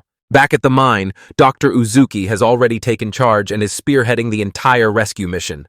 The first wave of battered dwarves stumbles in, their cries of agony filling the air. He scans the chaos in a heartbeat, realizing most of them are still standing with nothing but minor scratches. He's clenching his jaw in pure frustration, knowing he'd be absolutely wrecking shop if he just had those new tools. But his train of thought hits a brick wall the second he spots a fresh squad rolling onto the scene. Leading the pack is a guy in flashy robes and a blindfold, which can only mean one thing. The church has finally arrived. Uzuki realizes these newcomers definitely aren't dwarves, while a cheerful Justina announces that they've finally been spotted. She spills the secrets of their sacred holy nights and dishes on all the mysterious people she knows. Those robed figures start closing in, led by a boss who doesn't say a word but absolutely radiates pure menace. Uzuki gasps out a name he knows all too well, but Justina is quick to shut him down and set the record straight. She's frantically muttering about being tossed onto the front lines, a nightmare she'll do absolutely anything to escape. She breaks it down for him. With his numbing powers and her insane regeneration, they're about to pull off a straight-up miracle. Dr. Uzuki is left completely speechless, his mind reeling as he tries to process this insane turn of events. She's dead certain that if they flex their combined power, the church will be forced to acknowledge them. Our boy is left wide-eyed and helpless, dragged into a cutthroat political nightmare he never signed up for. He lets out a massive, soul-crushing sigh, looking like the entire world is literally weighing him down. It finally hits him. This is the exact moment the entire world changes forever. And just like that, the waiting game was over. It was officially time to strike. He stares up at that massive peak, knowing it's time for everyone to push past their absolute limits. But his train of thought is instantly shattered as the Holy Knights finally crash the party. Their leader demands an explanation immediately, shouting that there's no way he's just going to sit back and watch this absolute madness. Justina hisses that they've been spotted, and it looks like the welcoming committee is already here to crash the party. The knight steps in and delivers the news. It's finally time for them to head back to the capital. He's got a look of pure steel on his face, making it crystal clear that the waiting game ends right now. Justina steps in and cuts Edgar off, telling him to stand down because now is definitely not the time. She points a finger at the battered dwarves, barking at him to get moving and help with the rescue. Edgar plants his feet and holds the line, telling her they're not talking until the dust finally settles. But she shuts that down fast, insisting that things are way more complicated than they look. Ozuki's starting to wonder, is this situation actually as lethal as it looks? Justina's out here pleading their case, desperately trying to convince everyone that they're actually the good guys. But just like that, something else completely steals his focus. Svel and Koreru burst onto the scene, hauling in the one patient who's literally hanging on by a thread. He drops to his knees instantly to check out the damage on that mangled leg. They cranked that tourniquet tight, following his training to the absolute letter. Edgar spots that brutal injury and shouts that they're officially out of time. He shouts that there's no other choice. They have to hack that limb off right now. But Uzuki's mind is already racing, calculating every single way this could turn into a total bloodbath. Check out this diagram. It explains how compartment syndrome can literally choke out your circulation when the swelling gets out of control. Svel desperately asks if the leg can really be saved, and Uzuki gives him a glimmer of hope, admitting it's not completely off the table. He lays it out straight. He can't guarantee a full recovery, but they've officially run out of time. He locks in, realizing he's going to have to wing it all over again. But a sudden roar from the crowd stops him dead in his tracks. The master smith charges onto the scene, desperately lugging that iconic wooden chest. He brags that the doc's new gear is finally good to go, and man, talk about a clutch arrival. Dr. Uzuki stands there frozen, his eyes bulging as a massive wave of relief finally washes over him. He snatches the chest, thanking the smith for a clutch delivery that just saved his skin. Dr. Uzuki barks out a command for a room, ready to get the preparations moving right now. The dwarf points them straight toward a workshop just down the path. Edgar screams for them to hold on, but Uzuki just looks back with a smirk that says he's got everything under control. The Holy Knight steps in and offers to help, convinced they're gonna need some serious backup for the amputation. Uzuki keeps his cool, confidently telling them that he and Justina have everything under control on their own. Edgar is absolutely losing it, yelling that it usually takes an entire squad just to hold down one thrashing dwarf. He's absolutely losing it, unable to wrap his head around how just 2 people could pull off a feat like that. Even Justina looks skeptical, which basically confirms she's still being kept totally in the dark. Edgar finally caves, signaling for the crew to stay right on his heels. Uzuki just flashes a wicked grin, telling him it's way better to just show him. Plus, he won't even have to worry about a struggling patient this time. Edgar just stands there frozen, completely floored by the guy's sheer audacity. Uzuki charges ahead, screaming at Svelta to pick up the pace with the wounded. The Holy Knight watches them slip away, finally giving his men the begrudging order to stay on their tail. The rest of the squad finally bursts onto the scene, letting out a massive sigh of relief the second they see their friends are actually okay. Turns out the Holy Knights have officially arrived to haul Justina away. The knights are tailing him like hawks, their hands hovering over their blades because they don't trust this one bit. Justina is straight up stone-faced, looking like she couldn't care less about all this insane drama. Rice dives for cover with Magia, completely vanishing under her hilariously oversized hat. Gray barks at Magia to keep her safe while he bolts off to back up his master. They finally burst into the workshop, and with no time to lose, they're diving straight into the surgery. Back in the workshop, the tension is through the roof as they rush to get the battered dwarf ready for emergency surgery. Dr. Uzuki pauses for a heartbeat, his eyes scanning every inch of the chaos unfolding before him. He knows they're dangerously short-handed, but with the clock ticking, there's absolutely zero time to call for backup. Justina's looking at him like he's lost his mind, asking if he's really about to charge in with zero backup. But she doesn't let that stop her, jumping right into action to get the anesthetic ready. Gray and Koreru are stuck watching from the sidelines, trading a look that says they're both absolutely freaking out. Our young wizard just can't resist sneaking a peek at that sweet new gear. They've got a set of gleaming, razor-sharp surgical tools now, and man, it puts their old, beat-up kit to absolute shame. Uzuki sizes them up with a smirk, dead certain that he's finally got everything he needs to win. Edgar isn't sold, though, and he demands to know how a few shiny new tools are actually going to change the game. Edgar hangs back on the sidelines, and you can practically feel the pure doubt radiating off him. Uzuki tells him to just keep his eyes peeled, because the real show is finally about to begin. Holy Knight can't help but nod along, his curiosity finally reaching its absolute breaking point. Clutching his brand new tools, Uzuki locks in and prepares to dive straight into the procedure. He grips the scalpel with a cold stare, announcing that it's finally time to get to work. His hand doesn't shake for a second as he finally makes that first fateful cut. He slices right into that nasty bloated tissue with surgical precision. He's completely locked in, even as the crushing weight of the moment tries to snap him. He slices deeper to vent that lethal pressure because, trust me, delicate isn't a word you'll find in any dwarven medical book. The holy knight is left completely paralyzed, his jaw hitting the floor as he witnesses the pure insanity unfolding before him. He's frozen in place, staring in total disbelief as he questions if his eyes are actually playing tricks on him. He's lying there absolutely motionless, without even a single flinch of agony. He's left scratching his head about who this shady doctor really is and how he's managed to get a literal saint wrapped around his finger. And right then, the truth finally hits him like a freight train. No wonder Justina ditched her post. This explains everything. The surgery wraps up, but the rest of the world still has absolutely no idea what just went down. Gray and the crew storm the room at the worst possible time, just as Uzuki confirms the procedure is already complete. Edgar can't tear his eyes off the patient, his brain absolutely melting as he tries to process the impossible sight in front of him. Uzuki spins around and asks him point blank what he thought of their little performance. Even the holy knight had to face the facts. The strike was so clean, there wasn't even a single drop of blood. Edgar finally clocks it. This surgery is on a whole other level of insane. But Uzuki plays it cool and gives all the props to Justine, insisting her flawless recovery work was the real MVP. Edgar stands there frozen, his brain short-circuiting as he tries to wrap his head around the fact that our boy was the one who actually pulled off that slash. He slides a finished report over to Justina, proving he was already 10 steps ahead of the game. This is Uzuki's secret playbook for pulling off miracle surgeries and making sure every single patient makes it off the table alive. Justina beams as she takes full credit for upgrading the guillotine, because of course she did, while the report flat out states that even a saint has her limits and raw magic just won't cut it anymore. Edgar makes it clear that this massive breakthrough is her golden ticket to finally silencing every single one of her political rivals. And Justina? She's absolutely losing it because she finds this whole situation freaking hilarious.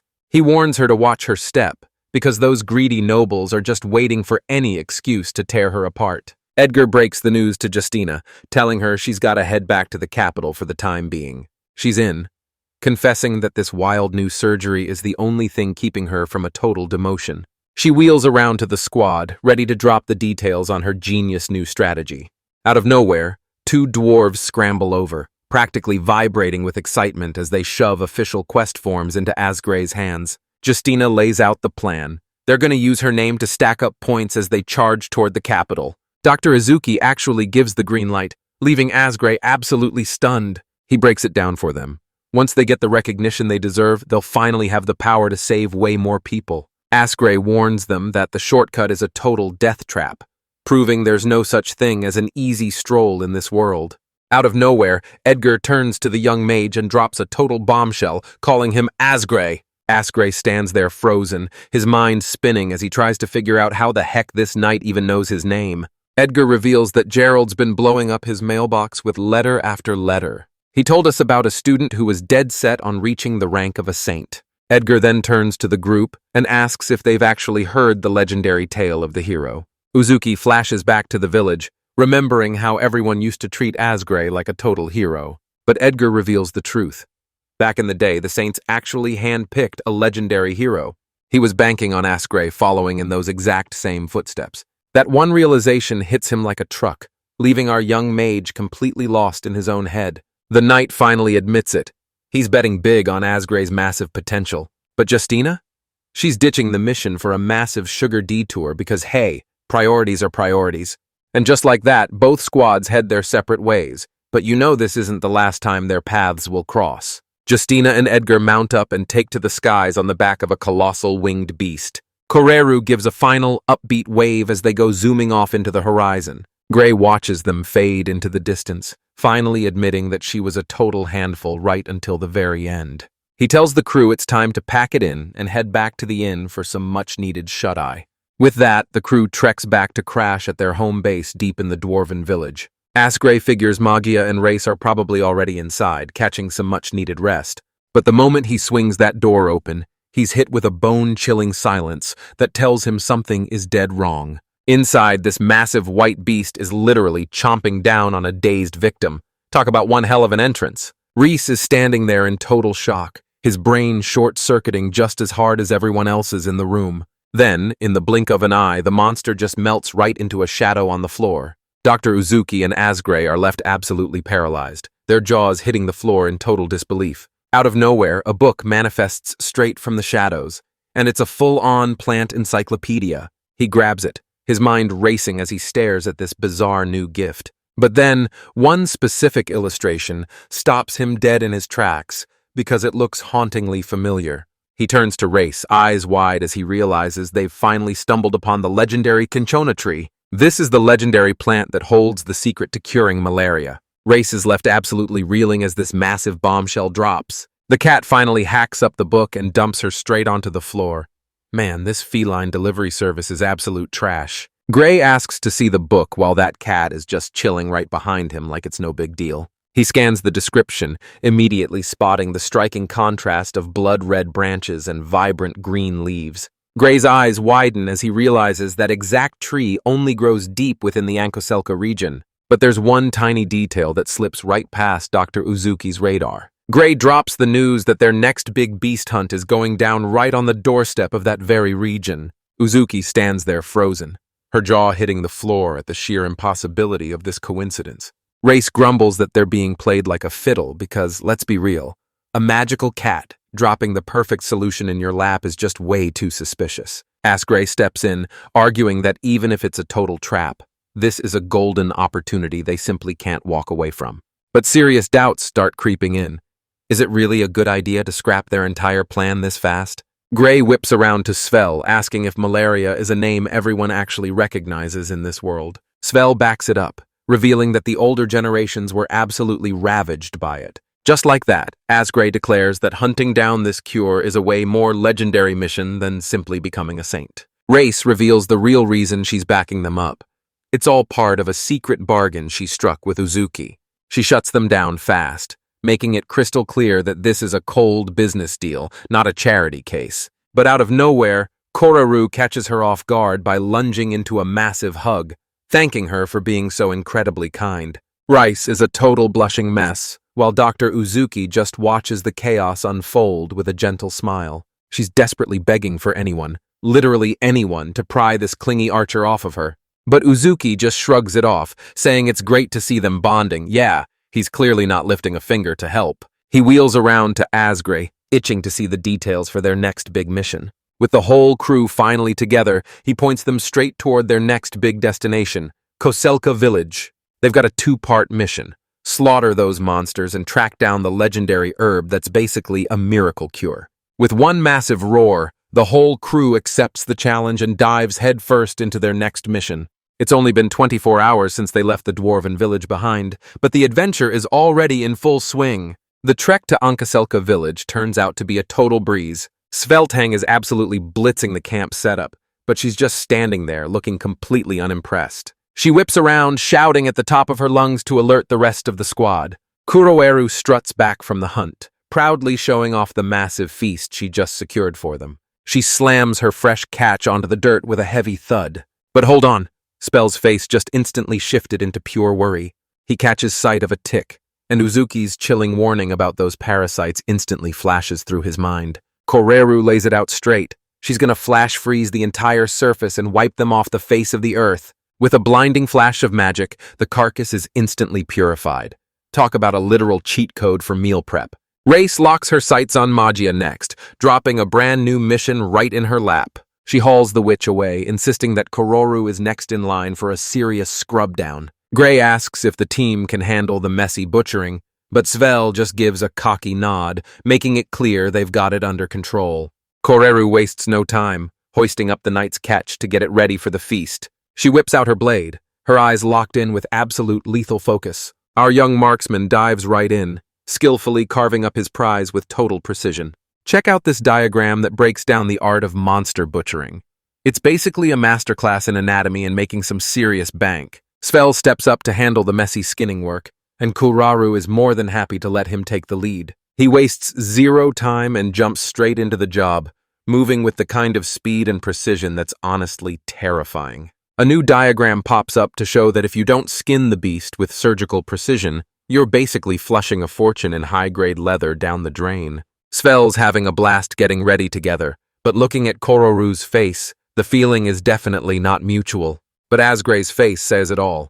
He's looking seriously on edge right now. Dr. Uzuki catches him hunched over the map alone, and you can tell by the look on his face that he's absolutely freaking out. He strides over and asks the young mage what's weighing so heavy on his mind. Gray lifts his head, his face hardening into a mask of pure, cold fury. He grills Uzuki, asking if he still remembers the cinchona tree and that insane race for the fake cure his brother once pulled off. He stabs a finger at the map, breaking down the exact path they need to take. But the way forward is totally cut off by ancient ruins, guarded by hulking golems and massive man-eating plants. He drops the news that the alternative route leads them right past a volcano that's literally spitting blue fire. Just past that ridge lies a valley crawling with dragons, proving once and for all that there are zero free passes in this brutal world. Asgray lays down the law. Straying from the path isn't just dangerous, it's a straight-up death sentence. He quickly clocks that the natural threats in this place are straight-up nightmare fuel. He admits there's no way he can leave his squad in the dust while he's out there chasing glory. But he's also on a mission to dig up any intel that could finally get his sensei back home. Uzuki is absolutely floored, caught completely off guard that the young mage actually had him on his mind. Gray begs him to value his own life, reminding him that he's got a family back home who needs him to come back alive. Uzuki just flashes a grin, insisting that since this place saved his arm, he's got to settle the score first. Man, this guy really is the ultimate selfless doctor. He jabs his finger right at the map, dying to know the truth about a place called the Valhalla Floating Island. Gray explains that this is a massive continent drifting through the heavens just like the fallen lord. Every time this thing descends, it ignites a brutal clash with the Empire, and their new ruler is practically dying for an excuse to start a war. Gray lays out the cold, hard truth. This war is a total meat grinder, claiming thousands of lives every single year. He reveals that even the elves and lizard men are being dragged straight into the heat of battle. Dr. Uzuki gets a massive wake-up call when he realizes their maps are nowhere near finished. Gray finally puts the pieces together. In this world, different lands mean totally different races. And here's the kicker. Every single race is plagued by their own bizarre, one-of-a-kind medical nightmares. Check out this medical chart listing every weird sickness these creatures get. Turns out even a hulking minotaur can get absolutely wrecked by a simple stomachache. He reveals that their entire mission is to heal these people and spread Uzuki's wisdom to every corner of the world. And in that heartbeat, the truth finally hits Dr. Uzuki like a freight train.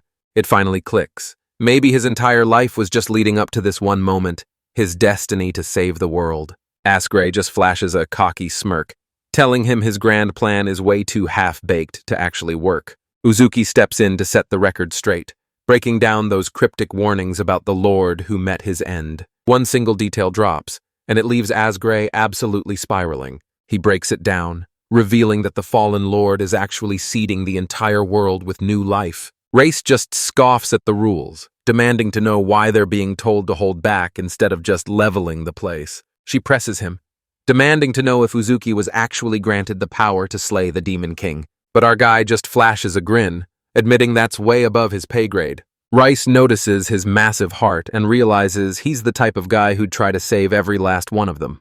She's totally floored, admitting she never in a million years expected him to spill his secrets to a literal demon. Gray's left questioning if the entire demon tribe is just as twisted as Gerald. He drops a question that leaves Race's brain completely short-circuiting. Reese keeps it low-key, but his silent nod shows he's 100% on board with that call. She can't help but dwell on Gerald's true nature, eventually just referring to him as that person. Meanwhile, over at the Rowdy Adventurers Guild, everyone's buzzing about a massive new mission hitting the board. Check out the poster. A colossal insect beast is absolutely terrorizing the Ankoselka region. This woman with creepy markings all over her skin just smirks, knowing they're so far off the grid that absolutely nobody is coming to save them. She flashes a confident grin, deciding right then and there that if anyone's in trouble, she's diving in to save the day. Elsewhere in the woods, A totally different squad of adventurers is currently trekking through the thick brush. One of them spots the massive warrior's insane gear and realizes it was actually a high-level gift. The warrior proudly flaunts his shield, itching to finally step up and protect his squad. Checking the map, they realize they're closing in on Anka village and should be there any second now. Ozuki realizes the only path to that cinchona tree leads straight through the terrifying mosquito bird cave. Svel drops the truth bomb, revealing that mosquito bird is actually just a glorified name for a bat. But Gray puts his foot down, insisting the main quest takes total priority, while the search for the cure is forced to the back burner. Meanwhile, another squad is huddling up to talk strategy, laughing about how their target looks like a total pushover. Suddenly, a massive gate looms on the horizon, and the realization hits them. They've finally made it to the village. And right on cue, our main squad finally touches down at their destination. But Dr. Uzuki stops dead in his tracks, his eyes bulging as he stares in absolute disbelief. He gazes up in absolute awe at a massive, sprawling village carved right into the heart of the towering trees. He stands there frozen, jaw on the floor as he stares at houses literally drifting through the clouds, realizing Rice's treehouse was just a tiny teaser for this madness. Welcome to Ankaselka Village. A place so bizarre and unique it's unlike anything they've ever laid eyes on before. Picture a massive city perched high above the world, woven right into the branches of these towering ancient trees. Deep in the middle of nowhere sits a hidden beastman village, home to elite hunters who make their living trading high-quality leather. Magia reveals the chilling truth. They're forced to live in the treetops because the forest floor is a total death zone, crawling with high-level monsters the second the sun sets. Now, they're on a mission to hunt down a massive nightmare insect known as the horsefly. Uzuki scans the area and spots these mysterious glowing stones dangling from the trees like eerie lanterns. He's gawking at the sights, looking like a total fish out of water all over again. The local beastmen look completely at peace, just living their best lives in this wild habitat. The entire village is buzzing with life as the locals hustle through their daily routine. Gray scans the area and realizes this village is crawling with some seriously high-level wolfkin. He catches sight of leatherworking stations all over the place, realizing he's just walked into a village of elite hunters and master craftsmen.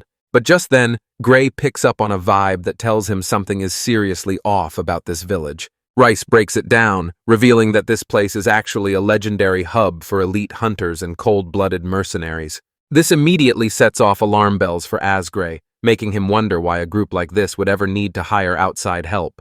It's a total head-scratcher that leaves even the brilliant Dr. Uzuki completely baffled. Since there's no Yelp in this fantasy world, Gray decides their only move is to hunt down the village chief and demand some real answers. But their conversation is instantly cut short when a desperate scream for help rings out. A young beastman comes charging toward them, desperately pleading for them to save his father's life. Without missing a single beat, the crew dives headfirst into the fray to save the day. Ozuki's eyes nearly pop out of his head as he stares in pure shock at the absolute madness unfolding before him. This hulking wolfkin is gasping for his final breaths, and his son is right there, watching his father fade away. The massive wolfkin is gasping for every breath, his face twisted into a total mask of pure agony. Dr. Uzuki's face drops instantly as his professional instincts kick into high gear. He sprints to the man's side, desperately shouting to see if he's still with us. Uzuki locks in, immediately catching the ragged, rattling wheeze of pneumonia. He tells the kid to keep his pops from losing it for now. He's still clawing for survival, gasping for air as every single breath becomes a brutal battle against the pain. Uzuki's brain is going a mile a minute as he desperately tries to make sense of these bizarre symptoms. Right then, a grizzled old dog man bursts onto the scene and starts chewing him out for being so reckless. He shouts that the white snake's curse has taken hold, and this poor guy won't even make it to sunrise. Talk about a total lack of bedside manner. Gasping for air, the wolfkin warns that if he doesn't stand his ground as a shield, that monster horsefly is going to wipe his village off the map. The wolfkin steps up, dead set on taking this fight all by himself. Dr. Uzuki is left absolutely reeling the second he hears about this bizarre curse. Back on his feet and feeling like himself again, the wolfkin sizes them up and asks if they're just travelers passing through. Gray steps right up, making it crystal clear they're only there to handle the horsefly. He lets them know they're just there to get the full scoop on what's actually going down. The veteran beastman's jaw hits the floor when he realizes they're actually gunning for that specific quest. Next thing you know, our crew gets hauled right in front of the village elders for an emergency face-to-face. The chief's jaw hit the floor when he realized the legendary saints had actually answered his call. But Gray points out the obvious. Their quest form somehow forgot to mention the massive curse hanging over their heads. The elder finally gives in and decides to spill every single detail about their secret mission. The elder reveals the truth. That swamp is actually a massive breeding ground where those horseflies swarm every single year. The Wolfkin warrior's face tightens as he listens, looking completely on edge. He keeps insisting that these beasts are total pushovers as long as they're flying solo. But there's a huge problem. The war has already snatched up almost every fighter they had. An all-out war is breaking out against the Valhalla floating island, and the second Uzuki hears that name, his eyes widen in total shock. The Wolfkin finally came clean. With only the cursed left to hold the line, they were forced to swallow their pride and beg for backup. Gray starts digging deeper, demanding to know every dark secret behind this curse of the white snake. The elder warns that this is a divine judgment that strikes straight at the heart. He warns them that this swamp is a white snake's deadly domain and a literal breeding ground for swarms of nasty horseflies. For 5 long years, their elite warriors have been dropping like flies, all thanks to a lethal curse, a serpent said to be nesting right inside their hearts. The elder drops a grim warning. Even a tiny touch of this curse is enough to leave you stone blind or totally paralyzed. Gray finally clocks the terrifying truth. This curse is literally devouring its victims alive. But Dr. Uzuki's mind is already in overdrive, dissecting every symptom at lightning speed. Race makes it crystal clear. Neither magic nor raw muscle can stop this thing. But Gray flat out refuses, swearing he won't let his crew put their lives on the line for this. The Wolfkin warrior can only listen in silence, feeling his last shred of hope completely wither away. But his son lunges forward, desperately screaming for them not to leave his old man behind. He reveals the ultimate secret, a glowing moss hidden deep inside the cave that's the only cure for this mess. Magia's eyes practically pop out of his head the second he hears someone mention that cave. Suddenly it hits him. That's the exact cave they have to storm to find the cinchona tree. Gray's getting nervous, asking if they're gonna get cursed just by standing near this creepy swamp. It's a chilling realization that leaves Magia absolutely paralyzed with fear. As Gray takes one look at the odds and realizes he's not about to lead his crew into a total death trap. But Ray isn't playing along. He's already cooking up a completely different plan. She steps up and boldly declares that she's soloing both quests all by herself. He drops a bombshell offer that leaves the rest of the squad frozen in absolute disbelief. Gray shuts her down instantly, barking that going in solo is basically a suicide mission. But she shuts him down, reminding him that the cinchona tree is her absolute last shot at survival. She nonchalantly asks him to snag the moss while he's there, acting like she's just asking for a tiny favor. But Dr. Uzuki drops a total bombshell. That miracle medicine is a complete lie, and the curse is terrifyingly real. Rice takes it all in, but her face is a total mystery, giving away absolutely nothing. He gives her his thanks and swears to keep his word, even if it takes him 5 long years to see it through. But she's not backing down, swearing that his life is worth way more than her entire mission. The rest of the squad is pinned right in the crossfire, forced to just stand there and watch the madness unfold. But Dr. Uzuki's gears are already turning, and he's just cooked up a wild new theory. He marches forward, clutching that plant encyclopedia like his life depends on it. Ray snaps at him to back off, dead set on handling this mess all by herself. But Uzuki cuts right through the hype, demanding to know if there's any actual proof this glowing moss even works. Ray gets hit with a question so heavy it leaves him completely speechless. The beastmen keep mindlessly chanting, "Proof," a concept that's clearly never even crossed their thick skulls. He demands the data, desperate to see if those past experiments actually worked. The elder steps back, letting the warrior who clearly knows his stuff take the lead. The warrior reveals that this moss isn't just some plant. It's a sacred legacy passed down through his bloodline for generations. Race is just standing there in total shock, completely blindsided by where these questions are even going. Finally, it looks like the wolf warrior has locked in his choice. Dr. Uzuki steps up, pleading with them to let him tear the mask off this curse and expose its dark secrets. The beastman just stands there, completely stunned by this guy's sheer audacity. I guess demanding clinical trial data is a brand new concept in this fantasy world. He lays it out for them. If they back him up, he can finally end this whole mess in one shot. Wolf is breaking out in a cold sweat, his mind racing as he's hit with a sudden massive wave of hope. The elder bows low, swearing to finally spill every secret he's been keeping. Asgray decides to give his teacher the floor, and a skeptical Race tags along, clearly hating every second of it. With that settled, Dr. Uzuki gets straight to business and kicks off a full-blown medical exam. He locks in, tracking Wolf's every breath with a dead serious look on his face. He's logging every single symptom and tiny detail with obsessive precision. He breaks down every scrap of evidence he's uncovered, and just like that, class is officially in session. He's hammering home one life-or-death lesson, exactly how to dodge that lethal curse. He reveals the truth. The swamp itself is the secret key they've been looking for. And it turns out those horseflies aren't just annoying pests, they're a straight-up nightmare. Magia lets loose a devastating blast of ice that completely freezes the entire battlefield. He flash freezes one of those massive beasts, stopping it cold right where it stands. Maja grips her staff tight, her focus sharpening into a razor's edge. Svel and Koreru lunge forward, ready to smash that frozen monster into a million pieces. Gray bellows a warning, telling everyone they'd better not let those stingers touch them. The Beastman Elder gives the green light, barking at them to wrap this up and end it fast. With one last thunderous crack, the monster literally explodes into a million frozen shards. Gray watches the dust settle, desperately hoping the deadliest part of this nightmare is finally over. But that relief is instantly shattered when a cold wave of pure terror hits him like a freight train. He screams a warning just as another one of those things zips right into view. This monster is a total behemoth, and it looks like the big boss finally decided to crash the party. Gray catches on fast. This is the Queen's way of telling everyone they better stay on high alert. But just as the Queen is about to strike, another drone rockets straight into the fray. But Wolf just swats them right out of the sky with his bare hand. The entire crew is left frozen in shock, their jaws hitting the floor after that insane, out-of-nowhere play. But Ray? He's not even remotely impressed, looking straight up bored that they're actually choking in the middle of a fight. Asgray fumbles for words, desperately trying to justify why he's basically a total rookie when it comes to the real world. Race fires back, shouting that if she just stood by and did nothing, the guilt would haunt her for the rest of her life. That's when it finally clicks for Gray. After everything Uzuki drilled into them, they can't just sit back. It's time to finally make a move. Back at the village, Dr. Uzuki finally drops the bombshell diagnosis.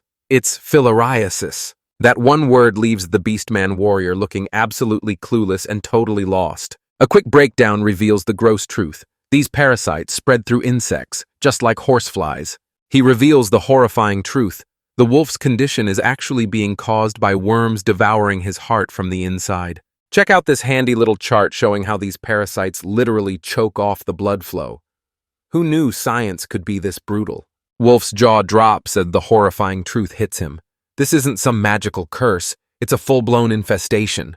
Uzuki drops the bombshell. Those flies are injecting larvae that literally grow inside their bodies. The rest of the squad is just standing there, absolutely gagging as they take in every single nasty detail. The Elder suddenly realizes that this nightmare is every bit as bone-chilling as a literal curse. Uzuki's got a theory. With that white snake gone, the flies are breeding like crazy and spreading disease everywhere. Wolf straight up admits he never saw that snake as a real threat, so he just let it slide without a second thought. Uzuki's soaking it all in, and you can practically see the gears turning as a new plan starts to click into place. The Elder drops the bombshell. If this isn't a curse, they've finally got the green light to strike back. Wolf grips his chest, finally surrendering to the cold hand of fate.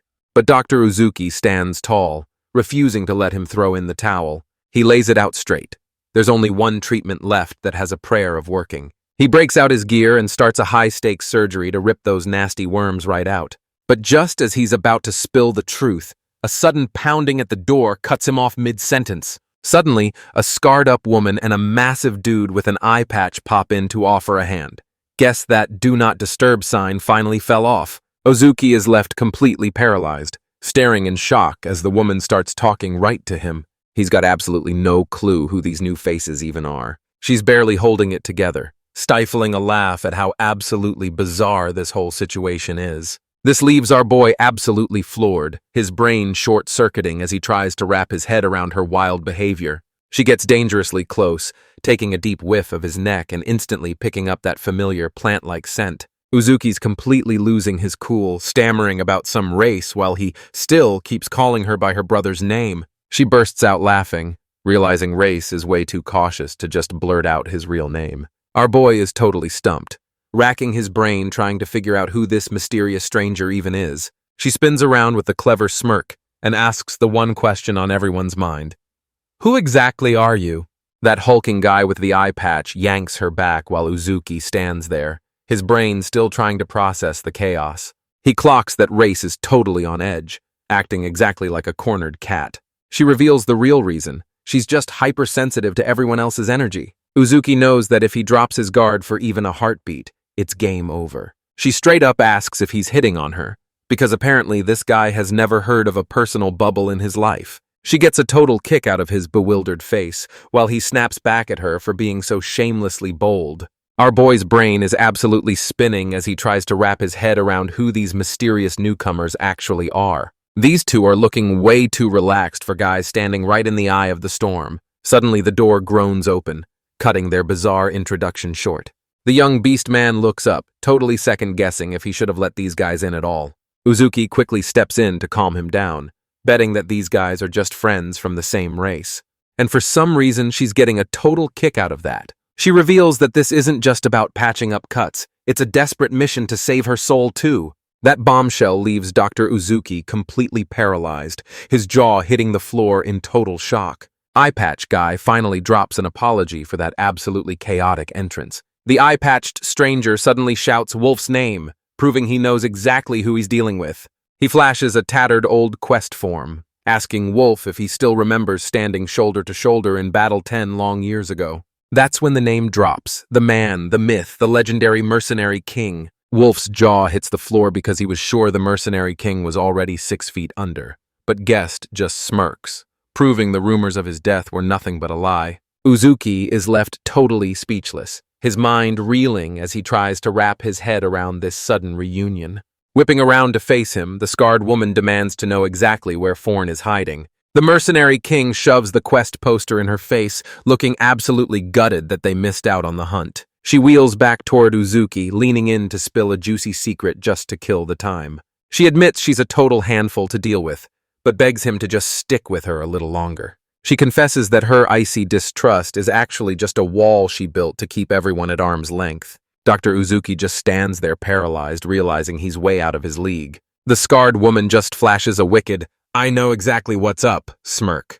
He finally cuts to the chase and demands to know what their deal with Forn actually is. She goes dead silent, letting the weight of that question hang in the air for what feels like an eternity. Our guy is still left hanging, and honestly, he's getting more baffled by the second. The guy with the eye patch steps up and decides it's finally time for some introductions. Alfrela steps up, claiming she's the one calling the shots for Forns, while her right-hand man Bernhardt stands ready to assist. The word master hits Uzuki like a freight train, leaving him absolutely speechless. Alfrela flips the script, throwing the question right back in his face and demanding to know who he actually is. He introduces himself as Takuma, the medic for a squad that's dead set on becoming legendary saints. Alfrela's jaw hits the floor when she hears they're actually gunning for the title of saint. She asks if Forna's tagging along, and Uzuki and Reyes both confirm she's right there with them.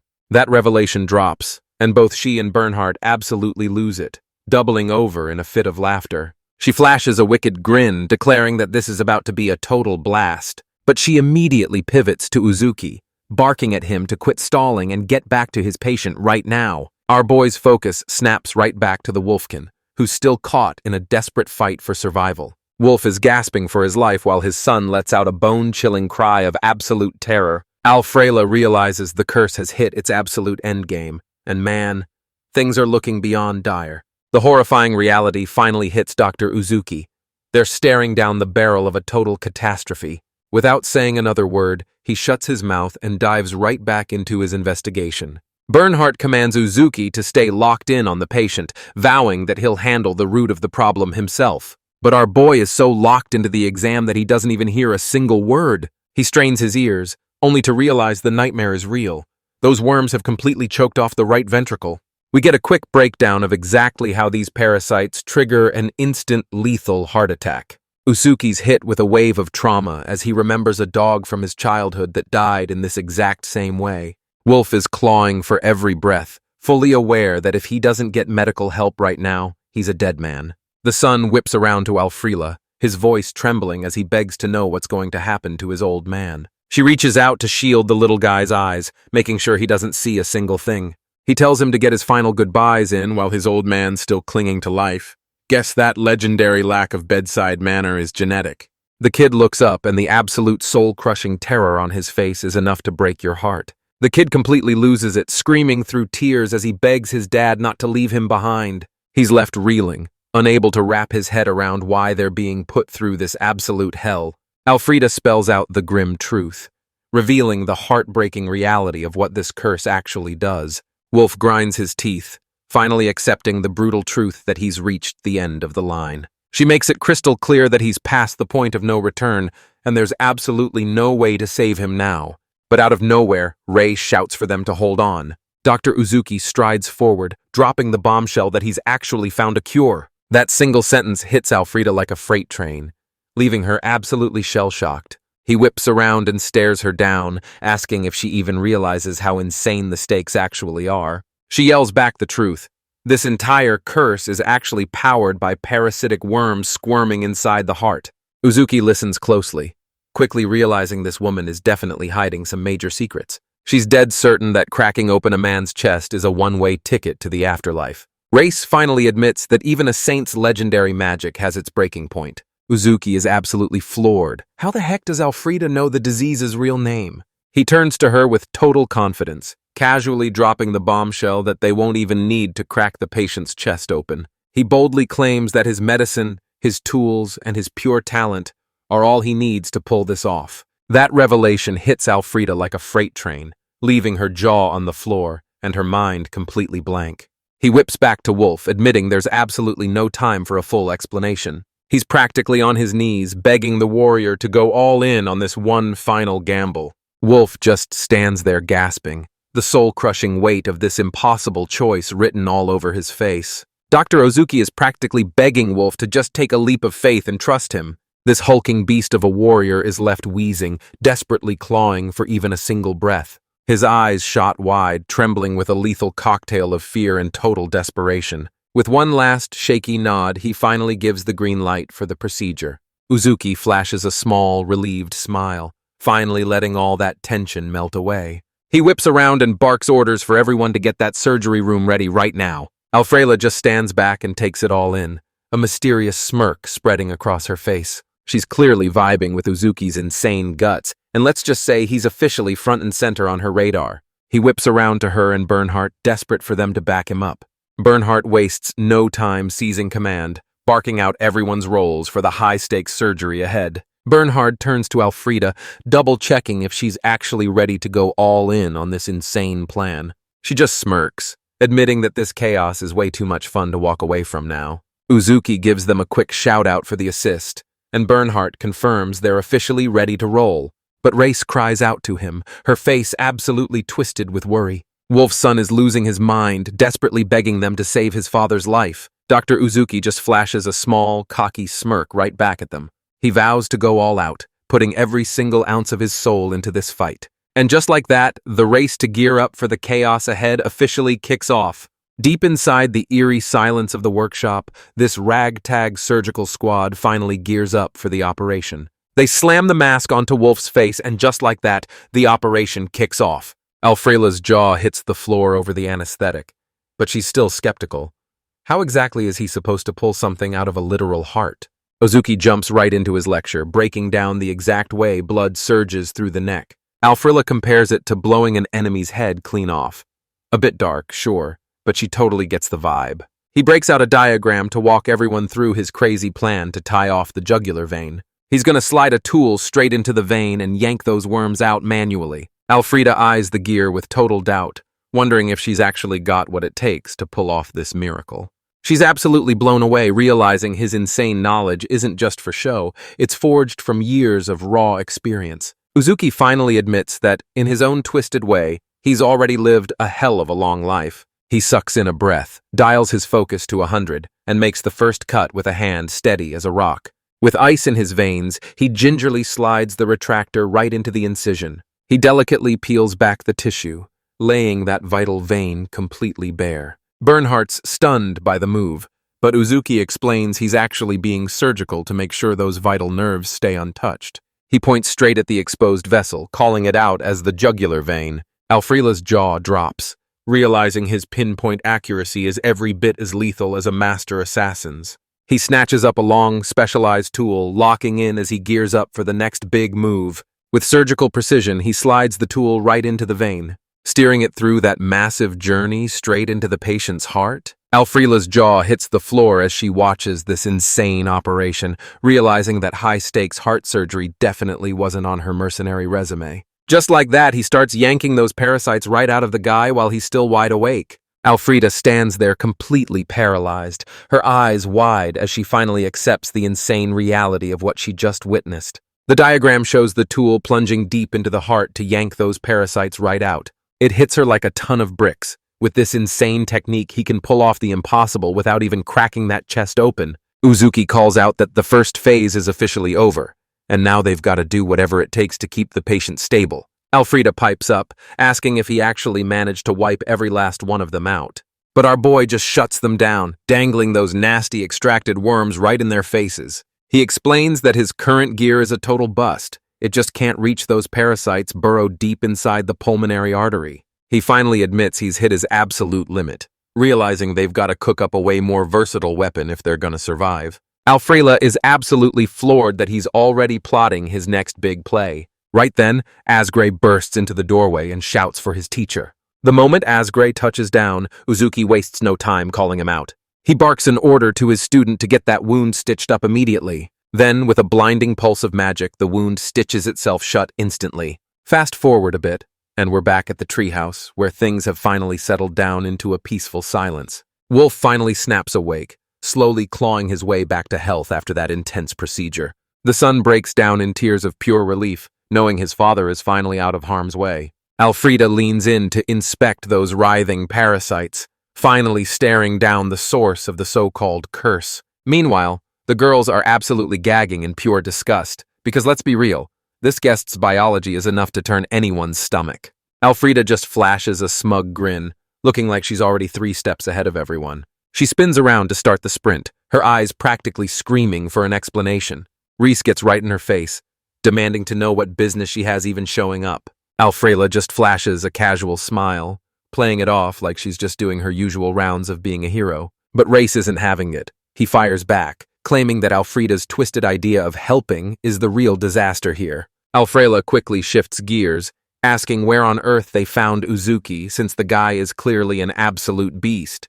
She pulls a total reverse card on Ray, pointing the finger right back at her aunt and that sketchy camping trip instead. Alfrila reveals that the fallen lord is actually putting everyone to the test, and Uzuki is the hand-picked agent he sent to do his dirty work. She drops a total bombshell, revealing her real mission was to haul Uzuki straight to the race from the very beginning. But she was completely sidelined while our boy was busy getting patched up. Race flashes her contract, making it crystal clear that she's only sticking around to get the cure that'll save her brother's life. Alfrila just bursts into laughter, clearly finding this bizarre little setup of theirs a total riot. Ray gives a sharp nod, clearly 100% on board with her master's logic. Alfrida beams with a smile, crediting Uzuki for breathing a whole new level of life and emotion into the race. Just one sentence is enough to send Ray into a total flustered tailspin. Alfrida keeps poking fun at her, noticing that her once stony expressions are finally starting to melt away. She's forced to admit it. This whole situation is getting way more insane than she ever imagined. Her eyes instantly sharpen as a game-changing realization clicks into place. She can't stop obsessing over that fallen lord and his legendary missing treasure, the Uzuki. Now he's left wondering, could this insane blessing actually reach the demon tribe too? But out of nowhere, Bernhardt crashes the party and cuts them right off. Ray saunters forward, offering to have a little chat with a smirk that proves he's totally full of it. Great's instantly on guard, wondering why she's suddenly so desperate for a heart-to-heart. Alfrila steps into the light and drops a massive bombshell. She's the twisted mastermind behind every single disaster that hit their town. This massive bombshell drops, leaving Asgray absolutely shook to his core. Suddenly, he's hit with a brutal wave of trauma as he remembers the last time this exact same sickness nearly broke him. Everyone else is stuck on the sidelines, forced to watch this awkward-as-hell reunion play out. Alfreda's wearing a grin so smug it's clear she thinks she's already won. She completely brushes off Race's worries, telling him she's totally fine with everything just being a repeat of the past. But Race isn't backing down, making it crystal clear that the situation with her brother is far from over. Koreru just laughs that off, shutting them down instantly with a massive surprise hug. Ray is left completely short-circuited, his face turning beet red after that sudden, unexpected romantic ambush. Alfreda flashes a wicked grin, declaring she'll happily play the villain if it's the only way to unite them all. Reyes snaps her head away, her face turning beet red as she gets completely overwhelmed by her master's smooth talking. Gray realizes that while they were distracted by the hunt, a mysterious new stranger has somehow managed to sneak onto the scene. He reveals she's also tangled up in Forn's case, and she's been doing everything she can to bait them into taking this quest. Alfreda just flashes a cocky smirk, hitting them with a reply that proves she's holding all the cards. Gray finally gives in, admitting Koreru was right all along. They actually pulled it off and fixed the mess. He tells his teacher he's officially done with the drama, and prays that no more annoying trouble comes knocking. But if things actually go south, he insists they stand their ground and face the fire together. Dr. Uzuki flashes a grin, explaining that the only thing that actually matters is finally choosing your own path. This lesson hits the young mage like a ton of bricks, catching him completely off guard. Asgray finally admits he's freaking out and decides to beg his teacher and even his magic for some serious backup. Dr. Uzuki just flashes a faint, knowing smile that says he's seen this all before. He realizes this isn't the place for a talk like this, and tells them they need to move somewhere private. Because let's face it, a room packed with sick people is the absolute worst place to map out a secret strategy. They duck into a secluded corner, where they can finally spill the truth without any prying eyes watching. Alfreda steps right in and demands to know what the gossip is, especially since they've already labeled her the mastermind behind the whole plan. She makes it crystal clear that she never moves without a reason. Every single step is part of her master plan. Bernhardt stays dead silent, his face a total mystery as he soaks in every word. She straight up admits that she's making everyone's life a nightmare, but hey, she doesn't actually have a beef with any of them. And that's the exact reason she's practically dying to apologize to them right now. But Asgray shuts her down instantly, making it crystal clear he's done being a pawn in her twisted games. Bernhard backs him up, declaring that a pathetic apology won't even begin to make up for the mess she caused. Alfredo flips the script, offering them a different way out as he holds out a single, simple knife. This move leaves Dr. Uzuki's brain completely short-circuiting in total confusion. She tosses it aside and drops a bombshell. She's actually a wanted demon with a massive price on her head. The whole squad is frozen in shock, their eyes glued to the weapon just rotting away in the mud. She lays it out straight. If they don't care about her real mission, then she's done talking.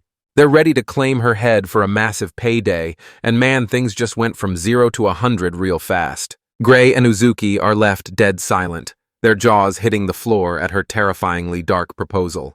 Bernhardt calls him out, shocked that Asgray is just standing there letting her make such a suicidal proposal. Rice grills her, asking if every single move she makes is truly just for the sake of the demon tribe.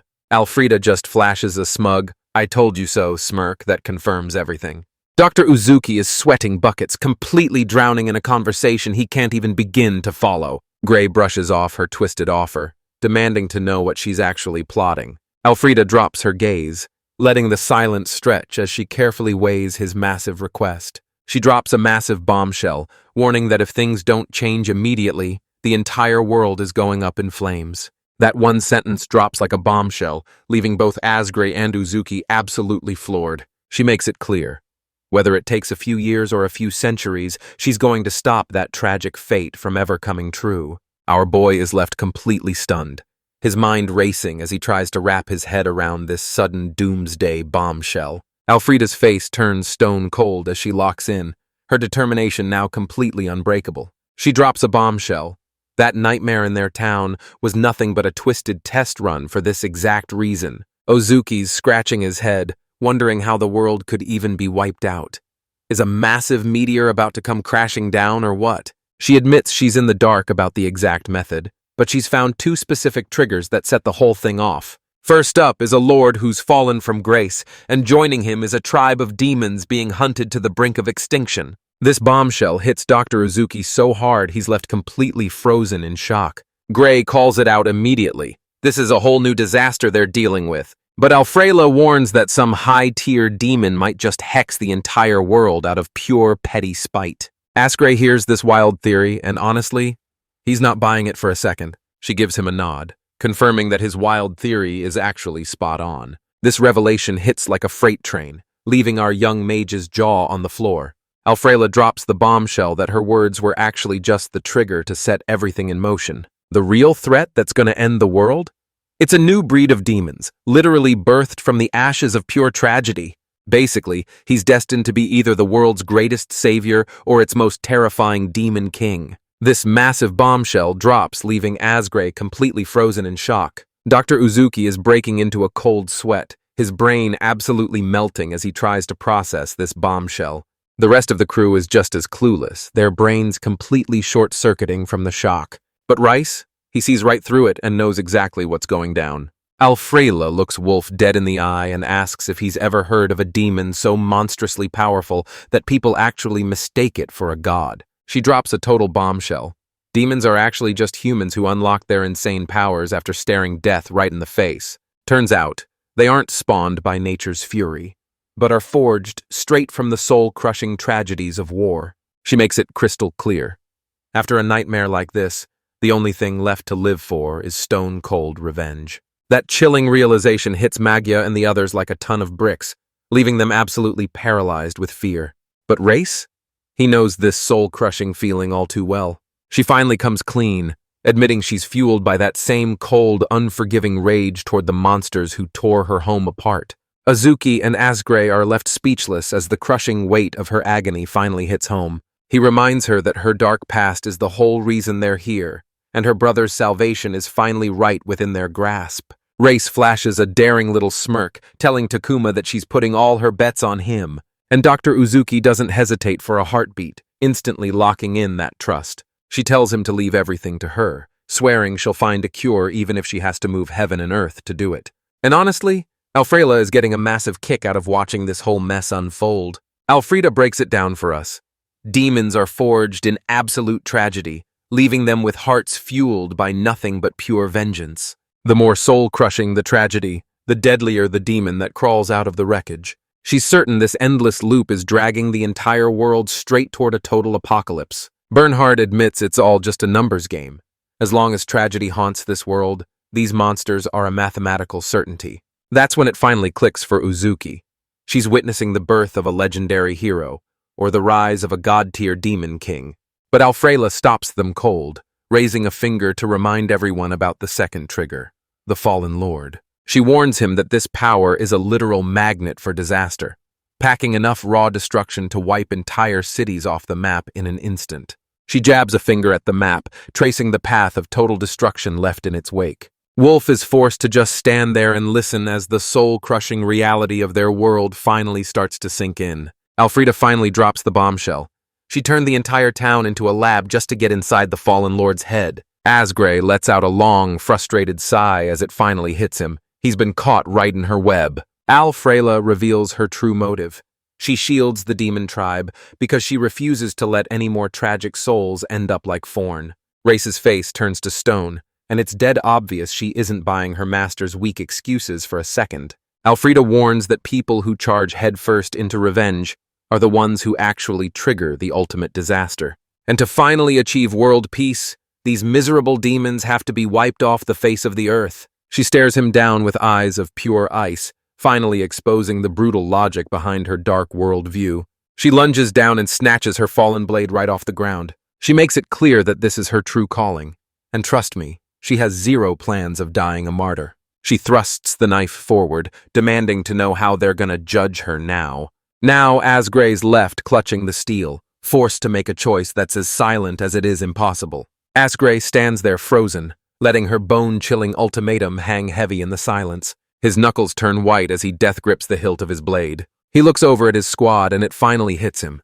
This whole journey has been one massive mission to save everyone but themselves. Race points out that every single person they've crossed paths with, herself included, has finally found a real reason to smile. Dr. Uzuki keeps a sharp eye on his student, who's finally stepping up and taking total control of the situation. Asgray pipes up, asking if his teacher's mountain of medical goals is still nowhere near finished. Uzuki locks it in, his mind instantly jumping to the malaria cure and those life-changing corneal transplants. Asgray lets a cocky little smirk slide across his face, looking like he's got this whole situation in the palm of his hand.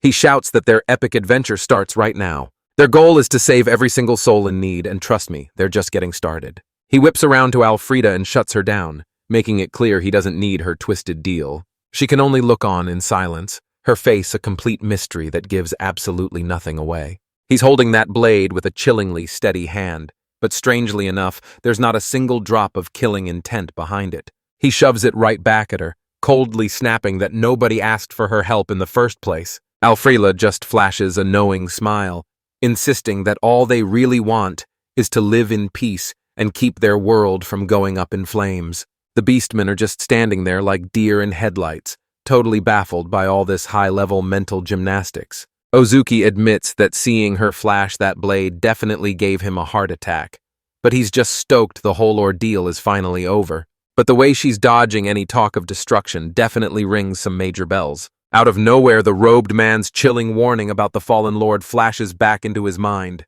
He wheels around to Alfreda, demanding to know exactly what she's hiding about the situation. He drops a bombshell, revealing those were the exact same words spoken by the man lurking inside the fallen lord. Alfreda is left completely speechless, wondering if there was ever even a real person inside that thing. Dr. Uzuki stays dead silent, offering nothing but a grim nod that says it all. She lunges forward and snatches him up, demanding he spill every single detail. He finally gives the nod, ready to spill every secret he's been holding back. Right there, under the wide-open sky, he finally spills every insane detail about that bizarre encounter. The whole squad is dead silent, hanging on his every word as he finally wraps up the tale. Alfreda's mind starts racing as she realizes the fallen lord's path of destruction wasn't just mindless chaos.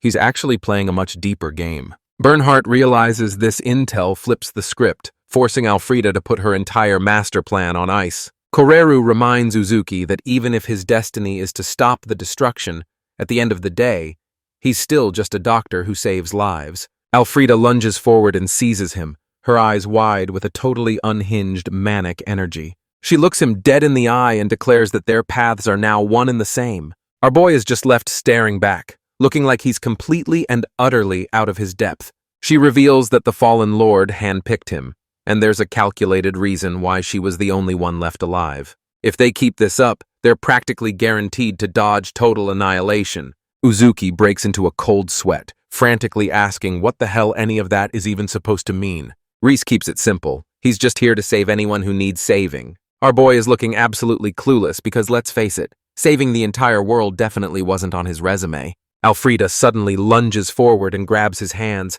practically begging everyone to just drop the drama and get along.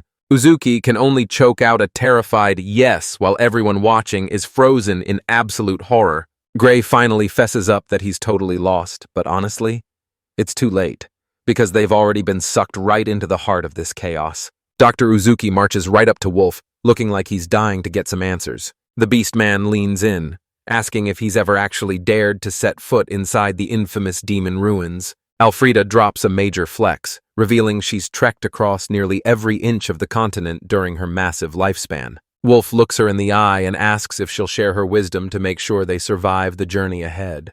She's all smiles as she agrees to tutor them in those lost ancient tongues, officially becoming their very own walking encyclopedia. The whole squad goes absolutely wild over this insane plot twist. The whole squad huddles under a tree for a sudden, deep-dive history lesson. Alfreda's face turns stone cold as she starts dropping some major truth bombs. Wolf is grinding away at his notes with laser focus, while Koreru is totally out cold right next to him.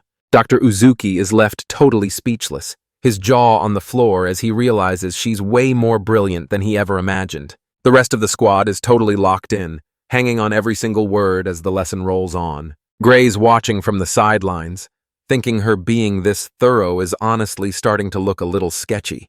Bernhardt pulls him away from the rest of the pack, needing a private moment to talk. He breaks it down, explaining that a true leader has to step back and watch over their squad from the shadows. He finally opens up, admitting that seeing everyone actually get along is his ultimate vision of paradise. Gray begrudgingly soaks in the praise, though he's clearly feeling a little awkward about being the center of attention. Bernhardt just shoots back a knowing smirk, letting them know he's totally in on the secret. He looks Asgray dead in the eye and lets him know that Elfrida isn't playing games. She's dead set on flipping this world upside down. He drops a massive reality check, telling them straight up that she doesn't have the luxury of clinging to pretty ideals like they do.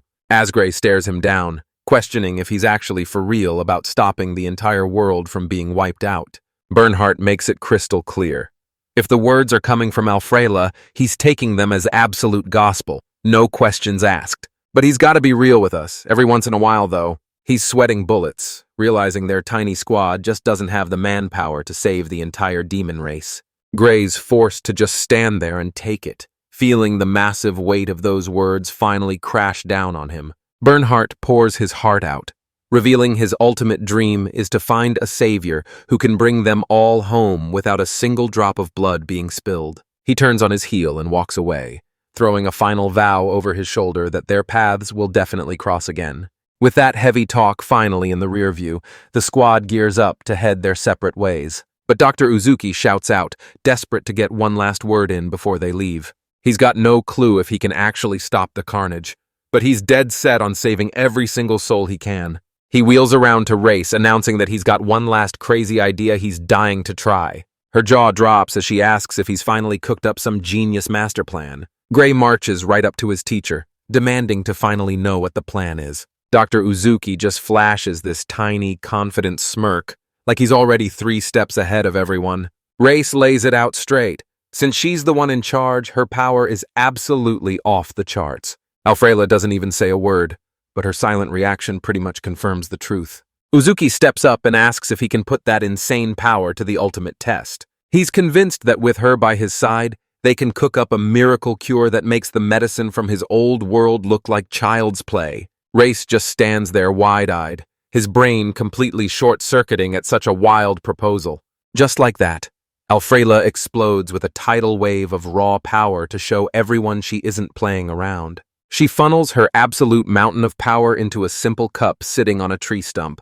He's ready to absolutely incinerate those questions if she dares to add more, even as he drips sweat from the sheer intensity of his focus. Reese just stands there with his jaw on the floor, totally clueless as this insane process unfolds right in front of him. Alfreda's face is a mask of pure, raw desperation as she pushes herself past the absolute breaking point. Then, at the absolute peak, all that surging energy finally condenses into a single, shimmering drop. Uzuki reveals that this one single drop is their entire endgame, proving that in this world, less is definitely more. Let's rewind the clock 24 hours to see how this all actually started. Uzuki finally dropped his master plan. He's going to weaponize their power into a drug that lets him pull the strings of the world's most elite leaders. Bernhardt's suspicious of her wording, but Alfreda just hits him with a smug, "I know something you don't," grin.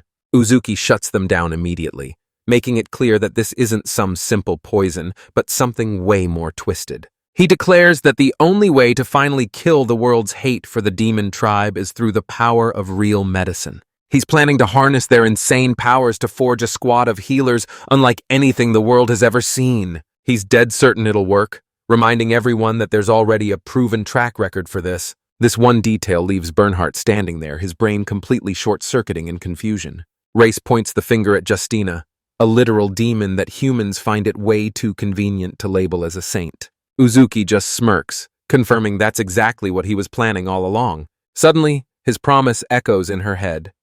Her power isn't just a weapon, it's a gift meant for healing. He looked her right in the eye and promised that with enough sweat and tears, even she could ascend to the rank of a saint. Alfreda's clearly getting a kick out of his desperate attempt to put a fancy spin on their powers. She cuts straight to the point, demanding to know what this new medicine is actually replacing. He drops a massive reveal. This miracle medicine is actually refined from xenon, a gas pulled straight from the atmosphere of his home world. He tells Reese that this stuff blows ether out of the water, and the best part is, it won't leave you with those nasty side effects. We get a quick breakdown showing the wild history and the insane power behind this miracle gas. Wolf is absolutely floored, shouting that even ether was already a total beast. Asgray isn't falling for it, though, immediately demanding to know the hidden price of this new method. Uzuki admits the price tag is absolutely insane since they've got to cool down a massive ocean of air. A chart breaks down the insane sub-zero temps they need. We're talking way colder than any winter you've ever imagined. Elfrida accepts the challenge without a second thought, ready to burn through her mana until the sun comes up. Looks like our girl is pulling a total all-nighter. She funnels her entire massive power into a single ordinary glass of water. After pushing herself to the absolute limit, she's left totally gassed, leaving Rice staring at her in pure disbelief. Rice starts shaking, absolutely stunned that a single human could unleash such a bone-chilling frost. Uzuki drops the hammer. To snag that xenon, they'd have to liquefy a massive 100 cubic meters of air, a move that's slammed for being a total nightmare of inefficiency. One look at the diagram confirms her worst fears. This miracle gas carries a massive price tag, proving that the ultimate cure never comes cheap. Elfrida staggers back, her tank completely empty after pushing her body way past its breaking point. Uzuki checks to see if she's holding up, but she just gasps that regular ice magic doesn't even come close to this level of power. She straight up admits that hitting those insane freezing temperatures is way beyond the league of any ordinary mage. That's exactly why Uzuki swears to shield her with his life, treating her like the ultimate mastermind he can't afford to lose. Alfreda just flashes a smug, knowing smirk, like she's got it all figured out. Race watches them, her face a total storm of conflicting emotions. Uzuki lays it out straight. This bone-chilling cold isn't just uncomfortable. It's a brutal form of torture that drags you right to the edge of the grave. Alfreda explains that ice magic is actually way more common than you'd think. And get this, even a freezing witch could rise up to become a holy saint. Race gets hit with a brutal flashback to the time he was forced to make this exact same life-altering decision. Suddenly, everything clicks, and you can see the truth finally hitting Dr. Uzuki like a ton of bricks. Reese just flashes a sly little smirk, like he's already got the whole thing figured out. Suddenly, we're thrown back to a moment where Race is hashing things out with Justina. She looks the saint dead in the eye and asks if her past failure was really just a fluke, or if there was something deeper behind it. Alfreda doesn't say a word, but that look in her eyes tells you she finally gets the whole picture. Race whips around to face her master, her gaze hardening with a fierce new sense of purpose. Uzuki reaches out, finally admitting his plans aren't always perfect, and that her help is the missing piece he desperately needs. He reached out and proposed a massive alliance, begging her to help him carve out a brand new future for the entire demon tribe. Alfreda narrows her eyes, dead set on figuring out if his massive gamble is actually worth the risk. She agrees, but drops a chilling reality check. She's just a small fry compared to the absolute nightmares lurking in the shadows. This massive bombshell drops, leaving both Uzuki and Race absolutely floored. Suddenly, Bernhardt bursts back onto the scene, lugging the massive body of that legendary white snake right behind him. Our boy is left completely paralyzed, staring up at the absolute mountain of a beast towering over him. Bernhardt casually tosses it over as a souvenir, telling them to do whatever they want because mercy just isn't his style. He whips around to face her, calling her out by her long-forgotten alias, Forn. He actually cracks a rare smile, praising her for just how insanely well she's been trained. Koreru gestures back at his squad, asking if he's seriously talking about them. Bernhardt gives a grim nod, his eyes dead set on this bizarre new squad. Bernhardt points out that even though they've got potential, their individual skills are still way too raw. They've finally locked in, moving and striking like one single unstoppable force. They're covering every single blind spot, turning their team up into an absolute powerhouse that can't be stopped. He gives Race massive props for her elite training and acknowledges her master. Looks like our boy is finally getting the respect he deserves. With their work in the village finally wrapped up, Uzuki makes the call. It's time to hit the road. Asgray leans in, asking if they're finally about to track down that elusive cinchona tree. The squad is officially locked in, ready to dive right back into the mission. Race looks back over her shoulder, her face a total whirlwind of conflicting emotions. And just like that, the squad finally pulls up to the mouth of the Mosquito Bird Cave. This place is a total nightmare. a shadow-drenched wasteland choked with razor-sharp rocks jutting out like teeth. The squad dives deep into the heart of a colossal, glowing cavern. Magia's jaw drops at the sheer scale of the cavern, realizing they've trekked miles away from the White Snake's old lair. Race checks the Fallen Lord's journal and confirms that their destination is actually buried way deeper than they thought. With their map in hand, they navigate the dark caverns to reach a high plateau where the legendary cinchona tree is rumored to grow. Gray's mind starts racing as he realizes the legendary tree isn't just a myth anymore. It's finally within his grasp. But their search gets cut short when a massive beast dives out of the sky to ambush them. Maya spots the massive bats and the realization hits her like a truck. These are the legendary mosquito birds they've been hearing about. Ozuki explains that since the White Snake is finally history, these bats are feasting on the horsefly larvae and getting the natural order back on track. With the road finally wide open, they don't waste a single second and charge straight ahead. And just like that, our heroes plunge even deeper into the mountain's dark heart. Dr. Uzuki's scanning the encyclopedia for answers without even breaking his stride. The crew pushes deep into the twisting, claustrophobic maze of these narrow tunnels. Asgray skids to a dead stop, his eyes wide with pure disbelief. They finally break out of the shadows and find themselves standing on a massive plateau drenched in golden sunlight. They finally burst into the open air, leaving that pitch-black nightmare behind for good. Koreru's eyes go wide as saucers as pure hype takes over. She points straight toward a grove of trees, dead certain she's finally tracked down their prize. Uzuki plucks a tiny flower and holds it right up to the book's illustration to see if it's a perfect match. He's cradling those fragile blossoms in his palm, treating them like they're the most precious thing in the world. It's a total match. The search is finally over because they've officially tracked down the cinchona tree. Dr. Uzuki takes one look and calls it, "This is, without a single doubt, the legendary cinchona tree." The rest of the squad watches in awe, realizing their grueling journey has finally reached its end. Koreru lunges at Race with a massive bear hug, completely losing it over their big win. Race can only manage a tiny, awkward smile. It's clear the guy has absolutely no idea how to handle this much love. But the cheers die in their throats as a whole new group of fighters crashes the party. This long-eared girl reveals she's also after the tree to save her brother, making it look like this legendary spot is the new local hotspot. Her partner's jaw drops as he realizes someone else actually beat them to the punch. Uzuki drops a bombshell on Rice, revealing that the Fallen Lord was actually the one who led them straight to this spot. Listening in, the rookie suddenly realizes their whole mission is just one tiny piece of a massive, high-stakes conspiracy. Uzuki starts questioning everything out loud, wondering what that disgraced lord was actually plotting when he handed them that book. Rice looks over at Dr. Uzuki and asks if she can finally have that flower for herself. He gives in and hands it over, but he's dying to know what she actually plans to do with it. He gently settles those fragile blooms right into her waiting palms. Out of nowhere, the rabbit-eared rookie starts radiating a massive, mysterious power. Her eyes snap open, burning with a look of absolute laser-sharp focus. Dr. Uzuki is left reeling, wondering what kind of madness she just unleashed. She plays it totally cool, explaining that she simply memorized every single detail.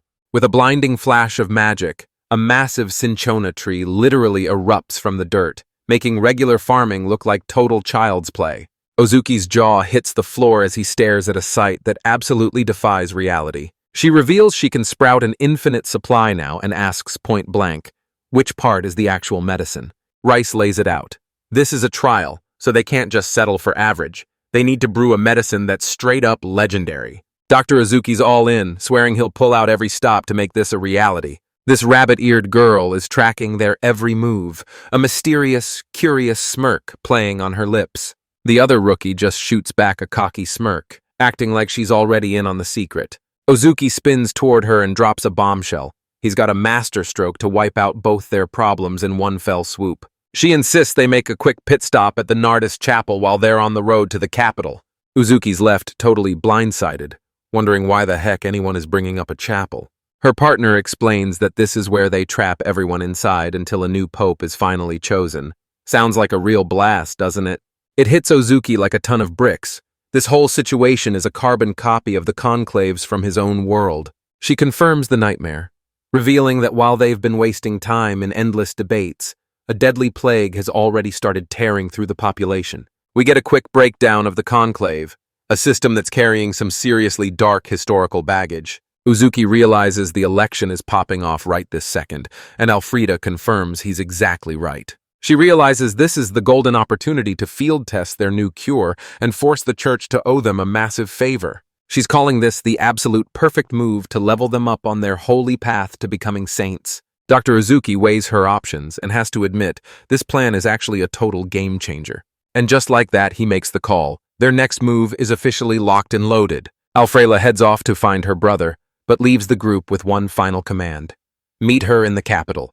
The rabbit-eared girl gives the nod, confirming this is officially their fastest way through. Alfreda speaks up, announcing he's ditching the group to head back to the village first. And just like that, the two squads split up and head their separate ways, at least for now. Alfreda points out that her race is strictly built for support, and throwing her into a frontline brawl would be a total waste of her true potential. Bernhardt paces alongside the rabbit-eared woman, leaning in to ask what's really weighing on her mind. She finally confesses that she's never been this hyped for a mission in her entire life. Then he just flashes a tiny knowing smirk, like he's already 3 steps ahead of everyone else. Alfredo hangs back, keeping a sharp eye on the squad as they finally move out. Uzuki and the rabbit-eared woman trade a few quick words before they both take off. Alfreda's eyes are razor sharp, and you just know the gears in her head are spinning at full speed. Bernhard finally admits it.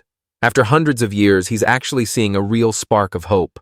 With their business finally wrapped up, the squad hauls it back to the village. They show up only to find that Bernhard already beat them to the punch, totally wiping the horsefly threat off the map. The elder's jaw hits the floor as he realizes they've already taken down the white snake, too. That colossal beast is finally face down in the dirt, and its nightmare of a reign is officially over. Bernhard gives Asgray a firm nudge, basically telling him it's time to quit stalling and spill the beans. Gray fumbles his words for a second, totally out of his element now that he's stuck in the spotlight. But the villagers are already going wild, erupting into cheers as they celebrate their massive victory. He explains that with the snake finally out of the picture, nature's about to hit the reset button and heal itself.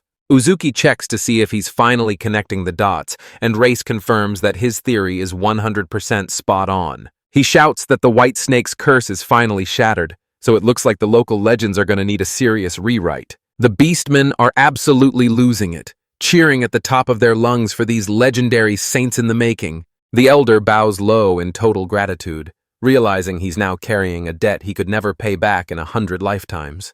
The elder's got a wild idea. Let's toss that white snake on the fire and turn it into the ultimate victory feast. The locals were all in, backing this move without a second thought. Just like that, the entire village rallies together to prep that absolute unit of a beast. Bernhard rolls up his sleeves and starts butchering the main course himself. They dice the meat at lightning speed, tossing the fresh cuts straight into the bubbling pots. Before they know it, a massive pot of stew is bubbling away over the roaring fire. They whip up a fresh batch of bread to complete the spread, because apparently even legendary monsters don't believe in leaving leftovers. An insane feast is laid out, and the whole crew is ready to dive into this absolute mountain of food. The crew's jaws hit the floor as they gawk at the absolute mountain of food piled in front of them. Uzuki figures this is the perfect way to honor the life he just snuffed out.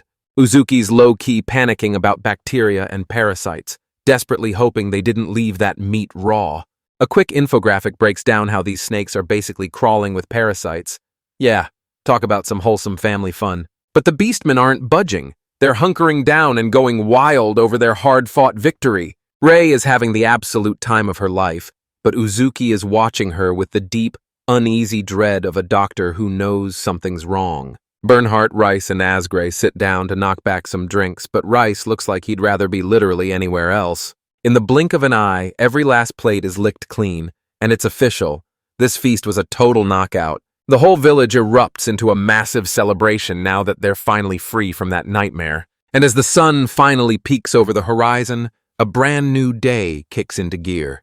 With their business in Onkoselka finally wrapped up, the squad gears up and prepares to hit the road. The elder pours his heart out one last time, giving a final tearful thank you for keeping their home from being wiped off the map. Gray signals it's time to head out, but Uzuki stops him dead in his tracks, asking for just one more second. He shouts for Wolf, who whips around to lock eyes with him. The doctor drops a chilling warning. He's not out of the woods yet, because those full-grown worms are still nesting deep inside his lungs. Wolf locks in, his face hardening as he hangs on every single word. He looks like he's finally processing the nightmare, but Uzuki is just getting started. He vows to forge a game-changing new tool and return in 6 months to finish what he started.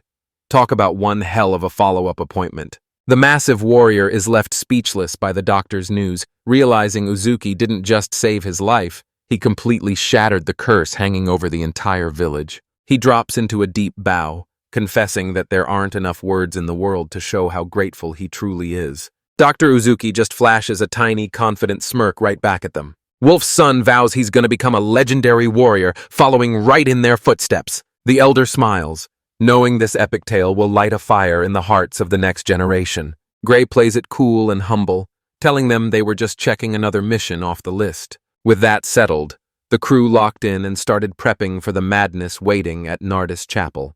The villagers gave their word. The second they return, they're getting a hero's welcome they'll never forget. Korevru throws up one last wave as the group finally hits the road. Thinking back on the warmth of the villagers, our heroes pray that peace follows those kind souls for the rest of their lives. And honestly, the entire squad is 100% on the same page. But out of nowhere, Bernhardt stops him to grill him about that massive basket he's lugging around. It's stuffed to the brim with white snake meat. Now that's what I call a wild parting gift. Bernhardt reveals that this basket isn't just luggage, it's actually their leader's personal ride. That one sentence drops like a bombshell, leaving Asgray and Koreru's jaws on the floor. I'm charging straight ahead, ready to give these guys a front row seat to my true power. Dr. Uzuki stands there completely paralyzed, his eyes bulging in absolute disbelief. Without warning, that massive basket just melts away into a chaotic, swirling vortex. He's morphing into something completely unrecognizable, and in its place towers a colossal winged serpent. Talk about a legendary way to skip those baggage fees. Uzuki and Svel are left completely paralyzed, their brains short-circuiting as they try to make sense of the madness. According to the notes, this beast is a terrifying fusion of a slithering serpent and a legendary dragon. Maya asks if the thing can actually fly, and Race just nods like it's the most obvious thing in the world. Alfreda drops a bombshell, revealing the beast was actually summoned and warning everyone to steer clear for the next few days. Bernhardt finally puts the pieces together, but Uzuki is left standing there looking absolutely clueless. Race eyes the beast and realizes it's strictly a one-man ride, asking Bernhardt if he's actually planning to stay behind. He reveals that Alfreda personally tasked him with watching their backs and leading the way. Asgray's definitely feeling uneasy, but he's not about to turn down some much-needed backup. Bernhardt vows to hammer out every single one of Rice's weaknesses, leaving Asgray absolutely floored. Wolf shuts it down immediately, arguing that their lives are already hanging by a thread. Maya flashes back to the time she absolutely leveled a mountain, proving that for this squad, overkill is the only way they know how to play. Rice makes it clear, Magia's putting in the work, but Koreru is the real star of the show. Alfreda gets a total kick out of their wild energy while Uzuki just watches the chaos unfold. Dr. Uzuki hangs on every word as Alfreda finally spills the beans on what's really going on. To her, Bernhardt is basically a human insurance policy, the ultimate safety net for when everything inevitably hits the fan. This whole concept is such a mind-bender that it completely short-circuits our boy's brain. She warns him that the church is likely already hunting Race down, but Bernhardt might be his only shot at survival. Alfreda's dead set on the idea that having more options is the ultimate power move. Uzuki finally admits it.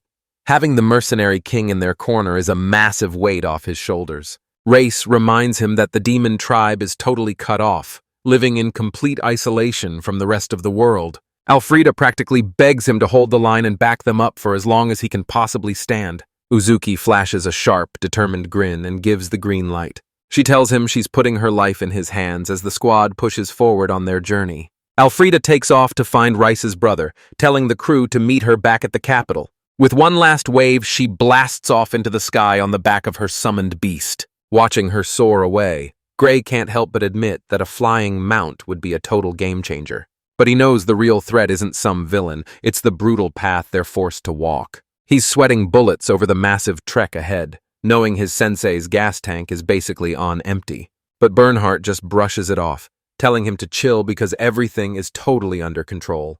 He breaks it down for them, With a flying mount, they can ditch that brutal 20-day trek and crush the whole trip in just 2 days. Uzuki flashes back to that epic winged beast Justina was riding all the way back in the dwarven village. Gray drops the truth. That stuff is strictly for the high and mighty nobles, and the price tag is a literal king's ransom.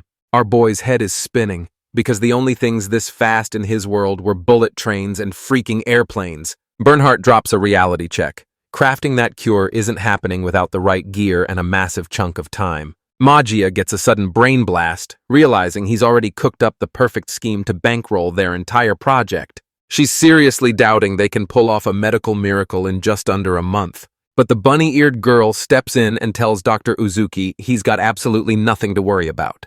He reveals that even a tiny bit of bark extract is more than enough to get the job done. Bernhardt flashes a smug grin, knowing that everything he's fought for is finally right at his fingertips. But Uzuki drops the catch.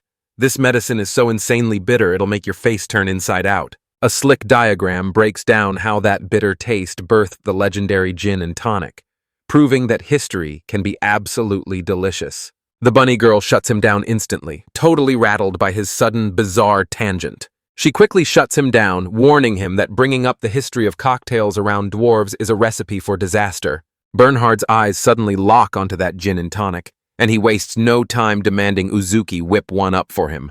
Uzuki asks if he can handle his liquor, and Bernhardt brags that he could chug an entire barrel solo. He rallies the group to get moving so they can prep for the night's big bash, while the rest of the crew makes a silent pact to never mention booze around him. They keep pushing forward, trekking right past the colossal, sun-bleached bones of some ancient monster. The squad marches forward, their eyes burning with a brand new fire of resolve. As the sun dips below the horizon, they stake their claim for the night, letting a roaring fire cut right through the pitch-black darkness. Rice and Dr. Uzuki are buried in the encyclopedia, scouring every page to map out their next big move. The entire crew huddles around the crackling fire, sharing a rare moment of peace over a quiet meal. Bernhard shoves a drink toward Asgray, clowning on him for being a total buzzkill while everyone else is living it up. He spins toward Correro and demands another bottle, because trust me, this party is only just getting started. Quarteru's soul nearly leaves his body after one sip of that liquid fire, but Bernhardt just shrugs and tells him he'll need every drop to survive the journey. Uzuki pipes up, warning him to keep those fluids up unless he wants to suffer through the absolute nightmare of kidney stones. He breaks it down, explaining that it's an agonizing nightmare where stones literally start forming inside your system. Check out this chart showing the brutal, centuries-long history of kidney stones. I guess some types of torture are just eternal. Bernhardt strikes a bargain. He'll show Svel the secrets of magic if Svel teaches him how to handle his liquor like a legend. Svelid admits his magic skills are basically bottom tier, but Bernhardt steps in to give him a major confidence boost. He breaks down his magic as simple yet systematic. And honestly, that kind of cold logic is a total game changer. He tells Svelte to hold out a cup, setting the stage for a mind-blowing demonstration. With just a single snap of his fingers, he lets all that insane power explode. Suddenly, his mana surges, making the cup and a nearby book erupt with a brilliant glow. Out of nowhere, Svel's hand slams into an invisible wall and gets pinned right in midair. Bernard reveals the secret behind his power, and get this, it's just a simple wall. He explains it's a tight-range barrier, basically turning him into an unbreakable fortress. It's also perfect for pinning down an enemy's hands, which he proves by pouring even more booze into Svel's trapped cup. Sveld's officially fed up with this lesson, so he snaps his fingers and shuts the magic down instantly. Bernhardt reveals his magic was forged in the heart of an explosion, a power he desperately wishes he'd possessed back then. Svel stands there paralyzed, completely shell-shocked as the massive weight of that revelation finally starts to sink in. Bernard drops some real talk, warning him that if he's got something worth protecting, he's got to stop acting like a total loose cannon. Those words hit him like a freight train, leaving Svelin dead silent as he struggles to process the truth. Bernhard quickly apologizes for letting the mood get so heavy all of a sudden. Bernhardt suddenly bolts to his feet, his gaze instantly locking onto something in the distance. He slams back the entire drink in one go. Yeah, this guy clearly doesn't do anything halfway. Gray shoots a worried look at his new drinking buddy, asking if he's actually holding it together. Svel admits he's still a total greenhorn, but he's finally found something he's willing to protect at any cost. He drops into a deep bow, pleading for Bernard to take him under his wing and teach him everything. The mercenary king is actually left speechless when he realizes this kid is being 100% for real. Svelta's got that look in his eyes. Pure, unshakable grit that tells you he's absolutely not backing down. Bernhard's honestly shocked to see someone check their ego at the door like this. Gray explains that Gerald's #1 rule was to show real sincerity to anyone who's actually earned it. Bernhard's eyes light up as he realizes the truth. That legendary former Holy Knight is actually their master. Bernhard is absolutely hyped, begging for another wild story to go along with his next round. And just like that, the crew is back on the move, charging straight toward the capital. Their journey leads them straight to the front doors of the massive Grand Nardis Chapel. But over in the infirmary, things have taken a dark and gruesome turn. The sick are wailing in their beds, their bodies absolutely scorched by a relentless fever. Everyone else is so completely wrecked they can't even find the strength to beg for a drop of water. Someone watching points out that this plague is hitting at the absolute worst possible moment. One of the cardinals is already losing his cool, complaining that the heat is absolutely suffocating. A priest barges into the room, frantically shouting for the acting pope. But the big boss doesn't even blink, acting like the interruption never even happened. The priest is losing his mind, screaming that this is way bigger than a security flaw and they need to shut the whole election down right now. But the acting pope just brushes him off, completely obsessed with hammering out medical policies for the war effort. He reveals that a mysterious new plague, totally unrelated to the war, is currently tearing its way through the chapel. The priest snaps, telling everyone they need to get their priorities straight right this second. A wave of pure terror hits him as he realizes that if they don't make a move right now, the entire nation is going to crumble. The chapel looms under a suffocating sky, and you can feel the tension spiking as everything spirals out of control. Meanwhile, our squad is just chilling, completely oblivious to the massive disaster that's about to wreck their day. Dr. Uzuki rounds up the whole squad to drop a massive bombshell. He's dead set on taking a trip to the hot springs. The whole squad is left staring in dead silence as their entire plan gets flipped upside down. And just up ahead, clouds of steam are billowing into the sky, signaling that it's finally time for some serious R&R at their next stop. They touch down on a rugged, mist-covered terrain, but Uzuki takes one look and realizes they've actually stumbled onto a massive hot spring. But Race shuts him down, revealing that they're actually standing right in the mouth of a massive volcanic crater. The girl with the wild ears finally fesses up. The spa trip was a total lie, and their real mission is to hunt down sulfur. One tiny detail catches Dr. Uzuki's eye, and he's instantly hooked.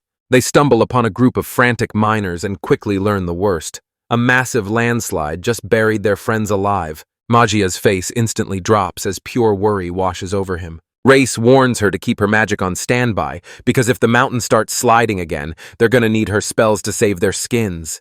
These miners are pushing through a literal death trap, and man, you can see the pure dread written all over their faces. One of them is barely hanging on while the toxic volcanic gas sears his eyes. Suddenly, his partner's head snaps up, his face completely frozen in pure, unadulterated shock. Svel lunges forward, turning himself into a human shield to save the miners from the crushing debris. The guy stammers out a thank you, his jaw on the floor after that insane split-second save. Suddenly, a colossal volcanic beast bursts right through the thick curtain of smoke and ash. Asgray barks at his team to put it down fast so they can finally get the hell out of there. Just like that, the fight's already over. Guess this guy wasn't the big boss after all. The miners were practically falling over themselves with gratitude, thanking their lucky stars for being pulled out of that death trap. Standing high on the cliffside, they wave their final goodbyes, praying the group makes it through the journey in one piece. Svel's honestly just breathing a massive sigh of relief that they finally managed to put all that chaos to bed, while Gray is back there throwing a total pity party for missing out on the hot springs. But Magi is not backing down, insisting that a magical knockoff just wouldn't hit the same. Asgray demands to know exactly where Kororu and Race have vanished to. Bernhardt points them out, explaining that they're actually grinding through some hardcore special training. Hearing that term has Asgray looking like a deer in headlights, totally lost. Suddenly, the sky turns pitch black as a massive wave of projectiles comes screaming from the distance. Kuriru's scrambling for his life, frantically leaping and weaving through a non-stop storm of attacks. Ray's barking out orders, screaming for her to pick up the pace and finally learn from her mistakes. Correro is getting absolutely shredded by this non-stop onslaught. And man, if this is tough love, he's definitely feeling the burn. Gray watches on in total shock, realizing that a counterattack is now completely out of the question. He's left completely speechless, staring in awe at the terrifying godlike strength of the demon clan. Out of nowhere, a single projectile slams into the earth with world-shaking power. Uzuki keeps a close eye on the training, desperate to see Koreru finally level up. Suddenly, Svelt's focus is ripped away as he spots something plummeting straight out of the sky. He snaps his hand out and snatches that bizarre projectile right out of the air. That's actually one of the training balls she's been using to push her skills to the limit. This hulking beastman is absolutely obsessed with how much he can stretch and demands to see the magic up close. Bernhardt drops a lore bomb. This plant was actually discovered by the fallen lord, who then passed the seeds down to the entire race. Uzuki breaks it down for them, revealing that back in his world, this mysterious material is actually called rubber. But the second Magia catches a whiff of that cup, the foul stench hits him like a freight train. She snatches his hand, demanding to know what the heck he's actually cooking up. He breaks down how he liquefied the rubber using ether, proving that real science is always a messy business. Gray eyes the bizarre material, questioning if this weird new discovery is actually worth the hype. Bernhardt lays it out. This thing is so versatile, it's their golden ticket to becoming the most legendary merchants on the planet. Uzuki admits it's a cool find, but let's be real. It's not exactly the world-shaking revolution everyone's waiting for. He starts rattling off all the insane ways they can use it. Everything from durable shoe soles and rugged tires to high-grade protective gloves. Asgray is absolutely floored by how versatile it is, but Uzuki just smirks and tells him they're only getting started. He starts geeking out over the medical potential, explaining how this thing could be a literal lifesaver for clearing out dangerous urinary blockages. A quick visual pops up to break down the device's long and absolutely cursed history. Bernhard goes dead silent, suddenly terrified that his heavy drinking just put a massive target on his back. The Beastman asks if a ruptured bladder is really that bad, and Uzuki drops the hammer. It's a total death sentence. He lays it out straight. This emergency treatment is a massive gamble that could go sideways at any second. Bernhardt breaks it down, explaining that this rubber's insane flexibility opens the door to a million different uses. But Uzuki drops a bombshell. They're still missing the one final ingredient to make this thing actually work. He reveals the stash of sulfur they managed to haul back from the mouth of the volcano. He ends up apologizing because there isn't even a real hot spring. Talk about a total buzzkill for their spa day. He breaks it down for them.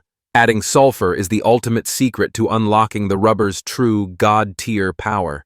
He starts dreaming big, envisioning a world with waterproof gear and even high-tech rubber tires for their carriages. A quick diagram pops up to give us the full, high-speed history of how these air-filled tires were born. Gray straight up admits that he can't even begin to wrap his head around how massive this discovery really is. Still, he's got to admit that scoring some high-end rain gear would be a total game-changer for their journey. Uzuki flashes a grin, declaring they're going to start right here and tackle it one step at a time. Right on cue, Koreru and the rabbit-eared girl stroll back onto the scene, looking leveled up after their intense training. Gray points out that they've actually managed to wrap things up way ahead of schedule for once. But then Koreru cuts in, practically vibrating with excitement as she reveals she's found something absolutely legendary. She shouts for them to keep up, already bolting headfirst into the thick forest. The rest of the crew is just trailing behind, scratching their heads over what's got her so fired up. She leads the group deep into the heart of the forest, heading straight for a hidden clearing. And just like that, Dr. Uzuki's curiosity is officially through the roof. Just up ahead, he spots a steaming hot spring bubbling right in his path. Magia's eyes sparkle the second she spots a legit hot spring. And just like that, the spa day is officially back in business. Gray's totally down for some much-needed R&R, but Svel plays it smart, suggesting they get the green light from the locals first. The crew pulls up to a hidden natural spring, finally catching their breath in a rare moment of total silence. But let's be real, can they actually afford to burn daylight when every second counts?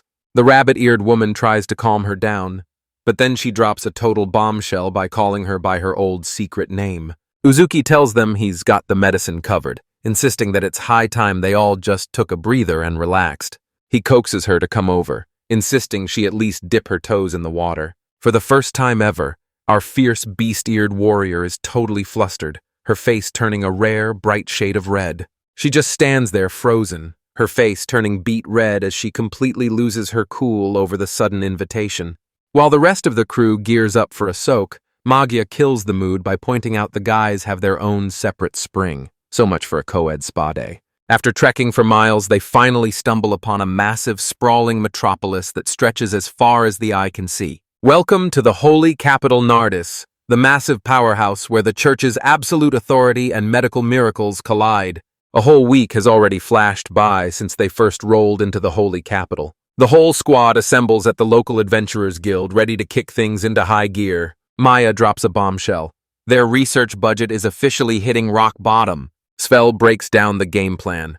The crew tackles the missions while Uzuki locks in to find a cure. Gray warns his teacher to back off, telling him straight up that it's better if he stays out of the crossfire. Uzuki gives a shaky nod and immediately starts planning to hijack the guild's office for the job. Race swears he's sticking around to help, but his promise clearly does absolutely nothing to ease Maggie's mind. With the plan set, the squad splits up, each of them charging off to tackle their own part of the mission. Uzuki and Rei are finally locking in, ready to hit the city and get down to business. Meanwhile, the rest of the squad is already trekking deep into the wild to kick off their brand new quest. Bernhard and the rabbit-eared girl finally crush their quest, and man, he looks absolutely stoked with the win. The rest of the squad finally catches up and starts grilling them for the full report on their mountain trek. Bernhard is dying for a stiff drink, but he knows a demon like him doesn't stand a chance of getting served in this town. He puts the party on ice, declaring they aren't celebrating until the mission is 100% finished. Back in the city, Uzuki is busting his tail and putting in serious work at his makeshift clinic. He dives into the medical exam while Race stays right there to back him up. He checks the guy over and sees that nasty yellow tint is finally gone, confirming he's making a massive comeback from malaria. He's absolutely stunned, flashing back to the days when he was stuck in bed for weeks on end. Uzuki drops the truth. That nearby lake is actually a massive breeding ground for those plague-carrying mosquitoes. He finally lets out a massive sigh of relief, knowing that with Uzuki's cure and supplies, the village is officially out of the danger zone. Uzuki tasks Koreru with a vital errand. Bring him enough medicine to last an entire week. He makes it crystal clear. He needs the medicine and a cup to wash it down, right now. He hands the full bottle to the relieved patient, telling him to swing back by the second he needs a refill. With the daily grind finally behind him, Uzuki decides it's high time to go grab a massive feast. They head back to the Adventurers Guild, but the place has gone completely dead silent. But just then, an old-timer with a legendary beard calls out to Takuma. He drops the news that the medicine they've been waiting for has finally arrived. The guy reveals it's a secret local cure for a nasty plague, and Uzuki is absolutely hooked by the news. Race is left scratching his head, wondering what the big deal is even supposed to be. To prove he's for real, the guy starts pouring that mysterious liquid straight into a vial. And just as he makes his move, the vial in his hand starts pulsing with a blinding light. Rice eyes the mysterious concoction, demanding to know what this bizarre new medicine actually does. She's left wondering if she's actually looking at some kind of legendary alchemical elixir. Uzuki just shrugs it off as a basic medicine, claiming that weird glow is just a natural reaction from the ingredients. I guess science really is the new magic. Kwaru's jaw hits the floor as he stares at the absolute insanity unfolding before him, but her face drops in a heartbeat as pure worry washes over her. The guildmaster drops the hammer. With so many adventurers failing their quests, the guild's supplies are officially hitting rock bottom. The guild receptionist drops a bombshell. Missions are failing left and right, and nobody has a single clue why. He lays it out. This isn't just about some overpowered monster showing up out of nowhere. It's way deeper than that. These failures are hitting completely at random, with zero rhyme or reason connecting the quests or where they're going down. The guildmaster drops the bombshell that things on the front lines are spiraling into a total nightmare. This revelation hits Dr. Uzuki hard, leaving him dead silent as his mind starts racing. The guildmaster is officially all in, throwing his full weight behind them as he hypes them up for their legendary journey towards sainthood. He gives one last wave and bolts out the door, ready to tackle whatever the day throws at him. The guild worker wheels around to Uzuki, his heart racing as he prays his crew is still alive. But the Koreru crew backs him up, dead certain that their party's insane strength can handle whatever comes their way. Uzuki laughs it off, joking that he's actually the one who needs a bodyguard, and man, is he glad to have them in his corner. The guild worker vows to keep the church updated, bringing their master plan one massive step closer to reality. With the hard work finally behind them, Race calls out that it's time for everyone to take a well-deserved breather. And just like that, they slip out into the eerie, dead-silent streets of the capital. Uzuki lays it out straight. They've got no choice but to sit tight and wait for the church to make the first move. He flashes a smirk, insisting they play it cool so they don't tip anyone off. Reese just takes it all in silently, her face a total mystery as she keeps up that classic stone-cold stare. But out of nowhere, she whips right back around to face him. And he stumbles through a heartfelt thank you that's honestly just as awkward as it is sweet. Uzuki is left reeling after getting blindsided by that sudden wave of sincerity. She pours her heart out, admitting she's been dying to thank him for a long, long time. She looks back and realizes just how much everyone has leveled up, with each of them finally carving out their own destiny. She looks back and realizes her crew has turned into absolute beasts on the hunt. She knows deep down it's all because of him, the guy who stepped in and completely flipped her world upside down. Dr. Uzuki is left totally speechless, completely blindsided by the bombshell she just dropped. He flashes a humble grin, making it clear he didn't pull off this win solo. And honestly, meeting her was the spark that gave the entire crew the fire to keep on fighting. He's fired up to keep meeting new faces and leveling up from everyone they encounter on this epic quest. Rice actually cracks a rare, genuine smile, proving he's totally on board with that. Our boy breathes a massive sigh of relief now that she's finally dropping those walls and letting him in. But her face goes dead serious as the realization hits. Her friends are now in the crosshairs. He looks her right in the eyes and promises that no matter how bad things get, they're gonna face it together. And you can bet they're both dead set on making good on that vow. And just like that, they're diving headfirst back into the madness of this massive, twisted world. The squad towers over the fallen beast, officially chalking up another legendary hunt for the books. But Gray's not buying it. He knows this beast is way too weak to be the one causing all those recent disasters. Meija totally agrees. Even with their insane power spikes, it's beyond creepy how many adventurers are just vanishing into thin air. Gray's face turns to stone, dead certain that there's a hidden motive behind everything. Bernhard is just soaking up the adrenaline of the hunt. Man, the guy is clearly having the time of his life. But out of nowhere, a hand lunges out from the nearby bushes. It belonged to a mysterious figure who was clearly stalking their every move from the shadows. Gray's eyes snap wide with shock as he feels a terrifying presence suddenly looming over him from above. He snaps his head back, eyes glued to the sky above. But he finds absolutely nothing, leaving him standing there completely blindsided. But out of nowhere, a massive wave of eerie energy suddenly pulses through the entire clearing. Maya is the first one to spot it, and she instantly realizes that thing is way more than just a shadow. She shrieks at the top of her lungs, realizing they've walked straight into a magical ambush. The whole squad is left reeling when the ground beneath them suddenly starts to crumble. Gray's eyes bulge in pure terror as the realization hits. They're actually sinking.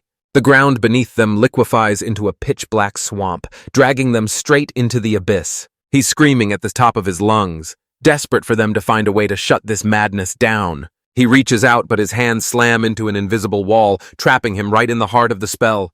He's fighting like crazy against the pressure, but it's no use. Turns out, "Keep the guests off the cursed ground" was a chapter missing from his training manual. Just as Magia is dragged into the depths, a mysterious voice suddenly rings out to Asgray. Bernhardt tells him to shake it off, barking an order for him to charge ahead.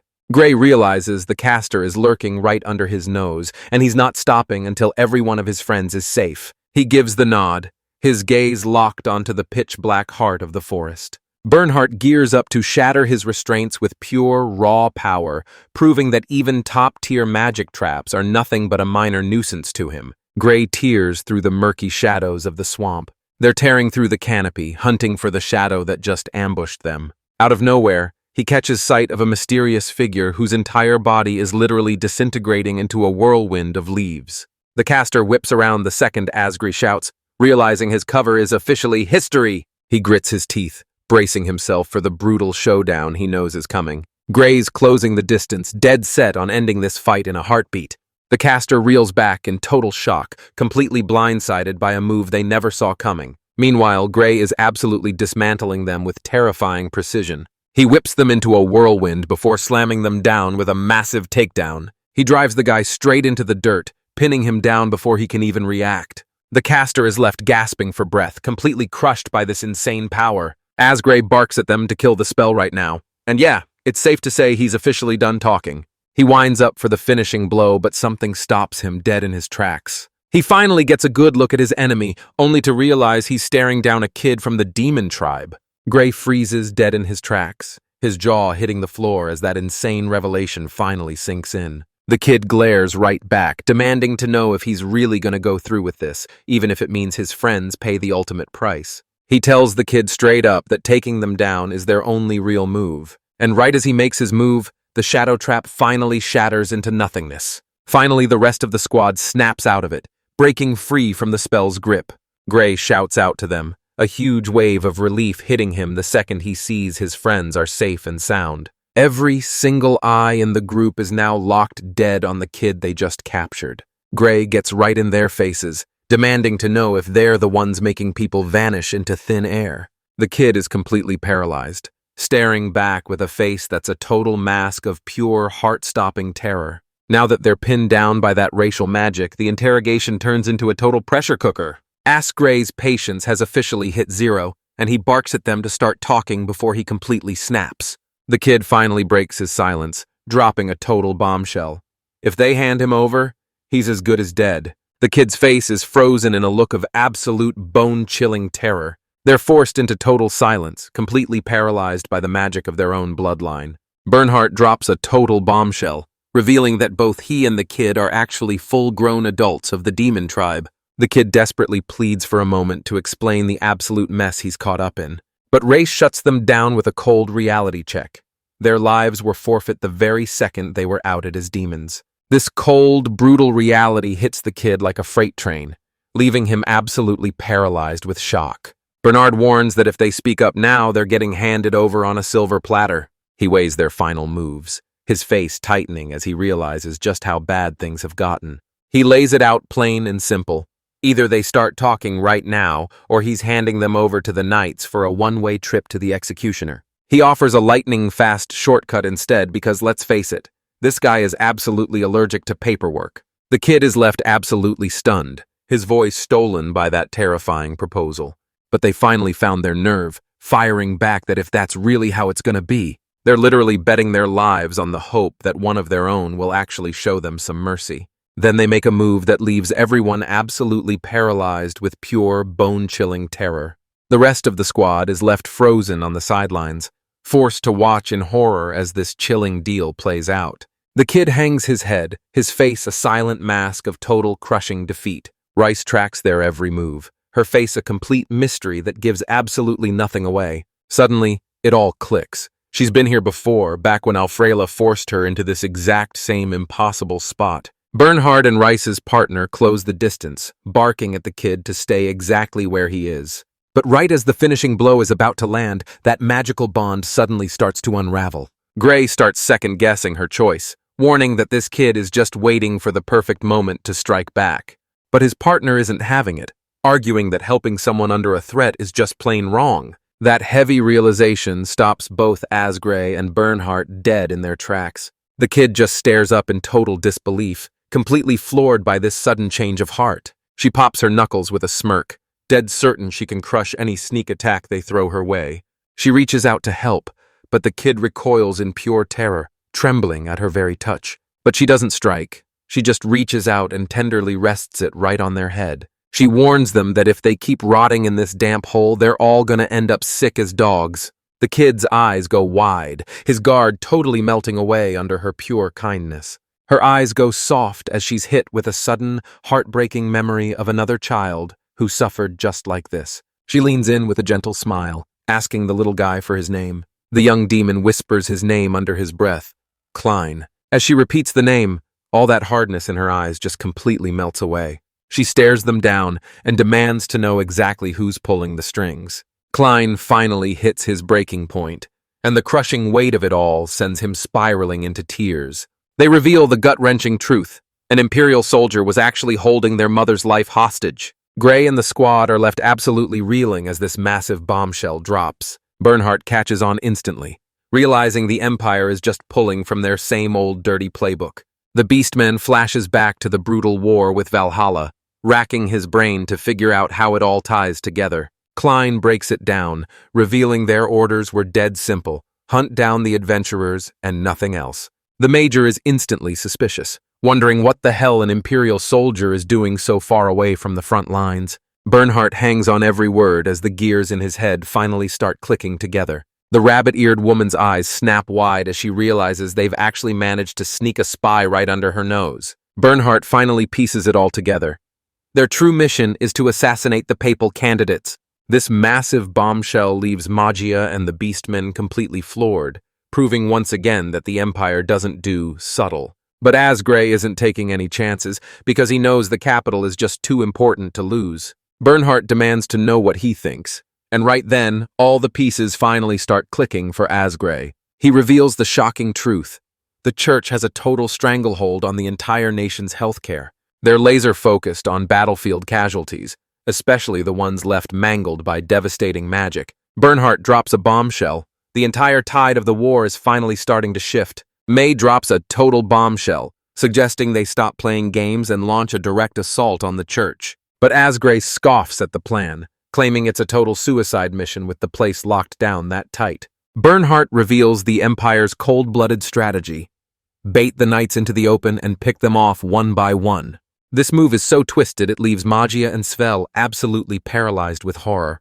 He figures that even if the hit fails, just stalling the election is a massive win in his book. Svel is forced to just stand there in silence as the cold, brutal reality of war finally starts to sink in. Suddenly, the rabbit-eared woman snaps to her feet, cutting their conversation dead in its tracks. She drops a selfish request out of nowhere. Looks like it's her turn to throw this entire plot off the rails. Bernhardt points out how totally out of character she's being, leaving Asgray watching in absolute disbelief. You can see the fire in her eyes now. She's finally locked in and ready for whatever comes next. She's begging them to rescue the kidnapped kid and finally step up as the heroes they were meant to be. Klein stares upward, a desperate spark of hope finally igniting in his eyes. Asgray calls her out for being totally selfish. But surprisingly, Bernhardt looks like he's actually hooked. She admits she can't just turn a blind eye since they're both in the same boat, and she's dead certain they can actually save each other. Gray lets out a massive, exhausted sigh. Looks like his nightmare of a to-do list just got even longer. Magia straight up owns it, admitting that what he's asking for is totally insane. The rabbit-eared woman gives the nod, her eyes burning with a resolve that's absolutely unshakable. She whips around, admitting her brain totally short-circuited, and tells them to just pretend the whole thing never happened. But his buddy just shrugs it off, explaining that's just how she rolls, constantly demanding the absolute impossible. Maya just flashes a confident smirk, telling him it's just another day at the office before giving the plan the green light. The rabbit girl's eyes snap wide as a fierce new fire of resolve ignites within her. The Beastman drops the new mission: hunt down the assassins gunning for the papal candidates. Gray is left completely blindsided when she pulls a total 180 out of nowhere. He drops a massive sigh, realizing he's totally stuck, and there's absolutely no way he can turn this down. He finally admits it. He's just not the kind of cold-hearted adventurer who can turn his back on a kid in trouble. His words hit her like a ton of bricks, leaving her absolutely floored. Asgray warns the group they need to haul ass right now before they get spotted. She tries to talk some sense into them, but the rest of the crew is already all in. She keeps her eyes glued to the floor, her face a bright red mess of pure embarrassment and heartfelt thanks. With one last thank you, they dive headfirst into a mission the authorities definitely didn't sign off on. She locks eyes with them, her gaze burning with resolve, as she declares that she's putting all her faith in their hands. The whole squad is left gawking in silence, completely blindsided by her desperate plea. Klein is left completely shell-shocked, his brain short-circuiting as he tries to process this sudden wave of kindness. They're left scratching their heads, wondering why on earth these people would go to such insane lengths just to save them. Bernhardt asks if their mom ever told them those epic stories about legendary heroes. He breaks it down for them, declaring that this is exactly what being a hero is all about. Those words just hang there, leaving Klein absolutely stunned into silence. The whole squad is locked and loaded, and now that they know the plan, it's finally go time. A hero. That's a title they never, in their wildest dreams, thought they'd actually hear. And just like that, they're charging straight into the heart of the assassin's secret lair. Now officially rolling with the squad, Klein closes in on the enemy's secret lair.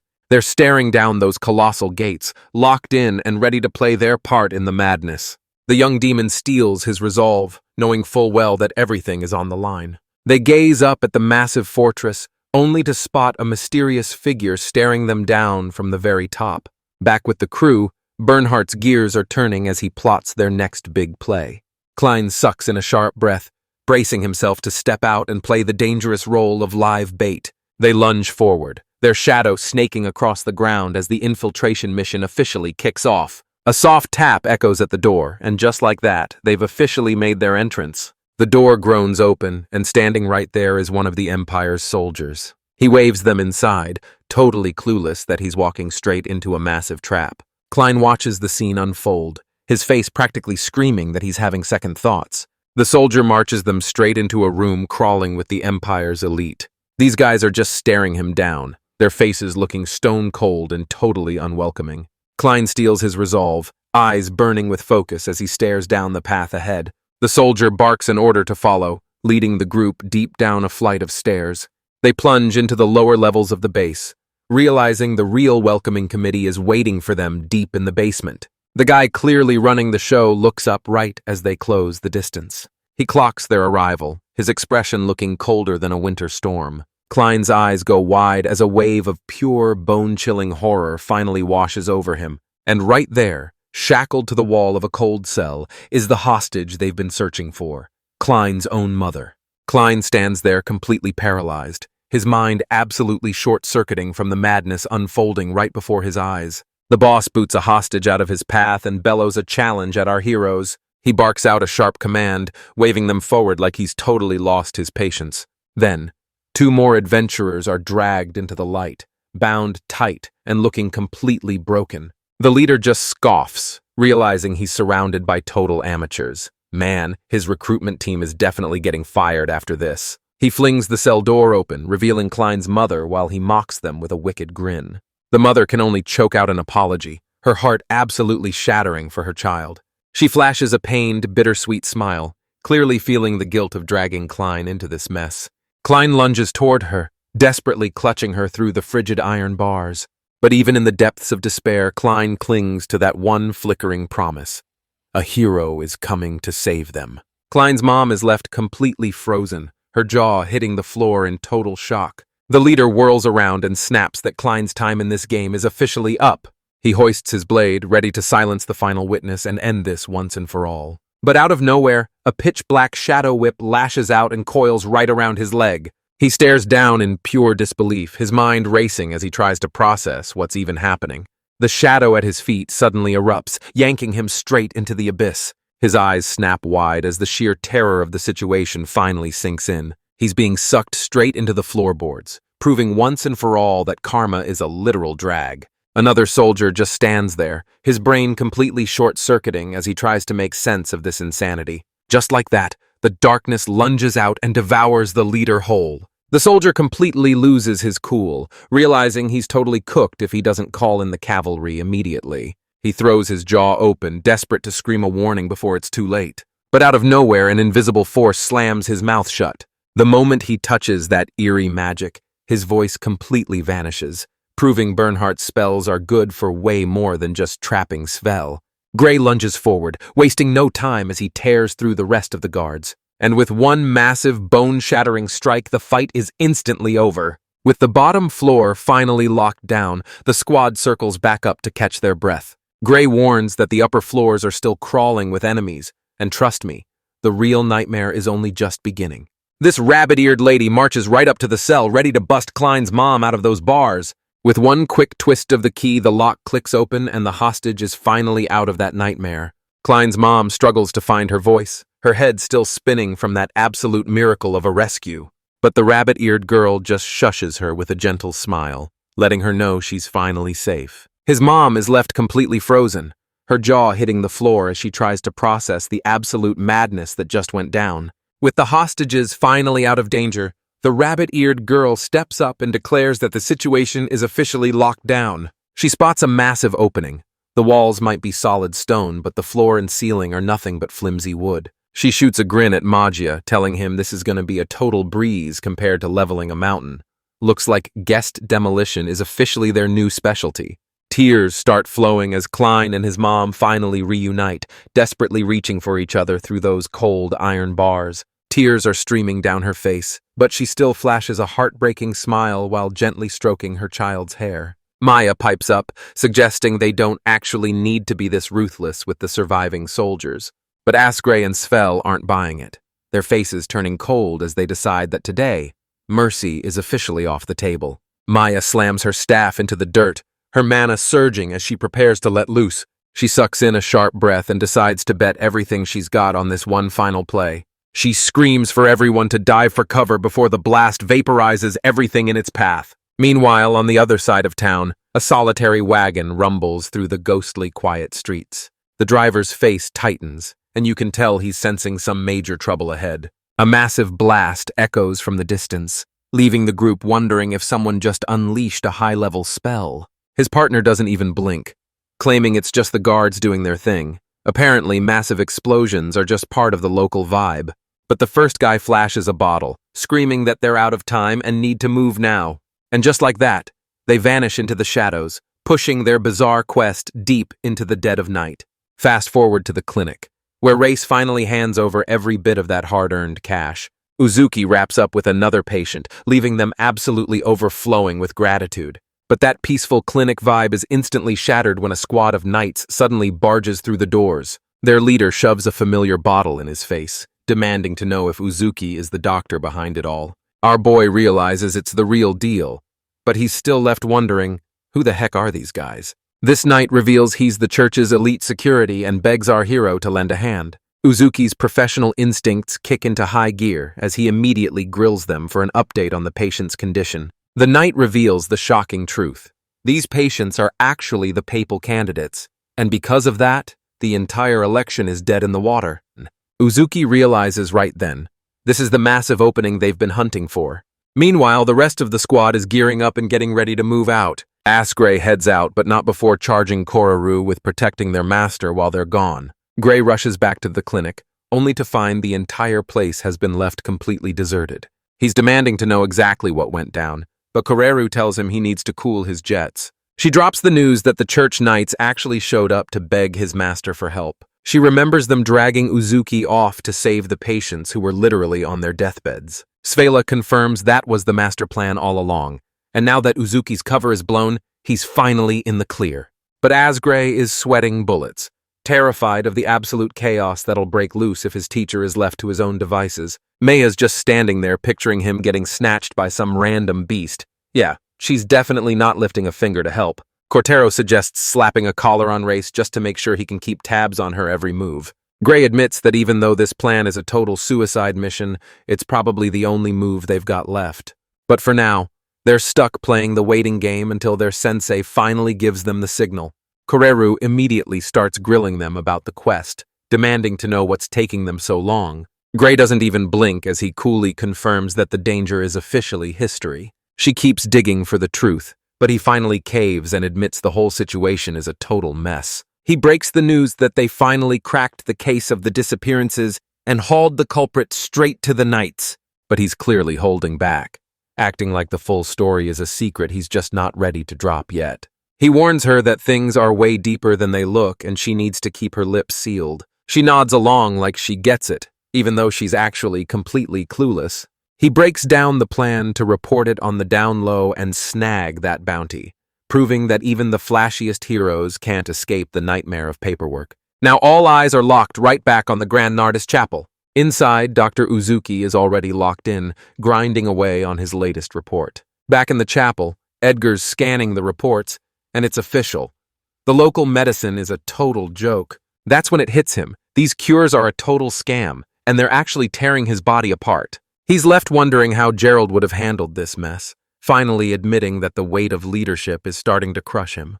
A knight suddenly bursts in with massive news. They've finally tracked down a top-tier doctor from the city. Edgar's eyes narrow in total disbelief, doubting this local doctor can pull off a miracle that his own elite healers couldn't even touch. He bursts through the infirmary doors, needing to witness the truth with his own eyes. He stumbles into a massive hall overflowing with the sick, only to find a familiar face already hard at work. Masked and mysterious, Dr. Uzuki stares down at the absolute carnage. Edgar's eyes practically pop out of his skull as he stands there in absolute disbelief. Uzuki whips around, his blood running cold as he realizes these symptoms are a dead ringer for the plague that devastated Asgray's village. He wastes no time barking out an order to shut down those brutal experiments for good.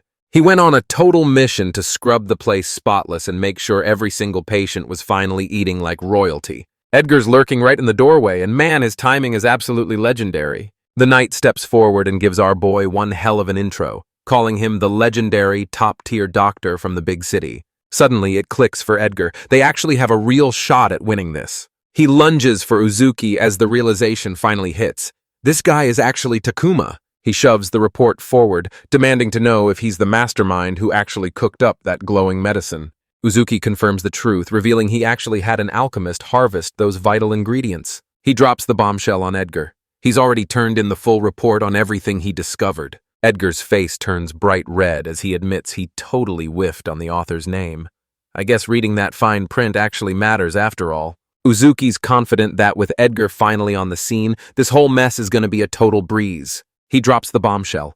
His master plan was to wipe out this plague and then join forces with Justina. Edgar hails him as a total legend for charging straight into the heart of that deadly plague. The Holy Knight stops to size up the insane results of this experimental treatment. He clocks it immediately. Tonight was the exact night that glowing medicine was handed out.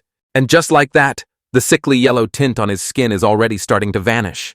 Edgar drops the grim news. The death rate in this place has already spiked past 10%, but Uzuki just smirks with total confidence, declaring that if he plays his cards right, he's about to flip the entire script. Those heavy words hit Edgar like a freight train, leaving him absolutely shell-shocked. And just like that, he leaves the chapel's entire future resting squarely on Dr. Uzuki's shoulders. Uzuki whispers a quiet thanks, fully accepting a burden that would crush any normal man. Edgar orders his men to log every single move Uzuki makes, making sure not a single detail slips through the cracks. He's going to take these results and use them to completely flip their entire medical system upside down. The knight gives a sharp nod, locked and loaded to carry out his brand new orders. But Uzuki steps right up, asking if he can finally throw his own 2 cents into the mix. Edgar finally bites the bullet and agrees, realizing things are way too desperate to start turning down ideas now. He reveals he's been waiting for a wild card like Uzuki to finally shatter this deadlock, because let's face it, the old ways just aren't cutting it anymore. Our hero demands the lowdown on the chaos, wondering if some big-shot VIP has suddenly fallen deathly ill. Edgar admits that's just the tip of the iceberg, but the real disaster goes way beyond this chapel, and he has to stop for a second just to figure out where to even begin. Edgar demands to know if he actually has the wisdom needed to save the entire nation from certain doom.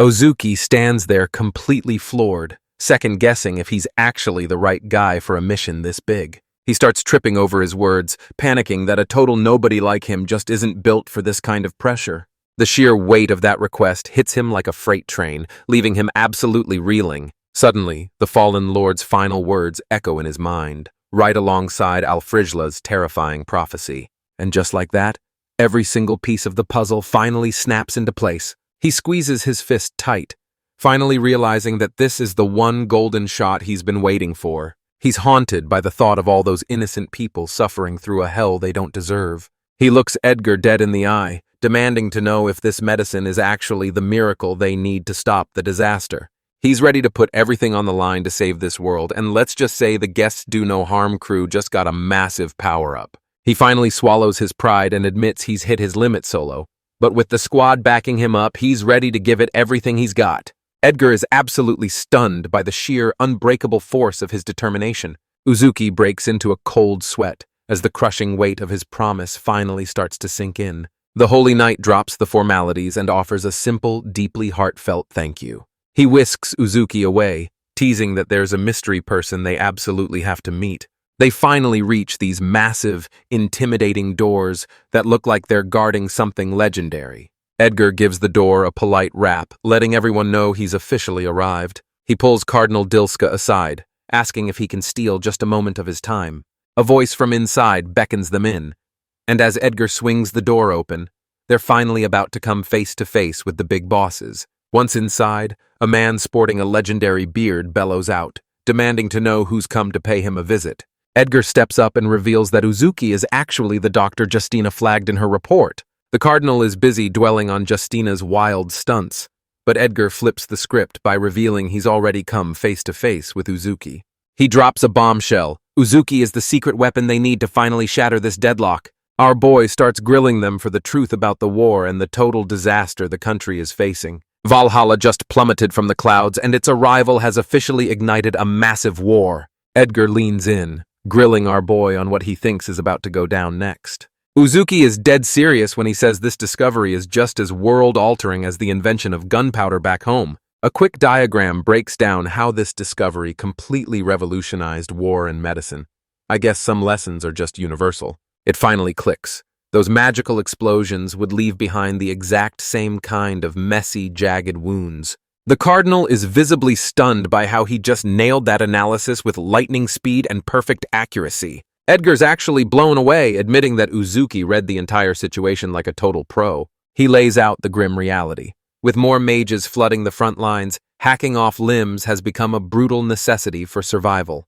Uzuki is forced to just stand there and listen as the soul-crushing weight of reality finally hits him. The Cardinal warns that if they stall this election for even a second, the entire nation is going to come crashing down. He's caught in a brutal dilemma because every single candidate is already neck-deep in the war, leading their own factions on the front lines. But Uzuki knows that the second he shows his hand, there's no turning back. This guy is a total game-changer who's about to flip this entire war on its head. Get ready, because the mask is finally coming off. Edgar calms his nerves, promising that since Justina's word is law, his reputation is basically bulletproof. Then he turns to Uzuki, asking if he's got any more genius plans to save their nation from the brink. Now, our guy is left weighing a desperate gamble that might just be their only shot at survival. Dr. Uzuki demands a pen and paper, ready to write a prescription for every single person in the nation. The Cardinal is completely thrown off. He can't wrap his head around such a basic request. Fast forward a bit, and things are finally starting to heat up. Our boy drops a report so game-changing, it's basically a medical revolution packed onto a single sheet of paper.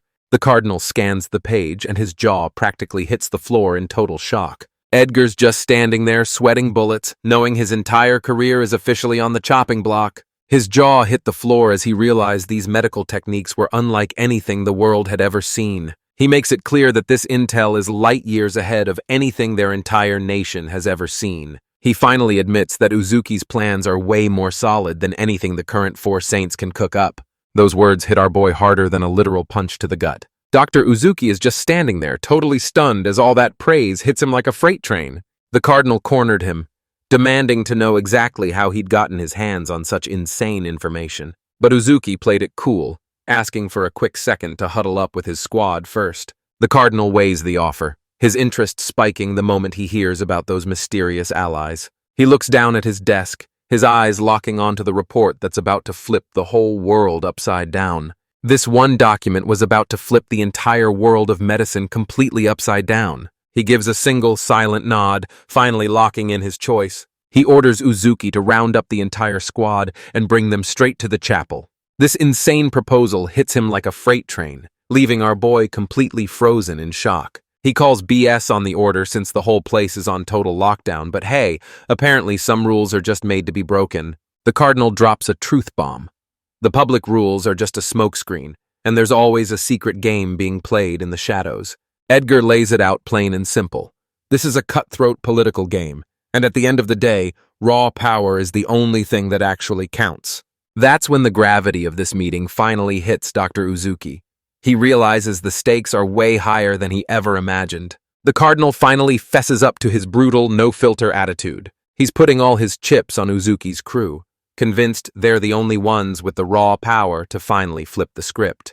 Our boy flashes a cocky smirk, and you just know he's finally ready to step up and dominate the game. He gives a silent, heavy nod, officially caving to every single one of their demands. Fast forward 3 days and we're right back at the Grand Chapel. Gray and the gang are finally heading home, riding high after absolutely crushing another mission. But just as he's heading out, a guild worker shouts for him to wait because a letter just arrived. Asgray snaps his head up, his eyes widening as the truth finally hits him like a ton of bricks. He notices the clock ticking and realizes his teacher's message is seriously overdue. Dr. Uzuki finally steps up, apologizing for the massive delay and all the absolute chaos he's put everyone through. He's swearing up and down that he didn't mean to ghost everyone again, but let's be real.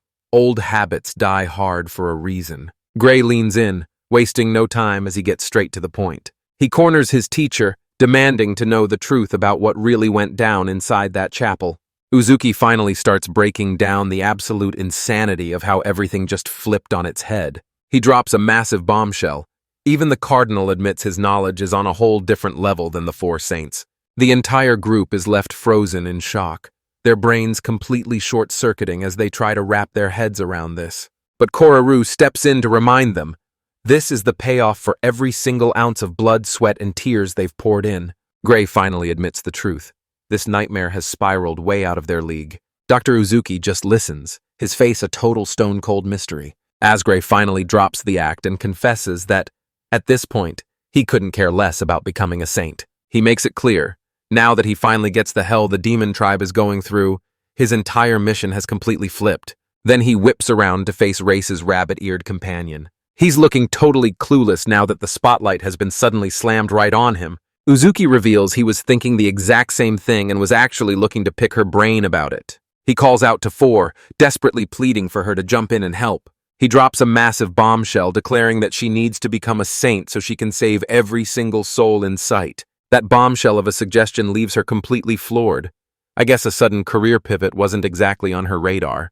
Uzuki breaks it down, explaining that their only hope is to completely flip the script on how the world views demons. But Forn is a total mess, frantically shouting that there's no way she's actually a saint. Uzuki keeps his cool as he casually reveals that every single move was part of his master plan from the start. Suddenly, it all clicks. She remembers being told that this was actually possible. She ducks her head, her face turning beet red after he drops that absolute bombshell of a confession. But Uzuki shuts that down instantly, telling her she's got absolutely nothing to be ashamed of. He locks eyes with her, dead serious, as he declares that she's more than earned that title. That one sentence hits her like a freight train, leaving her jaw on the floor. He just flashes a quick, reassuring grin to let them know he's got this. Asgray finally unveils the master plan. She's taking center stage as the Holy Saint. The squad is going to play the part of her legendary heroes, with Uzuki serving as her personal doctor. Looks like this massive PR campaign is already full steam ahead. But Forn drops a massive reality check. The church doesn't do mercy for demons, they just execute her the second they see her. Uzuki just flashes a grin, promising he's sticking by her side no matter how bad things get. He's got a look of absolute steel on his face, and you just know he isn't backing down for anything. He drops a total bombshell that leaves her jaw on the floor, completely and utterly stunned. He lays it out. If this master plan goes up in flames, they're bailing out and never looking back. They're finally hitting the road as adventurers again, ready to explore every corner of the map side by side.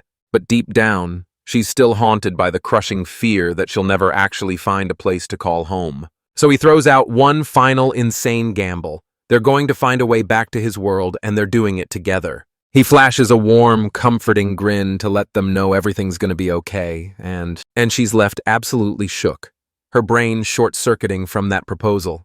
Who knew hopping through dimensions was the new gold standard for a third date? She looks him dead in the eye and tells him that if he's going to talk that big, he better be ready to take full responsibility. He flashes a cocky grin and locks it in without a single second of doubt. She finally admits it. His medicine is the absolute best way to save as many lives as possible. He gives her his word right then and there.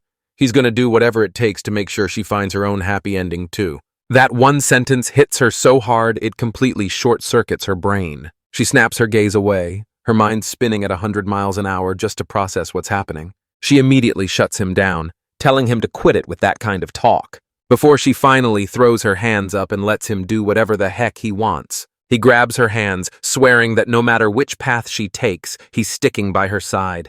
He's staying glued to her side, ready to protect her through thick and thin. He's wearing a gentle smile, but don't let that fool you. His will is made of pure, unbreakable iron.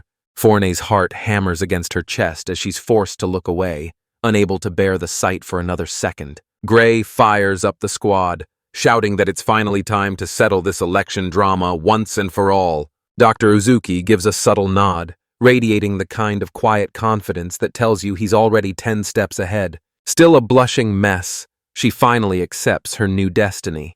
And as he takes her hand, he's wordlessly swearing to be there for her every step of the way. With their new mission locked in, the whole squad moves out in perfect sync. The squad rallies at the wagon, gear in hand, as they steel themselves for the grueling journey ahead. Uzuki breaks down the plan, declaring that he and Forn are heading out to win over the papal candidates. Asgray tells him to just hold the line if things get messy, promising they'll come charging in. Looks like he's officially the designated cavalry. He reveals that he's already rallied every single person to back him up. Right at that moment, Klein steps up, looking like he's dying to tell him something.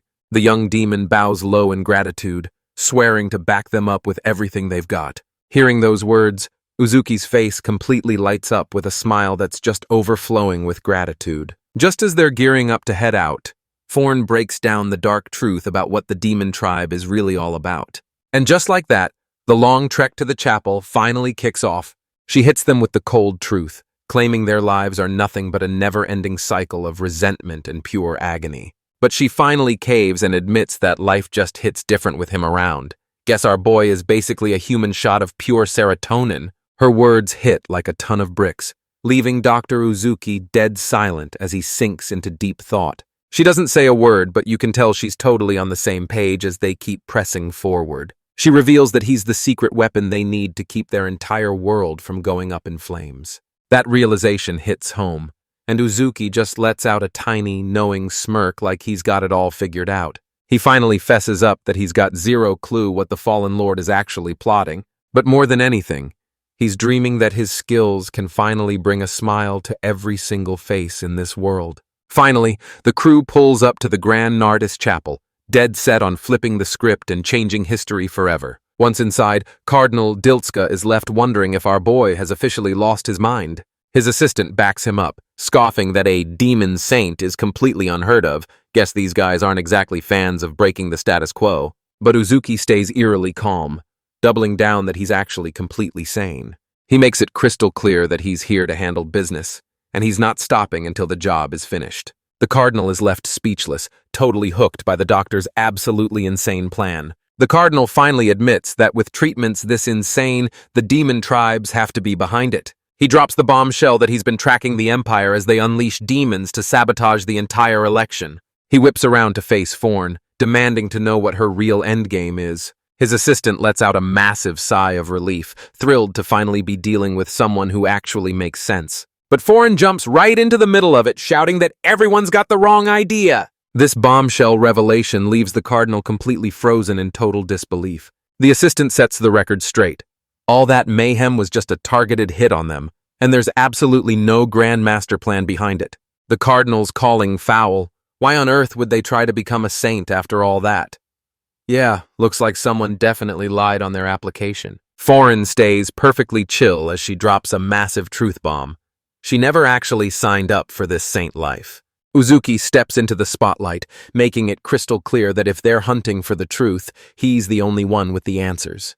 The Cardinal's jaw hits the floor, completely stunned by this massive curveball. Forn makes it crystal clear that she's just the plant maker and has absolutely zero part in this massive master plan. But Uzuki steps up and confirms that his report is the real deal. It's a masterstroke of pure logic that's about to blow the doors wide open on a whole new world of possibilities. The Cardinal hangs on every word, his eyes widening as the truth finally clicks. He confesses that even if this is actually possible, it's light years beyond what any regular saint could ever pull off. Uzuki gives the green light and finally reveals the real reason he showed up. But she's determined to rewrite her own destiny and save the entire demon race from a tragic end. This bombshell leaves the church leaders absolutely floored, because let's be real, making peace with monsters was the last thing on their holy agenda today.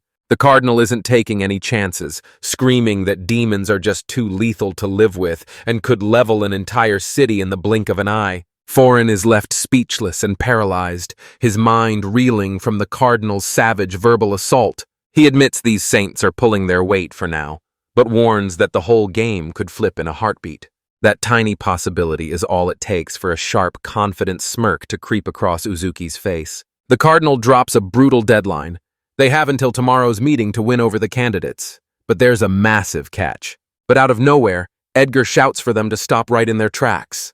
He's sweating bullets over how the other cardinals will react, practically begging Uzuki to pump the brakes.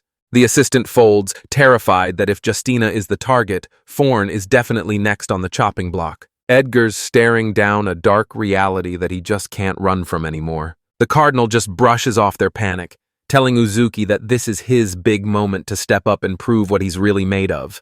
Our boy steps up and makes it clear he's ready to ride or die with Forn until the very end. The aide is looking on with pure dread, and even the cardinal is hesitating as he weighs the massive risks of this insane gamble.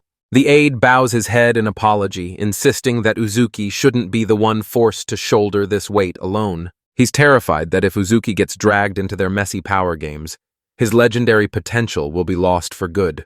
But Uzuki stays stone cold, telling him there's absolutely nothing to worry about. He makes it clear that his legacy has to live on no matter what fate has in store for him. The aide is absolutely floored that he's just handing out these game-changing secrets like they're nothing. Uzuki just shrugs it off, claiming he's the ultimate successor to every legendary mind in history. His assistant's brain is straight up melting, trying to grasp this level of kindness.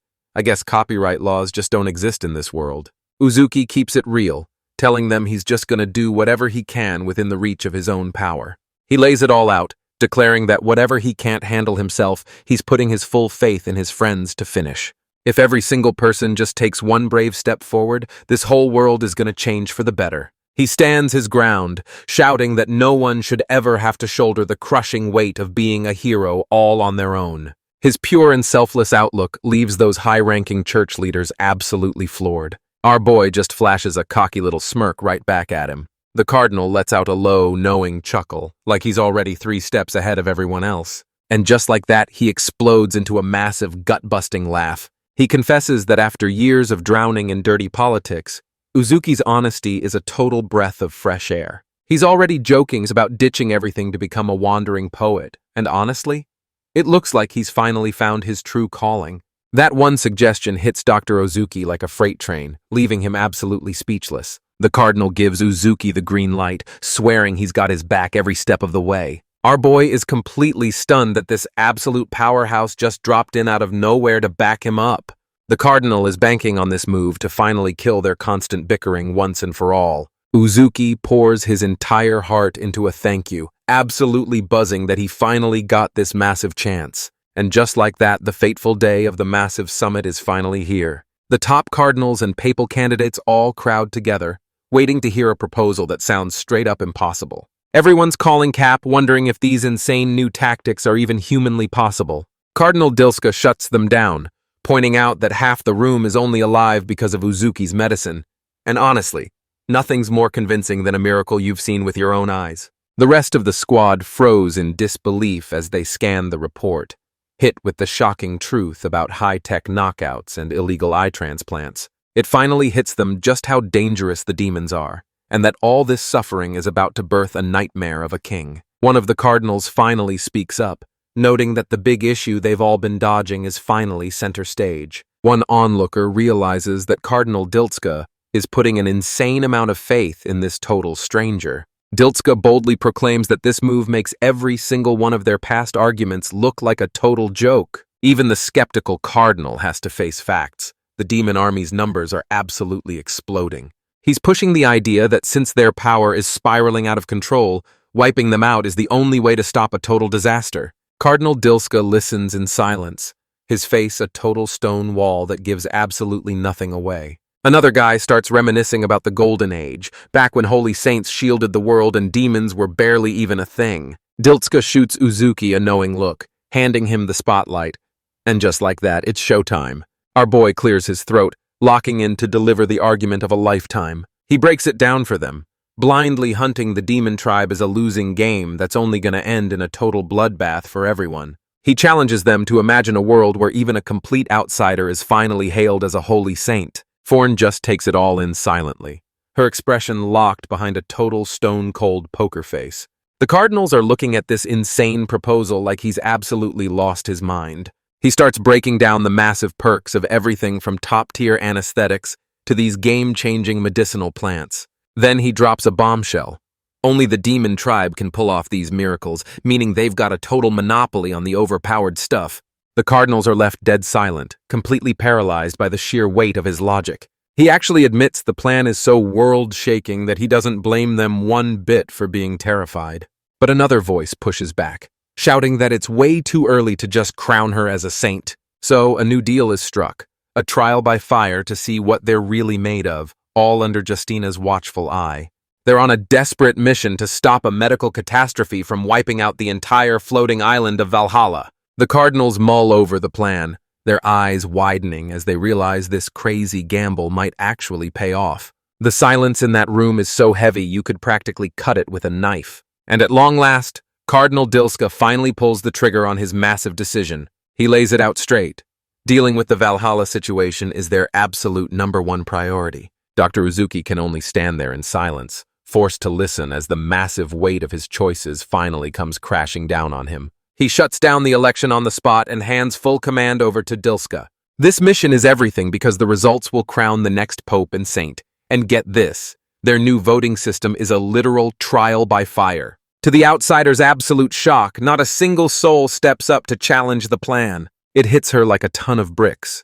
From this second forward, her life is never going to be the same. She and Uzuki are officially ride or die, and they're sticking together until the very end. Dr. Uzuki is left reeling, his mind struggling to wrap itself around the pure insanity that just unfolded. But Justina? She's actually getting a massive kick out of the total mayhem she just unleashed. She leans in with a smirk, asking if he's finally satisfied with how their little high-stakes wager turned out. She even starts teasing him, saying she would have been totally down to just ditch everything and run away with him. One little joke from the outsider is about to spiral into absolute chaos. Justina warns him not to work himself into an early grave now that he's leading the entire demon tribe. Talk about a promotion he never even asked for. But Uzuki just flashes a confident smirk, knowing that with Alfreda backing him up, he's got this whole thing under control. Right then, the meeting is officially shut down, leaving Foreign absolutely shell-shocked by the news. But their victory lap is instantly shattered as a massive explosion from outside rocks the entire building. Every head in the room whips around, bracing for whatever fresh disaster is about to break loose. Suddenly, the Cardinal's aide shouts out, calling for Uzuki and Foreign. The pair whips around, completely thrown off by his sudden frantic energy. He plays it cool, asking what's wrong just to bait them away from the scene. Before they can even make it out, a thunderous crash shatters the ceiling. It looks like the cavalry decided to skip the front door and drop right in. Uzuki hears that unmistakable sound and realizes right away, it's gotta be his crew. Asgray scrambles back to his feet, awkwardly rubbing his neck as he tells his teacher that everything actually went great. Dr. Uzuki can't help but flash a grin of pure, massive relief in return. Asgray shuts down Koreru's hype in a heartbeat, reminding her that they're total outsiders who need to keep their heads down. The aide's practically begging them to hightail it out of there before they get caught red-handed. He shoves a small token into Uzuki's hand, their literal golden ticket to freedom. Dr. Uzuki stares down, eyes locked onto the mysterious token clutched in his palm. The aide hands him a pass for a flying mount, calling it his ultimate just-in-case backup plan. Uzuki tosses him a quick thanks, but the aide keeps it real. Meeting Justina is their absolute best shot at making this work. He points them straight toward the station, finally paying Uzuki back for everything he's done. With their getaway path finally locked in, Uzuki turns to Forn. It's time to move! The rest of the squad scrambles to stay out of sight, but they're failing miserably since stealth definitely isn't in Koreru's vocabulary. And just like that, they ditch the chapel and burst out into the open air. They rally just beyond the city walls, and with their next objective locked in, the squad finally knows exactly what needs to be done. That's when it hits Gray. If he can crack this medical mystery, he won't just save lives, he'll end this entire war for good. Foreign sizes up his squad's insane demonic energy, but even he has to admit that Koreru is on a totally different level. Uzuki spills the chilling details Edgar shared about the soldier's bizarre and twisted curse. The Beast Man admits he's totally stumped by the symptoms, so he just slaps a curse label on the whole thing. But Koreru isn't budging, doubling down on her belief that there's absolutely no disaster her teacher can't fix. Gray calls it out, pointing out that this newcomer definitely isn't giving off those signature saint vibes just yet. He gives her a reality check, reminding her that even the greatest legends started out as total rookies. He's 100% sure that given enough time, she's gonna step up and absolutely own this role. Forn doesn't even push back, just giving a slow nod as he lets those words sink in. Her expression turns to stone as a new fire ignites in her eyes. She's officially locked in to become a saint. Gray makes a massive vow. They're going to be the heroes who've always got her back. Uzuki steps up as her personal doctor, vowing to stick by her side and guide her through every single move she makes. Asgray steps in and hits them with a cold reminder of the contract they're all bound by. He swears they're sticking by her side through thick and thin until she finally claims her victory. Forn doesn't say a word, but that sharp, determined nod shows he's officially all in. The rest of the squad watches, their spirits finally locking together as one. Dr. Uzuki flashes a wicked grin, declaring that it's finally time to make their move. Without saying a single word, they both know exactly what's about to go down. Now we cut to a massive gathering of beastmen, with Forn and another rabbitkin standing right in the spotlight. Suddenly, the other rabbitkin, a woman draped in robes, steps up and whispers a chilling command. Then she lets her magic rip, blooming a massive field of glowing flowers and proving once and for all that subtle just isn't in her dictionary. The robed woman whips around, asking her straight up if she's finally satisfied. The robed woman looks him dead in the eye, questioning if this is finally enough to get the job done. Ent, our young foxkin hero, is already on the scene, eagerly tallying up every single one of his brand new sprouts. Their mission is finally finished, and now the grove is standing tall, ready for the next phase of the plan. Ent wheels around to face the robed woman, his own sister, and confirms that the job is finally finished. She thanks him with a grin, teasing him for finally getting used to his new life as her personal errand boy. But he shuts that down immediately, swearing it's not some chore. He's stepping up because he actually wants to. His sister just hits him with a chill smile, completely unfazed while he's over there losing his mind trying to deny it. He swears to become Uzuki's apprentice, determined to follow in her footsteps and save lives exactly like she does. She tells him to only pick up her good habits, basically admitting she knows exactly how messy she really is. He's tallying up all her best traits while acknowledging her total clumsiness. Left wondering what exactly is weighing so heavily on her mind, she instantly slams her hand over his mouth, demanding he repeat those words one more time. He groans that she hasn't softened up one bit, still being just as rough and rowdy as ever. The whole conversation grinds to a halt the second a ring on her finger catches the light. Forn gazes down at it, her cheeks flushing a soft pink as she gets totally flustered. She thrusts it high into the air, making sure her brother gets a crystal clear look. Another girl calls her out for rocking that engagement ring for 2 whole years, leaving him completely rattled. Man, calling this situation complicated is the understatement of the century. She pivots the conversation in a heartbeat, hyping up their harvest as a total game changer. He gives the nod, confirming that every piece of their master plan is falling perfectly into place. Right then, a young cat girl shouts out to Forn. She's completely floored, wondering what kind of legendary tree could possibly sprout from magic this insane. Her mom immediately starts scrambling, blurting out apologies for crashing the moment. But Forn jumps in to set the record straight, revealing that these plants are actually a total jackpot for both food and medicine. Her eyes are practically glowing with pure hype. Thorn just shoots back a cryptic smirk, looking like he knows exactly what's about to happen. The kid is staring in pure awe, realizing her powers are basically a massive cheat code.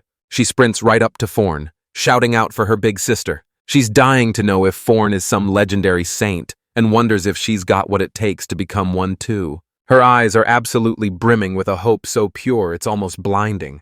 That question hits Forn like a freight train, leaving him absolutely stunned. That's when another beast man steps in to give the kid a pep talk, telling her that if she's willing to grind, she can make the impossible happen. She tells him straight up, even a curse-spreading monster can claw their way to sainthood if their actions prove they're worthy. That bombshell leaves young Ent absolutely floored, his mind racing to process what he just heard. The catkin mother shushes her kid, telling him to stay out of the way while they focus on saving the village. She tells her daughter it's time to move out, and the little girl is totally ready to roll.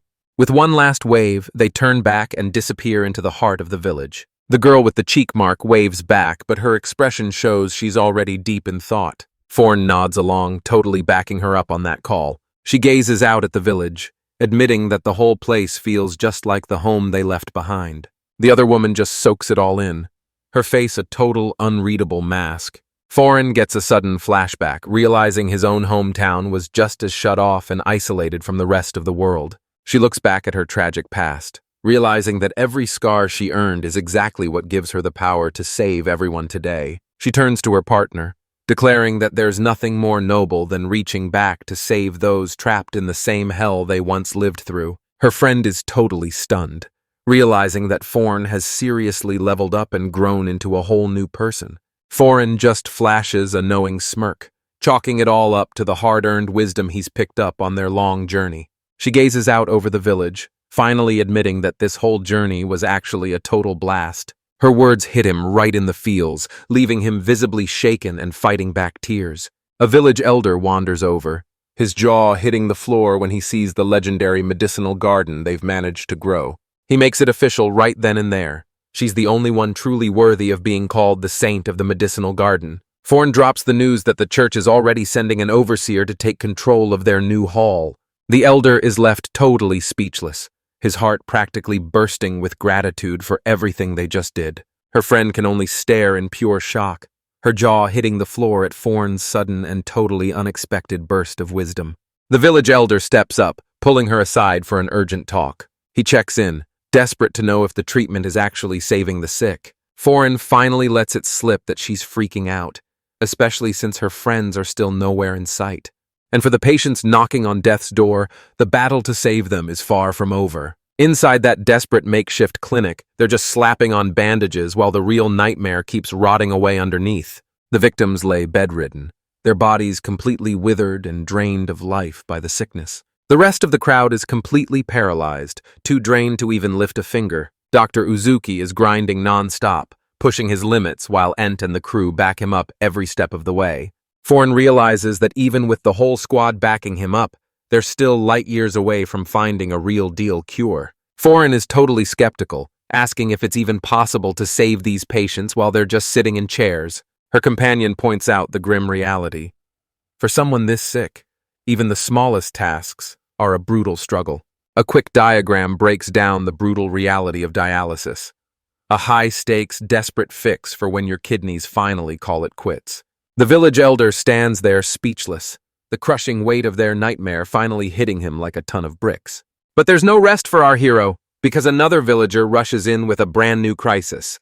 She drops a bombshell. A man-eating beast is on the prowl, choking the air with a cloud of lethal, toxic pollen. The old man is losing his mind, wondering how some simple flower dust could cause this much absolute carnage. She drops a massive bombshell.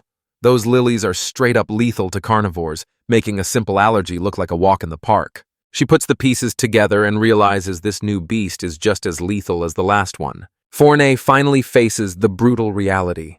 The poison is a death sentence, and for those infected, there's absolutely no hope left. But the catkin lady isn't having any of it, swearing that he's got the whole thing dead wrong. Out of nowhere, a massive winged beast dives from the clouds to signal that the invaders have finally arrived. A blonde woman in glasses sits high on the creature's back, looking like a total boss who's got everything under control. She vaults right off its back, sticking a flawless landing like a total pro. She strikes a flashy pose and screams to the heavens that the star of the show is finally here. She introduces herself as the Saint of Regeneration, declaring that her old title is officially ancient history.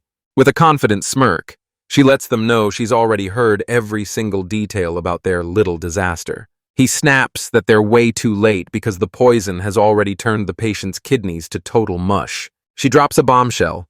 As long as they're still breathing, she can just regrow their shredded organs. Talk about one hell of a flex. The elder's jaw hits the floor as he stares in pure disbelief at this logic-defying move. The elder breaks down every single detail of her absolutely insane gamble. He's not wasting a single second, demanding they start the treatment right now and promising to foot the entire bill himself. He drops into a deep bow, putting the fate of his entire nation in the hands of the saints. The crew stares down at the village below, finally feeling the crushing weight of the impossible mission waiting for them.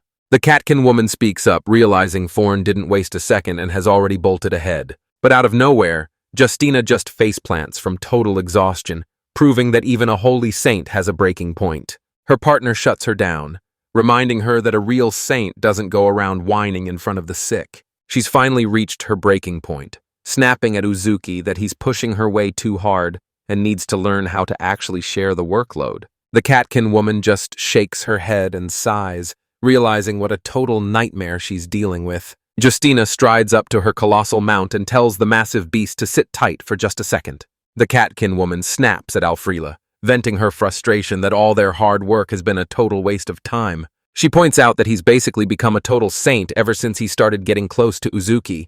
Justina turns on the waterworks over how precious this is, but her partner just lets out a bored yawn, already sensing that another massive headache has entered the chat. She whips her head around to face the newcomer, realizing another member of the demon tribe has just stepped onto the scene. Justina reveals that this is their big shot at first contact, and Uzuki is the golden ticket they need to skyrocket their status. Right then, Foreign catches sight of them and yells that they couldn't have picked a better time to show up. The catkin woman was caught completely off guard by that sudden out-of-the-blue request. She peers into the makeshift clinic, only to find it overflowing with people at death's door. Dr. Uzuki snaps his head up from his research, his eyes locking onto the newcomers who just walked in. He flashes Justina a smirk, letting her know he's been staked out here just waiting for them to arrive. Justina shouts out to Uzuki, calling him a total lifesaver for stepping in right when she needed him. He's frantic, telling her the patients are at their absolute breaking point and he needs her help right this second. Completely rattled by his desperate begging, she can only stammer out a panicked, "Yes!" She groans about the insane workload but vows to show everyone exactly what she's made of. While that's going down, the rest of the squad is already pushing deep into the heart of the mountains. Suddenly, they're staring down an entire forest of gargantuan man-eating plant beasts. Bernard finally clocks what this beast is, and with a maw packed with lethal spikes, it's safe to say this thing doesn't do salads. Gray is completely blindsided, losing his mind over how a literal plant is even able to move. Bernhardt reveals that these things are a totally different beast, roaming the land in a desperate hunt for nutrients. He compares them to a swarm of snakes that multiply like weeds, and the mental image alone has Asgray gagging in disgust. Maya's ready to just blast them all into oblivion, but she holds back because she doesn't want to accidentally torch the entire forest. But Bernhardt is itching for a brawl, swearing he'll charge headfirst into the chaos and rip them all to shreds. He's swearing he's got all the backup they'll ever need, but Gray isn't buying this reckless gamble for a second. Without wasting a second, Bernhardt and the Beastman hurl themselves straight into the heart of the chaos. Magia confronts Asgray, demanding to know why he's ditching the crew instead of joining the fight. He points out that leaving their backs wide open is a total suicide mission, so he's gonna hang back and keep his eyes peeled for now. He's betting everything on Bernhardt to crush this, but he's ready to jump in the moment things go south. Maya lets out a weary sigh, finally forced to admit that his logic is actually ironclad. She shouts out to Asgray, her mind already racing with a brand new question. She asks if it's already been 2 years since Uzuki and Forn tied the knot, and Asgray gives a heavy, quiet nod to confirm the truth. She finally cracks and admits she's a little jealous, snapping at him to quit stalling and finish the job already. That one comment hits Asgray like a truck, leaving him absolutely short-circuited and a total blushing mess. He's totally lost and demands to know what she means, but she just stands her ground with a smug smirk and her arms crossed tight. He snaps that there's absolutely no time for distractions, and she coolly nods in total agreement. He barks at her to stay back while he handles the situation, but she sees right through his act. The guy is clearly just making a run for it. Asgray is left completely baffled, wondering what on earth has gotten into her all of a sudden. His brain is in total overdrive, desperately trying to make sense of the bombshell she just dropped. They've been inseparable since day one, but this sudden twist? Yeah, that's definitely not the friendship he signed up for. And honestly, the guy is totally lost, having absolutely no clue how he's even supposed to handle this disaster. He pours all that pent-up rage into the battle, silencing his inner turmoil with one absolute monster of a strike. But while all that's going down, we're cutting deep into the heart of a massive, isolated mountain forest. We find ourselves in the haunting silence of a rough DIY clinic. Dr. Uzuki is grinding away, completely locked in with a focus that's straight up unbreakable. He locks in, performing a surgical miracle to save the patient's failing kidney. In a blinding burst of magic, Justina's power surges as the organ literally starts knitting itself back together. But that massive surge of power drains her dry, leaving the saint collapsed and breathless on the floor. She's officially hit her breaking point, realizing the hard way that regrowing her insides takes way more juice than she's got left in the tank. With her back against the wall and no other options left, Uzuki's forced to step aside and let Forn take the lead. Next, he rushes over to check on the rest of the patients currently hooked up to their transfusions. Koridru beams as he swears to keep tabs on everything, but his over-the-top cheer has Uzuki feeling seriously on edge. The Catkin woman promises to watch her back, but she's clearly low-key ticked off by his constant nagging. Uzuki whips around to Koreru and makes it crystal clear. If she's really tagging along, she better be ready for what's coming. He needs her eyes locked on the patient to track every single second of their recovery. He breaks it down for them. Once those kidneys start failing, the body gives off a scent you just can't miss. Her senses are so insanely sharp she can pinpoint any injury instantly. Talk about being a literal human X-ray machine. She dives headfirst into her new role, absolutely fired up and ready to do whatever it takes to back them up. Just as they're heading out, Uzuki spots something that stops him dead in his tracks. Tucked away in the grass, a little white cat watches them like a hawk as they pass by. He clocks it as a stray he's spotted before, while Koraru is just losing his mind over seeing a cat. She drops down to its level, softly asking the little guy exactly what it's looking for. But suddenly something else completely hijacks Koraru's focus. She whips around only to realize her teacher has vanished into thin air. That white cat hasn't budged, and its meows are suddenly sounding way more desperate than before. It looks like it's desperately trying to tell her something, or maybe someone else is using it as a mouthpiece. Just like that, Uzuki jolts awake in a high-tech corridor, realizing that getting catnapped is officially his new reality. It hits him instantly. He's standing right in the heart of the fallen lord's domain. He scrambles to his feet, his mind racing as he tries to figure out how the heck he even ended up in this place. And right there, perched on a massive throne, sits that same mysterious hooded figure we've been seeing this whole time. All Uzuki can manage is a shaky, nervous greeting as he tries to process their big reunion. The disgraced lord hangs his head, confessing that he's actually there to finally show some real gratitude. Dr. Uzuki is left completely baffled, asking what he could possibly be getting thanked for. This disgraced lord starts gloating, insisting that his actions didn't just meet the goal, they completely shattered every expectation.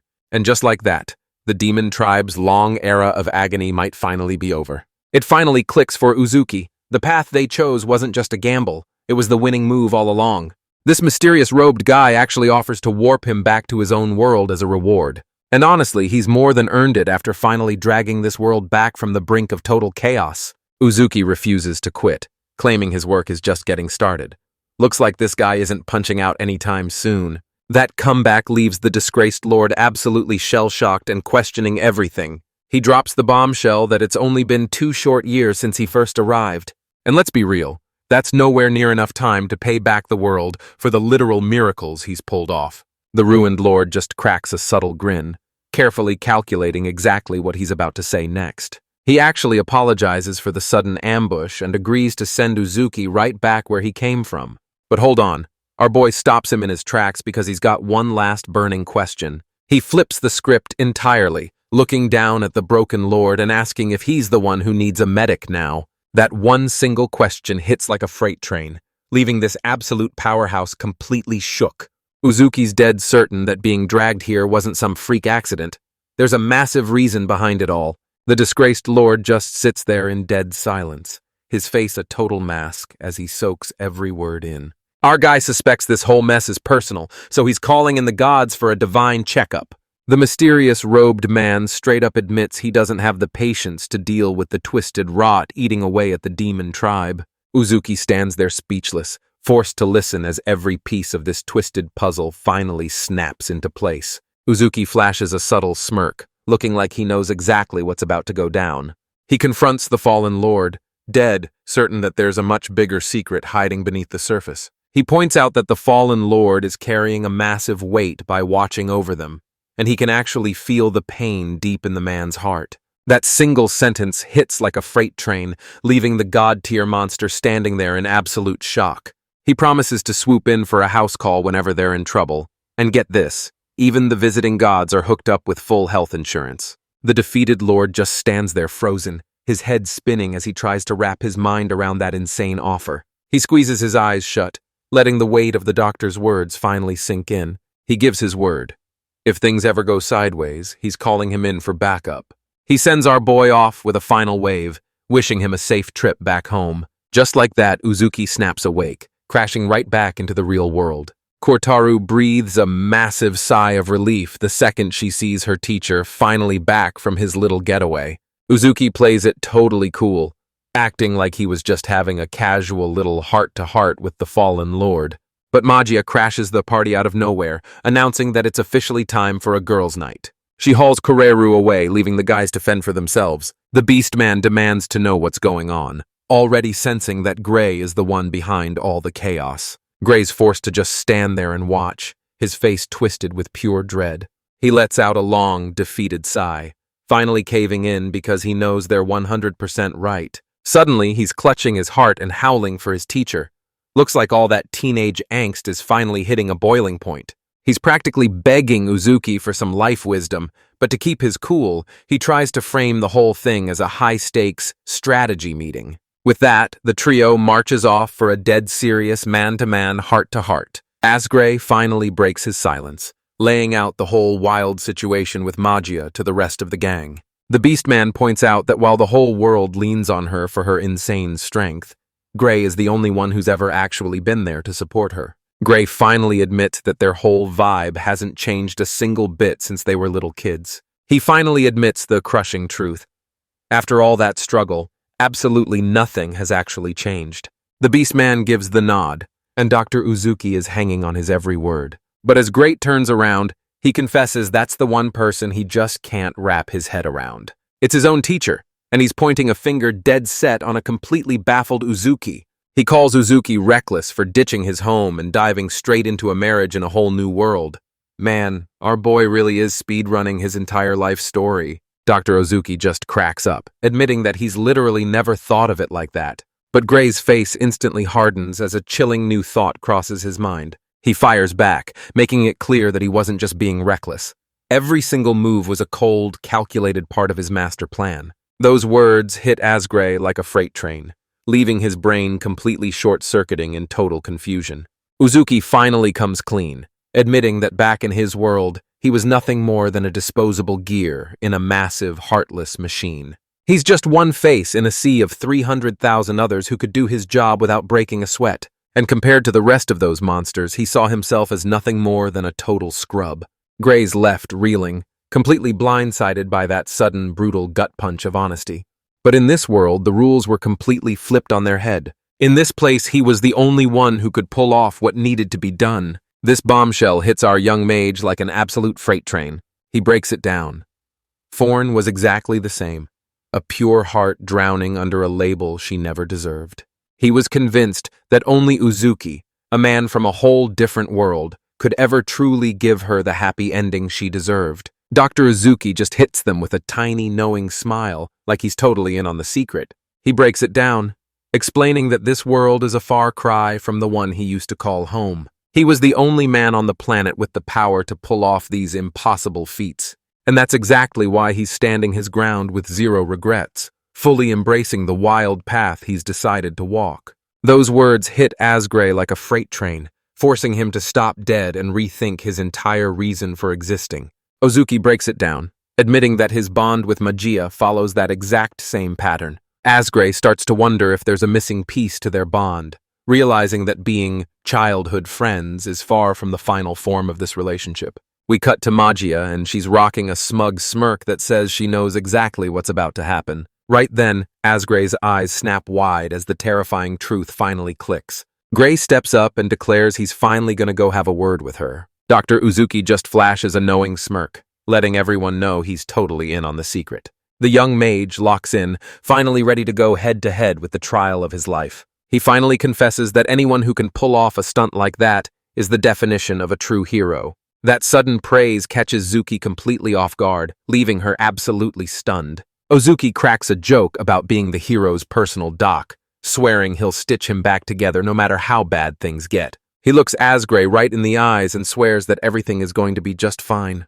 Svel chimes in that Megia's idea of forgiveness is a brutal kick to the ribs. Talk about some serious, tough love. Asgray can only drop his head and let out a massive, exhausted sigh at his friend's absolute nonsense. With their support fueling his fire, he charges straight into the dead of night. He steps into a silent, moon-drenched clearing and finds Magia already there, just waiting for him. She glances back at him with a smug smirk, looking like she's already 10 steps ahead of everyone else. She hits him with a look that leaves Asgray's brain completely short-circuiting. After one seriously cringeworthy chat, she rewards him with a swift boot to the gut, proving that some things just never change. When the sun rises, they're standing side by side, and you can just feel that the energy between them has completely shifted. Looks like the beef is finally squashed, and they're sharing a silent moment that says more than words ever could. Bernhard and Rice are getting a massive kick out of this, finding the whole situation absolutely hilarious. The rest of the squad is stuck on the sidelines, just screaming their heads off for their friend's pure happiness. Even Uzuki and Forn are getting in on the hype, finally celebrating the massive moment we've all been waiting for. Rice can't help but notice that from the moment their adventure kicked off, every single person around her has been wearing a massive, radiant grin. Uzuki lays it out straight. Asgray is exactly the kind of guy who needs a powerhouse woman to step up and take charge. The Catkin woman is totally down, grinning as she realizes they're about to become an unstoppable duo. As they trek along, Forn drops some knowledge on Uzuki, explaining that while medicine and raw skill are vital, they aren't the whole story. But by watching him, she realized there's a secret to saving lives that's even more vital than the medicine itself. He presses her for answers, but she totally panics and tells him to just drop it. I guess some lessons are better left unsaid.